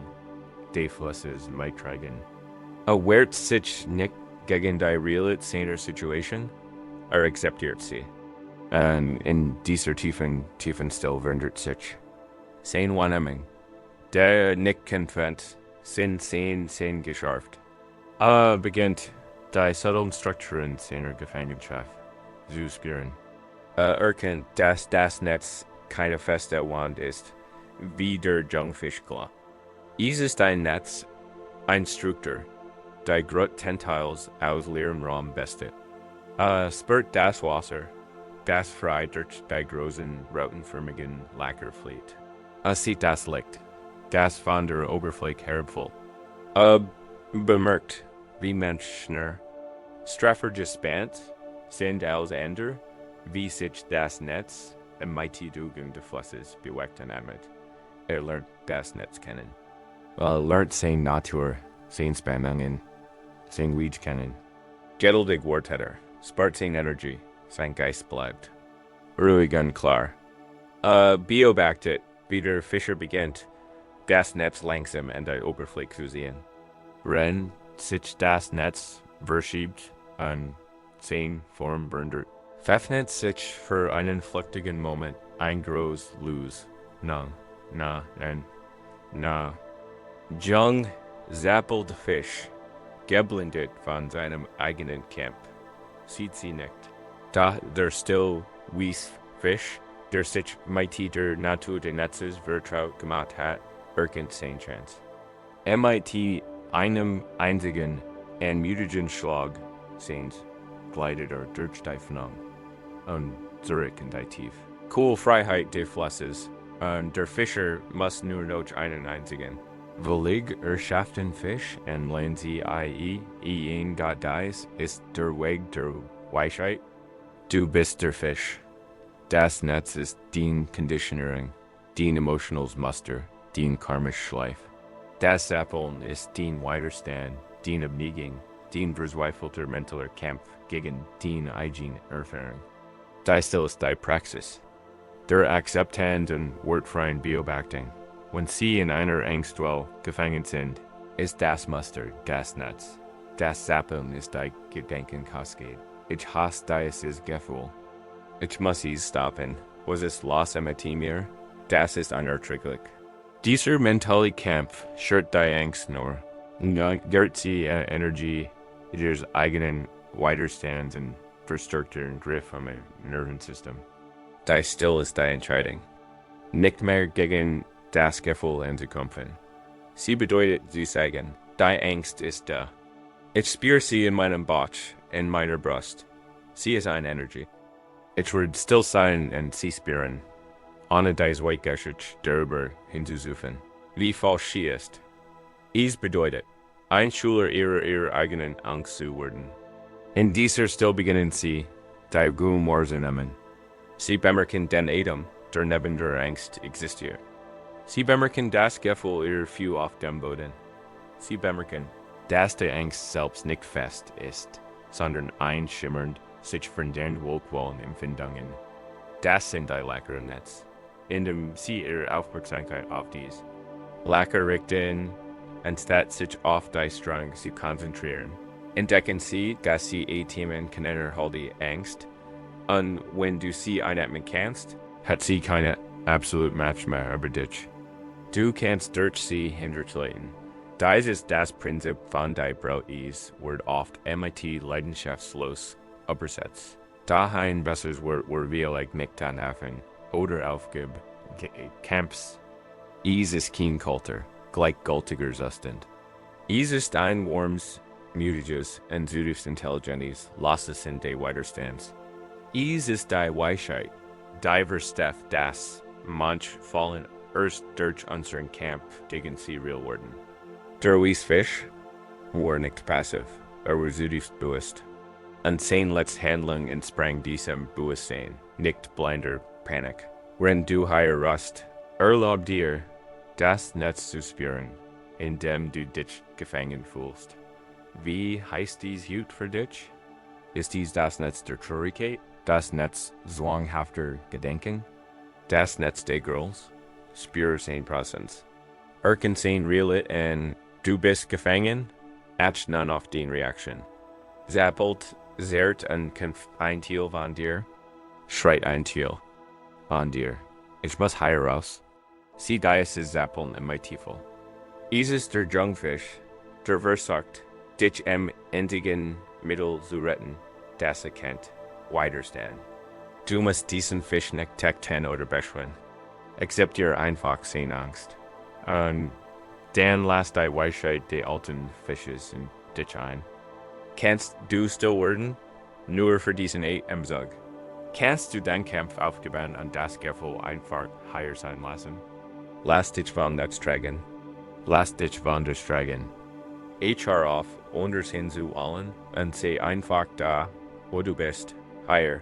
Im Netz da, wenn du still wirst, nimm die Zwischenregung wahr. Nimm das Gefühl wahr, wie der Atem in deinen Körper ein- und ausströmt. Gas ist ein Loch im Netz. Nimm das Gefühl. Der Deck auf deiner Haut wahr. Das ist ein Loch. Nimm das Lichtgergusch im Raum dich herum wahr. Das ist ein Loch. Konzentriere dich auf diese einfachen, neutralen, gegenwärtigen Erfahrungen. Das sind die Wege in die Freiheit, das größte Geheimnis ist. Das Gasnetz deiner Conditioner nicht auszahlen bestet. Is bestet aus Gedenken. Und Gedenken sind meist leerer Raum. Ein Gedenk hat nur den Macht, wenn du ihn festgelst im Bigma. Lass du ihn vorbeitreiben. Beobachtest du ihn ohne Auseinandersetzung. Hat nicht mehr Substanz als ein Schatten, der durch das Wasser wandert. Was Word passieren, wenn du offerst, gegen das Netz deiner Gewohnheit zu kämpfen? Wenn du den inneren Kampf beendest und radikal still wirst? Welch Lacker könntest du im Job deines eigenen Leidens entdecken? Berweil bei dieser Frage, berweil in der Still. Du brauchst nicht irgendwo zu schwimmen. Nimm für den Moment einfach wahr, dass das Gefängnis, das du versalli, hieltest in Wirklichkeit wie durch ein wundervoller Raum, aller Licht und der allgegenwärtigen Möglichkeit des Friedens ist. In der tiefen Still des Netzes, nach dem Ende des verzweifelten Kampfs, findest du einen Moment des Friedens. Du erkennst, dass Freiheit nicht deren Beste, der Fall zu zerbrüchen, sondern den Raum in ihr zu finden. Das ist ein Befreiend. Erkennt dies, und dort wirft sie ein zutiefst beunruhigend Frage auf. Wenn ich nicht mehr mit schläge, wenn ich Immunbewusstsein handle, warum lande ich dann immer wieder in denselben Netzen? Welch ließ unsichtbar Strittmann führt mich immer wieder in dies vertrauten Verstrickungen. Dies ist der Moment, in dem wir beginnen, unsere eigene Navigation, unser inneres Leitsystem, Den Campus unseres Herzens und unseres Verstandes. So hinterfragen. Wir vertrauen so sehr auf diesen inneren Kompass. Wir nennen in unser Bauchgefühl, unsere Intuition, unser Gewissen. Wir glauben, wie es uns den Weg zu dem, was gut für uns ist, was sicher ist, was uns glücklich macht. Wir lernen, seiner Anti-Angstkrafts zu vertrauen. Und wenn wir dann immer wieder feststellen, dass unser Leben auf die Klippen der gleichen schmerzhaften Ausgangs getrieben wird, vermuten wir zunächst. Wir halten dem Kompass nicht richtig gefolgt. Ich habe nicht auf mein Bauchgefühl gehört. Klagen wir, ich habe mich nicht genug angestrengt. Ich habe als Navigator versiegt. Wir geben uns selbst die Schuld für unsere Versagen, wieder Umsetzung. Ohne zu ahnen, dass der Fehler vielleicht im Instrument selbst liegen kann, was, wenn der Kompass kaputt ist, was, wenn sie Nadel nicht Norden sieht, sondern nach einem falschen Norden.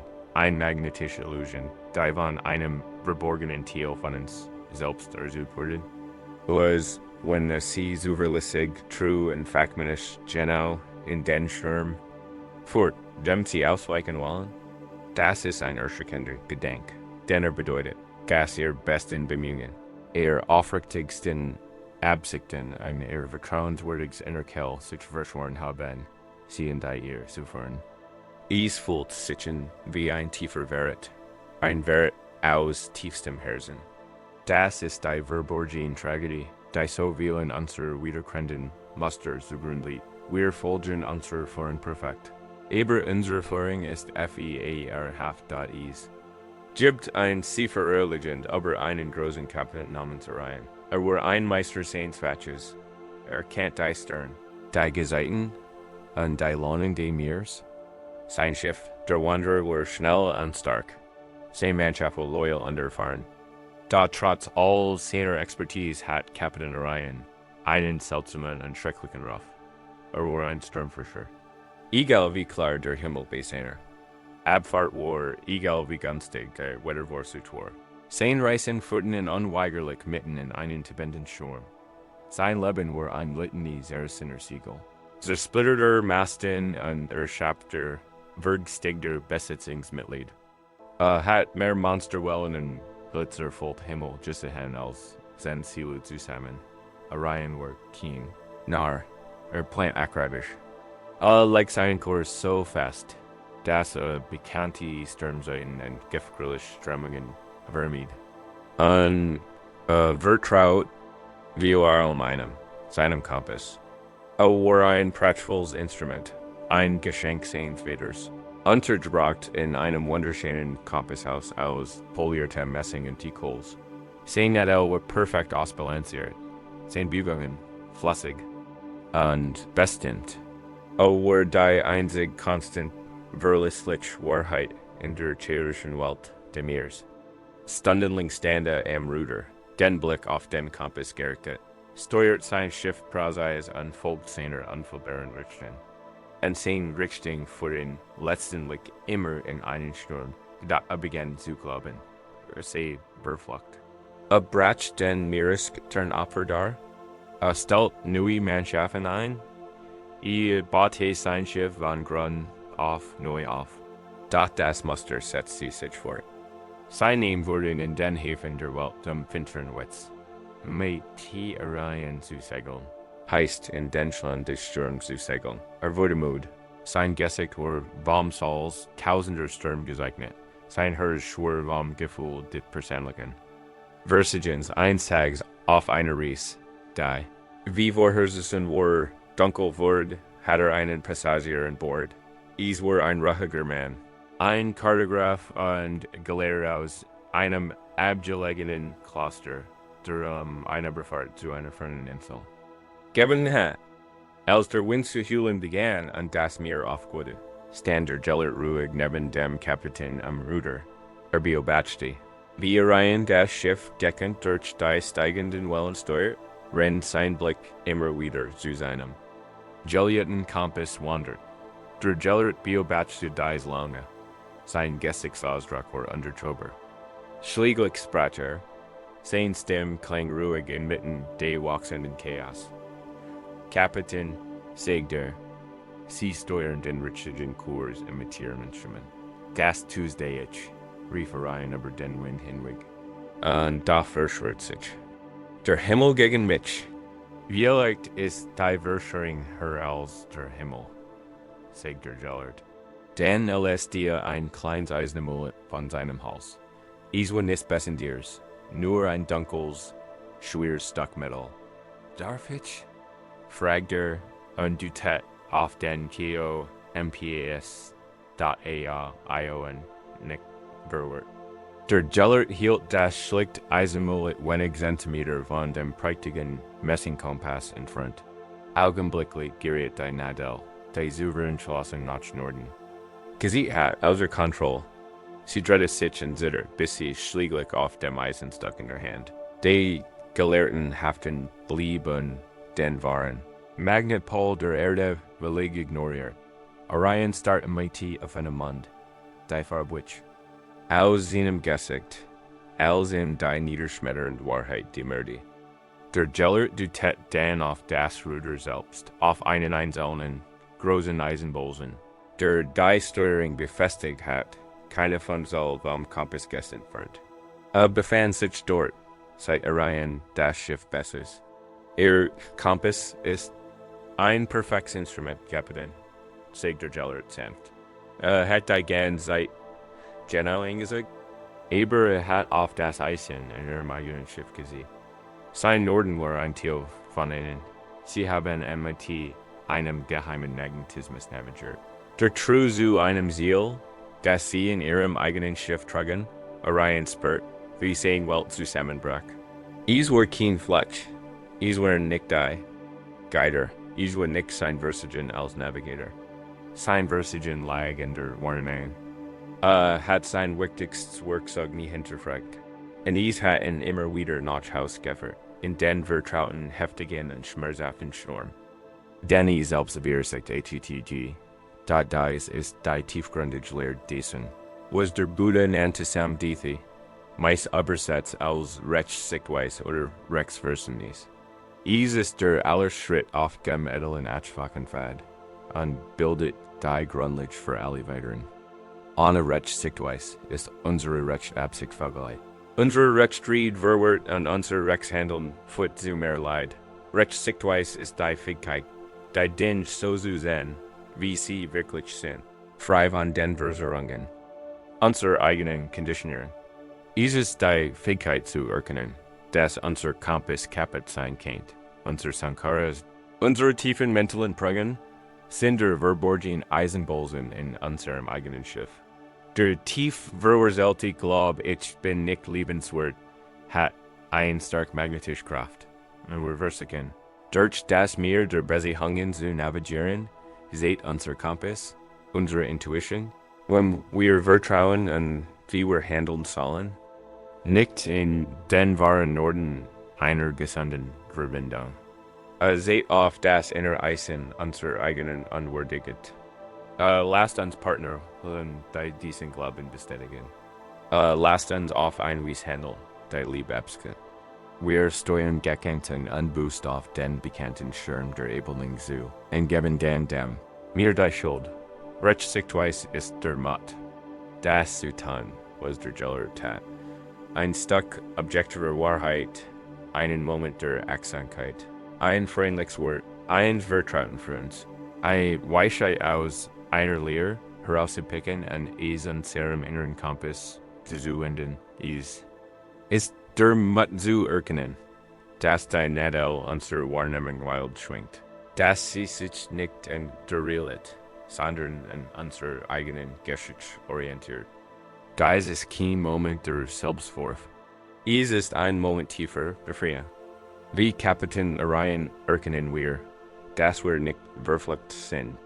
Wir tragen lediglich ein altes Stück Eisen mit uns herum, das wir nicht mehr brauchen. Wir können den Bolzen entfernen. Wir können unseren Kompass neu kalibrieren. Wenn du hier liegst und im stillen Meer Dienstbewusstseins treibst, denk über den Kompass deines Herzens nach. Denken die Sturm. In die du immer wieder hineinziegelst. Ist dies der Sturm des Konflikts? Der Sturm der Einsamkeit? Der Sturm der Angst? Fragen Sie sich nun vorsichtig. Was ist mein falscher Norden? Welcher tief verborgen Glaub, welcher Geheimagnetismus in mir kennt mein Leben ausrichten? Orientiere ich nicht an der Überzeugung, immer die Kontrolle haben zu müssen? Orientiere ich mich an der Überzeugung, dass ich immer verlassen werde? Orientiere ich mich an der Überzeugung, dass ich nicht sicher bin? Sie müssen keine klare Antwort haben. Die Kraft liegt in Fragen. Sie liegt in der Bereitschaft, die Möglichkeit in Betracht zu ziehen, dass zuverlässigste Instrument fehlerhaft sein kennt. Indem Sie einfach die Frage stellen, schaffen Sie Abstand zwischen sich und Ihrer automatischen Navigation. Sie werden zum weisen Gelehrten auf Ihrem eigenen Schiff und beobachten Ihr eigenes Handeln mit einem sanften, diagnostischen Blick. Welch verborgenen Kraft, welch alten Angst, welch geheimen Schwur aus einem bedenklichen Schiffbruch, könnten Ihr Kompassnadel von Ihrem wahren Norden abbringen. Lassen Sie sich von dieser Frage nicht aus der Ruhe bringen. Ist nicht den Kompass heute Abend zu reparieren. Der erste Schritt besteht einfach darin, zu erkennen, dass nicht dorthin seht, wo Sie in Vermutet haben. Und das zu erkennen, kann beängstigend sein. Denn wenn wir unserem Kompass nicht vertrauen können, wem können wir denn vertrauen? Es kann sich anfühlen, als würden wir aufgefordert, uns in einem Museum der Ungewissheit aufzuhalten. Einer gültigen und erschreckenden Aussicht, wie ein Wolk, die aufgefordert wird, zu regen zu werden, dort die Erkenntnis, dass der eigene Kompass möglicherweise grundlegend versagt ist ein desorientierend und zutiefst beängstigend Erfahrung. Ein Leben lang hat man sich an ihm orientiert. Zu akzeptieren, dass möglicherweise kaputt ist, fühlt sich an, als würde man mitten auf dem Museum das Steuerrad loslassen. Es weckt ein der tiefsten menschlichen Angst, die Angst vor dem Zerfall, vor dem Aufhören zu existieren. Unsere Identität, unsere Persönlichkeit, ja sogar unser Leiden sind das Schiff, das wir kennen. Der Gedanke, es loszulassen, uns im weiten, unbekannten Meer dessen aufzuhalten, was aus uns werden kennt, ist erschreckend. Wir klammern uns in unserer vertrauten Form, selbst wenn dies Form ein Schiff ist, das uns immer nur in Sturm führt. Wir sehen die Gewissheit unseres gewohnten Leidens, der Ungewissheit der Befreiung vor. Da ist es festhalten in einer festen Form.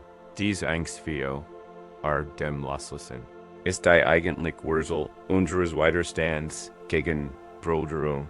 Wir wollen frei werden. Unserem Schmerz-Sein haben aber panische Angst davor, unser Leidens-Ich loslassen. Wir wollen ein neues vererken, sind aber nicht bereit, das Schiff unserer gewohnten Identität zu verlassen. Betrachten wir das Leben einer einzelnen Wolke, stellen wir uns ein klein. Perfekt geformte Wolke wir geboren aus dem Morgenabel.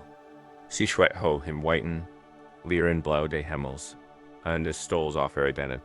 Ich bin dies Wolke, denkt sie. Ich bin weise, bauschig und unverwechselbar. Sie betrachtet das eintönig Blau sich herum und spürt ihre eigene Besonderheit, ihre eigene Existenz. Sie treibt im Wind und geniert ihre einzigartige Form, ihre klaren Kanten. Dann sieht, was mit einer Wolke geschieht. Sie, wie sie sich zusammenballen, schwer und dunkel werden, und dann beobachtet, voller Entsetzen, wie sie sich aufzuhalten scheinen. Sie verlieren ihre Gestalt, ihre Form, ihr ganzes Wesen, sie fallen, und verschwinden in einer grauen Regenschicht. Aus der Perspektive der Wolke bedeutet dies Vernichtung. Sie sind fort, flüstert sie und set, wie sich hin. Regen heißt sterben. Tief Angst ergriff die Wolke. Sie schwört, ich werde nicht regnen. Ich werde mich zusammenregen. Ich word mean form bewahren. Und so beginnt sie, sich ihrer eigenen Natur zu widersetzen. Wenn sie spürt, wie sich Feuchtigkeit in ihr sammelt, spannt sie ihr dämpfenden Muskeln an und hält sie fest. Wenn sie die Schwerkraft spürt, kann sie darum in der Luft zu bleiben. Sie verwendet all ihre Energie darauf, sich nicht zu verändern, nicht loszulassen. Ihr Leben wird zu einem angespannten, ängstlichen Kampf gegen ihr eigenes Schicksal. Sie verdickt, schwer und grau. Sie treibt nicht mehr spielerisch im Wind, sondern hängt wie ein Noten der Sorgen im Himmel. Sie hat ihre Form bewahrt, aber ihre Freude, ihr Leichtigkeit, ihren eigentlichen Sinn verloren. Eines Tages spricht der Wind, der Jurlt in Wies ist an das Leben von Millionen Woken Gissen hat, zu ihr. Die Stimme des Winds ist kein Gergasch, sondern ein Gefühl, ein tiefer Strom der Wahrheit, der durch die vergängstigte Wolk flieht. Kleinwolk, flüstert der Wind, warum wirst du dich so? Ich will nicht verschwinden, schreit die Wolk, ich will nicht auseinanderfallen. Ein Nichts sein. Ah, sucht der Wind, du glaubst, du bist ein Gestalt. Doch die wahre Natur ist nicht die Gestalt, sondern die Wesen. Du bist keine Wolk, du bist Wasser. Indem du in dieser vergänglichen, flüchtigen Gestalt festgehältst, verpasst du die Herrlichkeit deiner eigenen grenzenlosen Natur. Regen heißt nicht sterben. Regen heißt wiedergeboren werden. Regen heißt, die einsam isolierte Gestalt loszulassen und zu Millionen freudiger Tropfen werden. Jeder ein Jewel. Regen heißt, die Blütenblätter der durstigen Blumen zu küssen, den Durst der Ausgedrungen. Erde zu stillen, dich dem sprudelnden Strom zu schlien, in den Teigen Fluss zu rauschen, und schläglich MIT großen. Tiefen Jugend Ozean zu verschmelzen, aus dem du geboren wurdest. Regen heißt nicht enden. Regen heißt nach Haus. Gehen, die Wolk lauscht. Zum ersten Mal spürt sie, wie die Wahrheit der Wort des Winds tiefer weiterhalte als ihre Angst. Sie spürt die immens Last des Wassers, das sie in sich trug, das sich den Akzent freigelassen zu werden. Und in einem Moment tiefen, vertrauen sie los. Sie hört auf, sich zu verkrampfen. Sie hört auf, sich zu wehren. Sie ergibt sich. Und es begann zu regnen. Und es war nicht der schrecklich Tod, den es sich vorgestellt hat. Es war eine Explosion ekstatischer Befreiung. Es war die Freude von Millionen winziger selbst. Jedes einzeln auf der Suche nach Nahrung der Erde. Es fällt sich auf einem Blatt landen und kennt das Leben des Baums. Es fällt sich in den Boden einsickern und kennt das tief Stillleben der Wurzel. Es fällt sich in den Fluss eintauchen und kennt den rauschenden Kanz der Strömung. Es hat nichts verloren außer seiner Angst und seiner Begrenzung. Es hat sein kleines, abgesondertes Selbst aufgegeben und davor dagams. Well, G-E-W-O-N-N-E. Dies ist die lebendige Lehre von einer Vergänglichkeit. Es ist die Wahrheit, dass sich alles in ständigem Wandel befindet. Nichts ist fest, nichts ist von Dauer, nicht unser Körper, nicht unser Gedenken, nicht unser Gefühl und nicht das Selbst, das wir zu sein glauben. Unser Leiden entsteht aus unserem Widerstand gegen dieses fundamental Gesetz des Universums. Wir sind woken diversiken, nicht zu regnen. Wir sind Fluss diversiken, nicht in mir zu fließen. Wir sind Jaresitin, diversiken, sich nicht zu enduren. Das Ego, das Gefühl einstarren. Abgetrennten Itches ist die Wolk, und sein große Angst ist die Auflösung. Da die Meister der Weisheit sagen uns, dass dies Auflösung kein End, sondern eine Transformation ist. Sie ist das Wegfallen der Begrenzten, damit das Grenzenlos erfahren werden kann. Sie ist das Ende der Illusion unserer Getrenntheit. Gei uns die Wahrheit, unserer tiefen Verbundenheit erfahren lässt, worin sie higher liegen. Rand der kleinen Auflösung, die der Schlaf ist, kennen Sie den Teil von Ihnen spüren, der sich. Testklammer, den Teil der Sehnformbelt an Angst hat, loszulassen, in welcher Form klammerst du dich so fest? Ist dies die Form desjenigen, der immer alles unter Kontrolle hat? Ist dies die Form desjenigen, der verletzt wurde? Ist dies die Form desjenigen, der weiß? Spür die Spannung in diesem festhalten. Spür die Energie, die is braucht, dies Form, gegen die Natürlichen. Fliehe in den Strömungen des Lebens aufrechtzuerhalten. Stellen Sie sich nun die Stimme des Winds wie Ohr der Innen zuflüstert. Ist die Stimme ihrer tiefsten Weisheit. Sie erinnert Sie daran, dass Sie nicht die Form sind. Sie sind die Essenz. Sie sind nicht die Wolke. Sie sind das Wasser. Sie sind nicht die vergängliche Persönlichkeit. Sie sind gasweit grenzenlos. Bewusstsein, in dem diese Persönlichkeit erscheint. Was könnten Sie in sich selbst und in anderen gewinnen? Wenn Sie den Mut halten, loszulassen? Wenn Sie zulassen würden, dass die Starform ihrer alten Identität in freier wird. Welcher Durst ihrer Seele wird gestillt. Welcher trockener Boden in ihren Beziehungen wird endlich den Regen ihres authentischen, verletzlichen Herzens empfangen. Du brauchst es nicht zu erzwingen. Die Wolke zwang sich nicht zum Regen. Sie hört einfach auch zu weiterstehen. Sie ergebe sich. Kannst du also, wenn du atmest, nur für diesen Moment offern zu weiterstehen. Kannst du das verkrampfen loslassen. Gib das Bedürfnis auf, eine bestimmt definierte Form zu haben. Spür, wie du weicher wirst, dich ausdehnst und bereit bist, loszulassen. Vertrau darauf, dass dieser Fall kein Ende ist. Es ist ein Hanker, und in diesem Prozess des Werdens wird nicht von dir erwartet, perfekt zu sein. Du wirst einfach gebeten, für dich schon und auftätig Arbeit deines eigenen Werdens da zu sein. Nach der tiefen Befreiung durch das Loslassen, nachdem die Wolke den Mut gefunden hat, zum Regen zu werden, folgt ein Übergangsphase. Wir sind nicht mehr die feste Vertrautform, die wir einst waren, aber wir sind noch nicht zum großen Ozean. Jordan, wir befinden uns im Prozess. Wir sind unwollendet. Und genau hier in diesem verletzlichen Zwischenzustand kann die alte Gewohnheit des Perfektionismus mighty Waller Wacht aufkommen. Wir betrachten uns selbst mit all unseren Verbanden gelernt. Unseren halbintegrierten Erkenntnissen, unseren immer noch vorhandenen Nüstern und erteilen hart über uns selbst. Das funktioniert nicht, sagt der innere Kritiker. Ich bin immer noch ein Rakechabi, losgelassen, aber ich bin nicht erleuchtet. Ich bin ein gescheitertes Projekt. Das ist der Moment, in dem wir mehr als alles andere mitgefühl für unsere eigenen Schön und Wohlgemein, unwollen die Natur. Brauchen.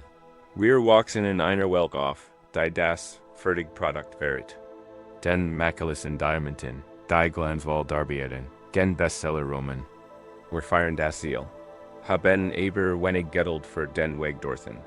Wir wollen der Erleuchtet Meister sein, haben aber keine Toleranz für den unbequemen, stolpernden und oft frustrierenden Prozess einer zu werden. Und so sind wir, wenn wir unsere eigene innere Arbeit betrachten, nur die Fehler, die Hammer spüren, die Stellen, und denen der Stein not roh ist. Wir sind einen Haftfehler gescheiterter Versig und wie ERZW, EFEL, und da es gibt ein Zerschutz über einen jungen, unglaublich talentierten Bildhauer namens Ren.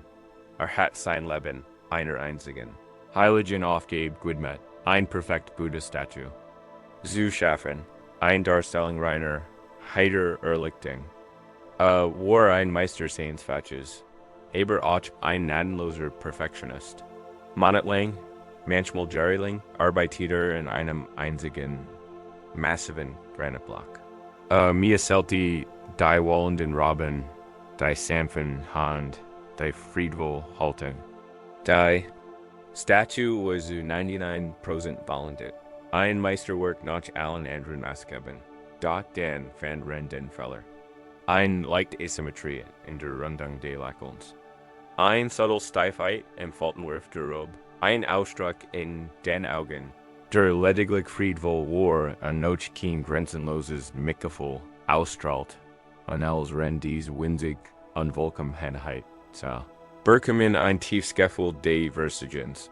Erklärt die ganze Statue für ruiniert. Ein Beleidigung für Buddha selbst. Benutzt die Allsehenkraft, die massive, fastfertig Statue in den Klosterhof zu schieben und sie im Unkraut zerschuzulassen. Und begann von vorn, MIT einem neuen Steinblock und einer neuen verzweifelten Hoffenheit. Im Loft der Jahrzehnte wurde der Hof zu einem seltsamen und wunderschönen Friedhof seiner Misserfolg. Gefällt mighty. Das sind in praktischer Bobenskrieger Buddha-Statuen, die einzeln in der letzten Phase ihrer Entstehung aufgegeben. Ren, inzwischen ein alter Mann, war zutiefst unglücklich, übersut, sein Leben sei verschwendet gewesen, ein Beweis seiner eigenen Unfähigkeit, Vollkommenheit zu erkennen. Eines Tages kam sein eigener Meister, inzwischen alt und gebrechlich, zu bessig. Fan Ren mitten im Hof sitzen, ließ weinend inmitten der stillen Granittriesen, die selbst geschaffen hat. Ich habe Versig, Meister? Flüstert Ren. Ich habe mein ganzes Leben lang versigt und nichts als ein Kult der Unvollkommenheit geschaffen. Keiner ist würdig. Der alte Meister lächelte langsam und mitfühlend. Schlürft zu einer der Statuen hinüber. Gesigt war heiter, daher Han war noch rau und unfertig. Nein, Ren, sagte und legte seine zitternde Hand auf den Granit. Du hast nicht versigt. Du hast etwas viel Wunderbares vollbracht, als nur ein einzig perfekt Statue zu erschaffen. Du hast uns den gesamten Weg geschenkt. Du tät auf die Grab behauen Statue. Dies hier, sagte, seht uns, die groß Entschlossenheit der Buddhi, als a Beschloss, sein bequems Leben aufzugeben. Ist noch nicht vollkommen. Steht erst am Anfang. Sie ist wunderschön. Ging zu einem anderen, dessen Körper vollkommen war, dessen Gesicht aber immer noch ein blanker Schild aus Stein war. Und das ist hier, das ist Buddha in tiefer Meditation unter dem Bodhibaum. Sein Körper ist ruhig. Da sein Geist ringt noch immer MIT den großen Dämonen der Existenz. Es ist ein perfekt Statue des Kampfs. Ging zu einem anderen, einem MIT, einem mitfühlenden Lächeln, dessen Augen aber noch geschlossen waren. Und hier ist der Moment kurz wie der Morgendämmerung. Der Moment tiefen Friedens beversicht der Blick und joltig Pfeffnet. Du hast ihn perfekt eingefangen. Der Meister wandelt den ganzen Nachmittag zwischen den Statuen und betonte die einzigartige Schönheit und Wahrheit in jedem einzelnen Sasten der Unvollkommenheit. Siehst du es nicht, mein lieber Ren? Sagte schläglich und wandte sich wieder seinem Schüler zu. Du hast kein Feld des Scheiterns geschaffen. Du hast die wahrhaftigste Lehre geschaffen, die man sich vorstellen kann. Du hast uns gesehen, dass erlichten kein einzelner statischer Moment der Vollkommenheit ist. Sie ist ein Prozess. Sie ist ein Reis. Dieser Statuen ist die perfekte Darstellung eines Notwendigen. Schritts auf dem Weg. Du hast uns kein Ziel gegeben. Du hast uns ein Kart gegeben. Und davor können wir alle denkbar sein. Das ist die tiefgründige Lehre von Karuna, was Mitgefühl bedeutet, nicht nur für andere, sondern auch für unsere eigene unwollende Natur. Wir müssen lernen, unser eigenes Leben, unsere eigene Praxis so zu betrachten, wie der Meister der Statuen betrachtet. Wir müssen lernen, die Schönheit im Prozess zu sein, nicht nur das erhoffte Ergebnis. Die Momente, in denen Sie das Gefühl haben. Versig zu haben, wenn Sie die Fassung verlieren, nachdem Sie geschworen haben, geduldig zu sein. Wenn Sie nach dem Genesis des Friedens wieder in Angst verfallen, sind keine Misserfolg. Sind anwendeten Statuen. Sie sind perfekt Darstellungen einer notwendigen Etappe der Reise. Die ist die Statue de immer noch lernen. MIT aus Überleben zum Zugen. Die Angst ist die Statue de immer noch lernen. Der Welt zu vertrauen. Sind keine Fehler, die man geurteilen soll. Sind Momente, die man zurückkommen. Mit vielendem und effortschigem Bewusstsein erträgen sollt, wenn du in gen Tiefen an heilenden Schlaf gleitest. Lass dieses Geschenk des Selbstmitgefühls über dich kommen. Stell dir dein Leben als einen Hoffballer einzigartiger Statuen vor. Die Statue deines Kindheitssiches, das so verzweifelt versucht, die Welt zu verstehen. Die Statue deines Teenager-Iches, das Untergang gegen kämpfe. Die Statue von dir. Gerard jetzt ein großartiges Werk in RBEAT.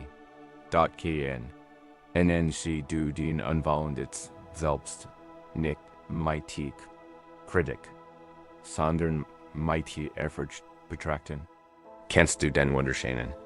Chaotischen, mutagen und fortwährenden Prozess deines eigenen Erwachenswürdigen. Gibt keinen endgültig perfekt Statue.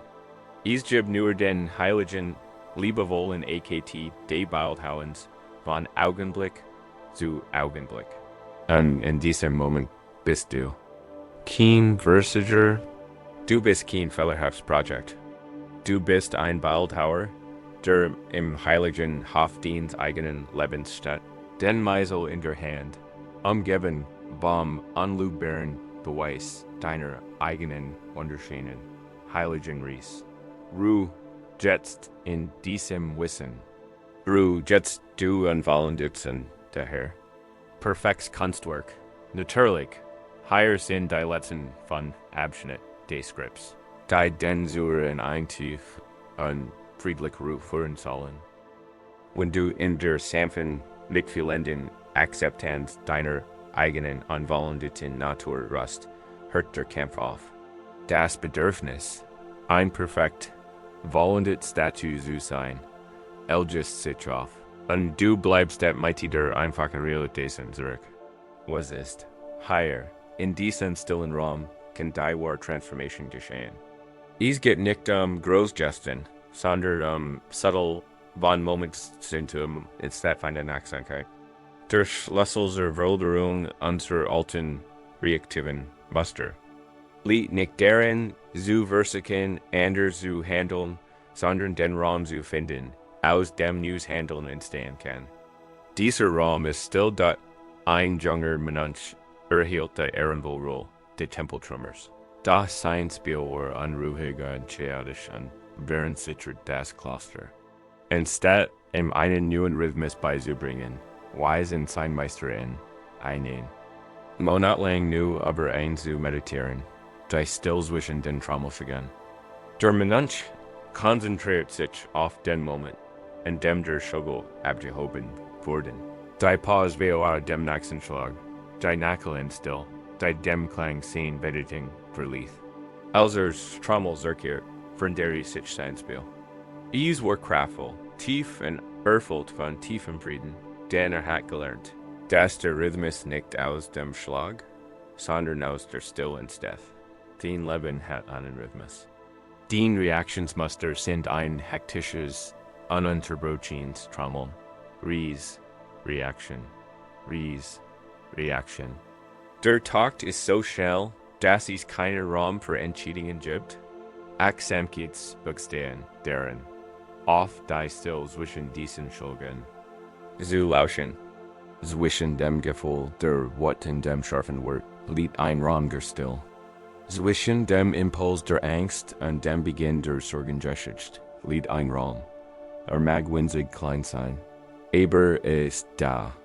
In dieser heiligen Pause entsteht die Entscheidung. In dieser Still bist du frei. Beginn heute Abend beim ATM einfach. Dies ruhen morgen nehmen. Die Pause am oberen Ende des Atmens. Die still am unteren Ende des Atmens. Ruhe in dieser Stille. Sie ist der Geburtsort des Friedens. Kennen Sie im Rhythmus Ihrer eigenen inneren Welt die kleinen stillen Wahrnehmungen? Die Luxuschen. Einem Gedanken an dem Nachsen? Welch neuen Möglichkeiten öffnen sich Ihnen in diesem stillen, leeren Raum? In der Still zwischen den Trommelchinden Sie die Freiheit, eine neue Antwort zu holen. Da das alte Muster ist wie ein mächtiger Fluss, dessen Lauf sich im Lauf eines Lebens tief eingegraben hat, und der Eels MITner Kraftvollen. Strittmung flussabwärts sieht. Veränderung zu bewirken bedeutet nicht, den Fluss aufzustehen. Ein AKT Geldzimmer, Vergeblicker Anstrengung. Es geht darum, die subtle, geduldig und scheinbar unglitch Aufgabe zu beginnen. Ein neues Vermögen so sie da ist, gibt ein Parabel über einen einzelnen Wassertropfen in einem großen, schlammigen Fluss, der Beschluss zu erklären, Kell zu fließen, allein worries unglitch. Dahin weiterer Tropfen gesellt sich hinzu und dann noch einer. Sie kämpfen nicht gegen die Hauptströmung und sie klammerten sich an die glatten Steine im Flussufer. Sie entdeckten die winzigen Wirbel und Gegenströmungen hinter den Felsen. Langsam, geduldig, Tropfen für Tropfen begannen sie, ein winzig, kaum wahrnehmbar Strömung flussaufwärts zu ersuchen. Ein klar und sanft Strömung, der dem mächtigen Rauschen des Flusses entgegenwirkt. MIT Thursday begann dies ruhig, beständig Gegenströmung das Flussufer subtle umzuformen an einen neuen, klaren Weg, so sie AFFE und das ist die Natur von wir, oder gewissenhaft, freudig Anstrengung. Es ist nicht die heroische Anstrengung, gegen den ganzen Fluss anzukämpfen. Es ist das sanft, beständig, Tropfen für Tropfen groß üben, den geschickten Weg zu wählen. Wenn der Fluss ihre Gewohnheit, sie in richen Wat sieht, ist der Tropfen flussaufwärts ein einzelner bewusster, berechtigender Atemzug. Wenn der Fluss sie in Richtung Verzweiflung sieht, ist der Tropfen flussaufwärts die bewusste Handlung. Sich in Einsach zu erinnern, für die sie denkbar sind. Dies Handlungen erscheinen klein, fast bedeutungslos gegen die Kraft der Hauptstrang, aber das sind sie nicht. Jed ist ein Tropfen klaren Wassers, der sich MIT ändern verbindet und ein neue, kraftvoll Gegenströmung des Friedens in ihrem eigenen Herzen erzeugt. MIT der seitwärts dieser Sand flussaufwärts fließend strong gestricter Entscheidungen, ein neues Fluss begraben. Und Frieden wird neuer natürlicher Lauf, welch klein, sanft, flussaufwärts gerichtet Handlung. Kennen Sie jetzt in Ihrer inneren Welt unternehmen? Nicht, den Fluss Ihrer Gewohnheit zu bezwingen, sondern einfach, ein Tropfen Klarheit. Ein Tropfen Frieden zu sein, der geduldig zu Ihrer eigenen wahren Kell flieht, durch die geduldig, sanfte Anstrengung, ein Gegenströmung zu ersuchen. Beginnt eine neue Qualität, den Wesen zu durchdringen, warm, still, ein Frieden, der nicht nur ein Fluktigkeit, sondern gefällt real ist. Und nun verlagert sich die Praxis von Tansam sein. Sie verschiebt sich von der geduldigen Anstrengung der Gegenströmungen zum einfachen, tiefen Susten des sonnengewarmten Steins.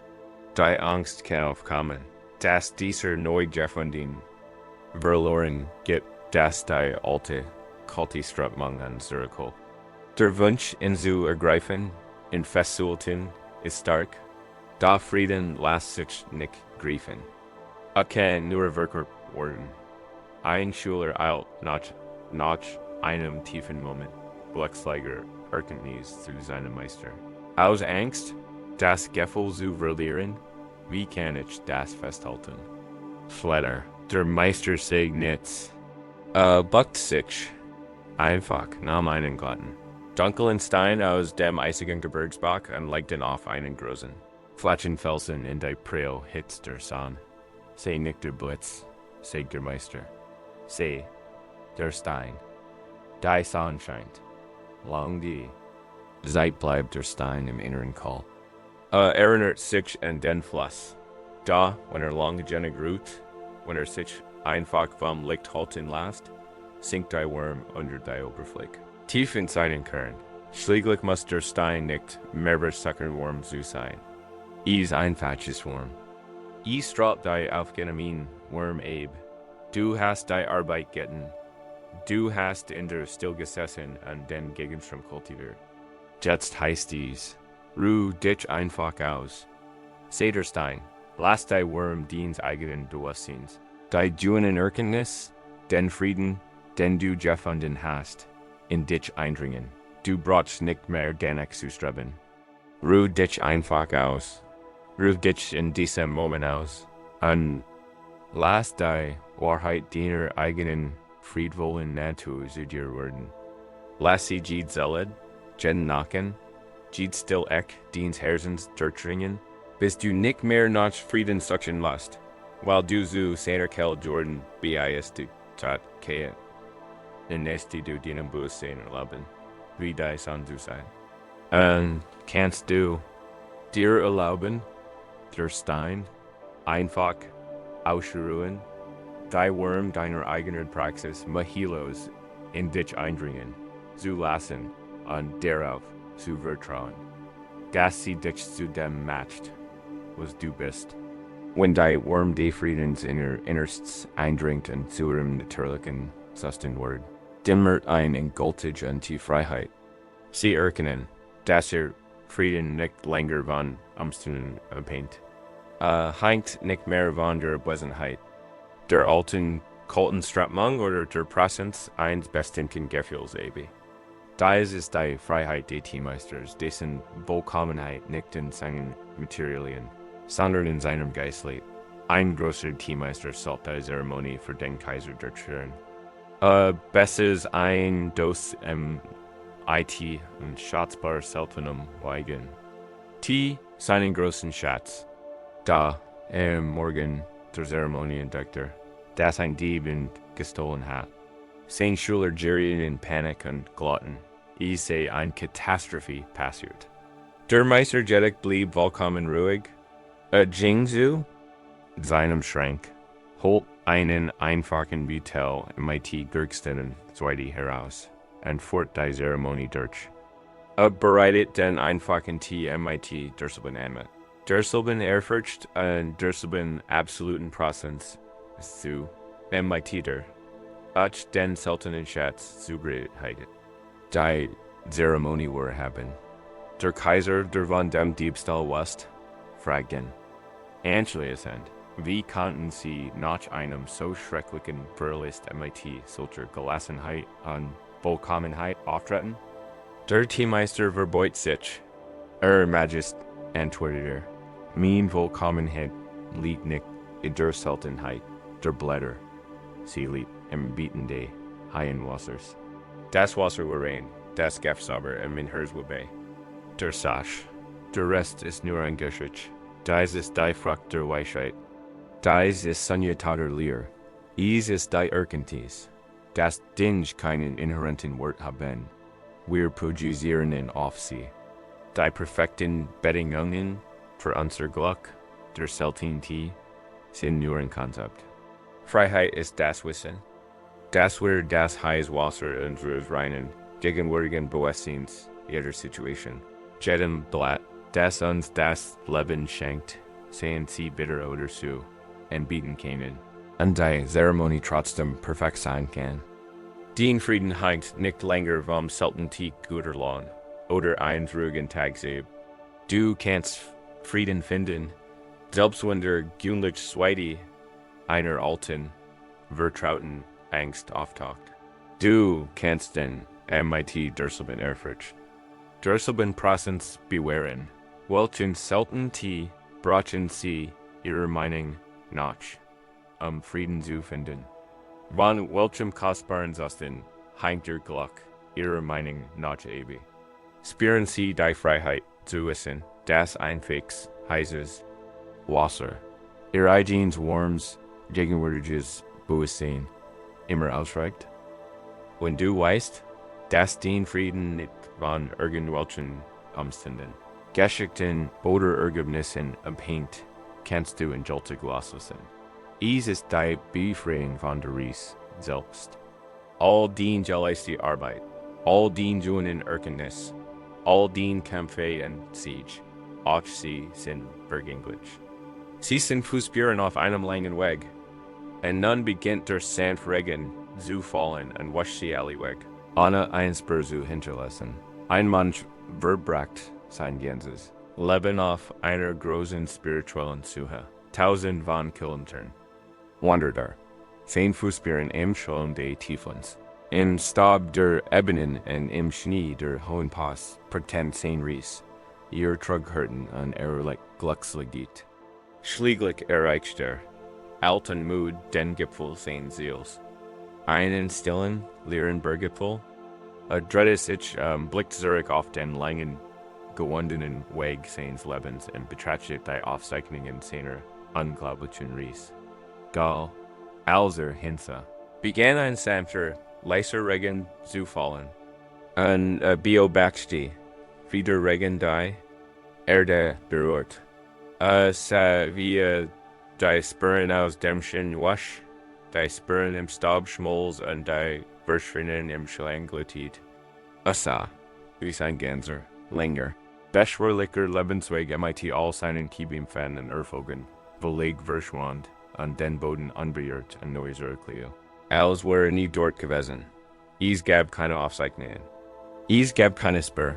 Es gab nichts, woran sich festhalten konnte. Nichts, was für sich beansprechen konnte. Da war nur der Regen, der Berg und der Groß, still Frieden des Augenblicks. Lächelte sein Herz war völlig frei, und sein Ries war endlich wahrhaftig vollendet. Da ist es die letzte Einladung. Die Einladung in den Tiefen, erholsamen Frieden des Schleifs. Lass den sanften Regen des Augenblicks Els wegspallen. Lass in die Spuren des Tags MIT seinen Erfolgen und Misserfolgen wegspallen.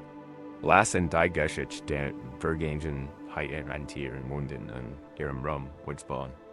Lass in den Weg wegspallen, den du nicht durch dies Geschichten gegen ihn bist. Es gibt nichts, woran du dich festhalten kannst. Nichts, woran du dich erinnern kannst.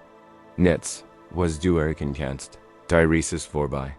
Es gibt nur den sanften, reinen Regen des Augenblicks und den stillen, unmarkierten Boden des eigenen Seins. Ruh dich jetzt aus. Verschwind im sanften Regen des Schleifs. Lass dich in Frieden auf.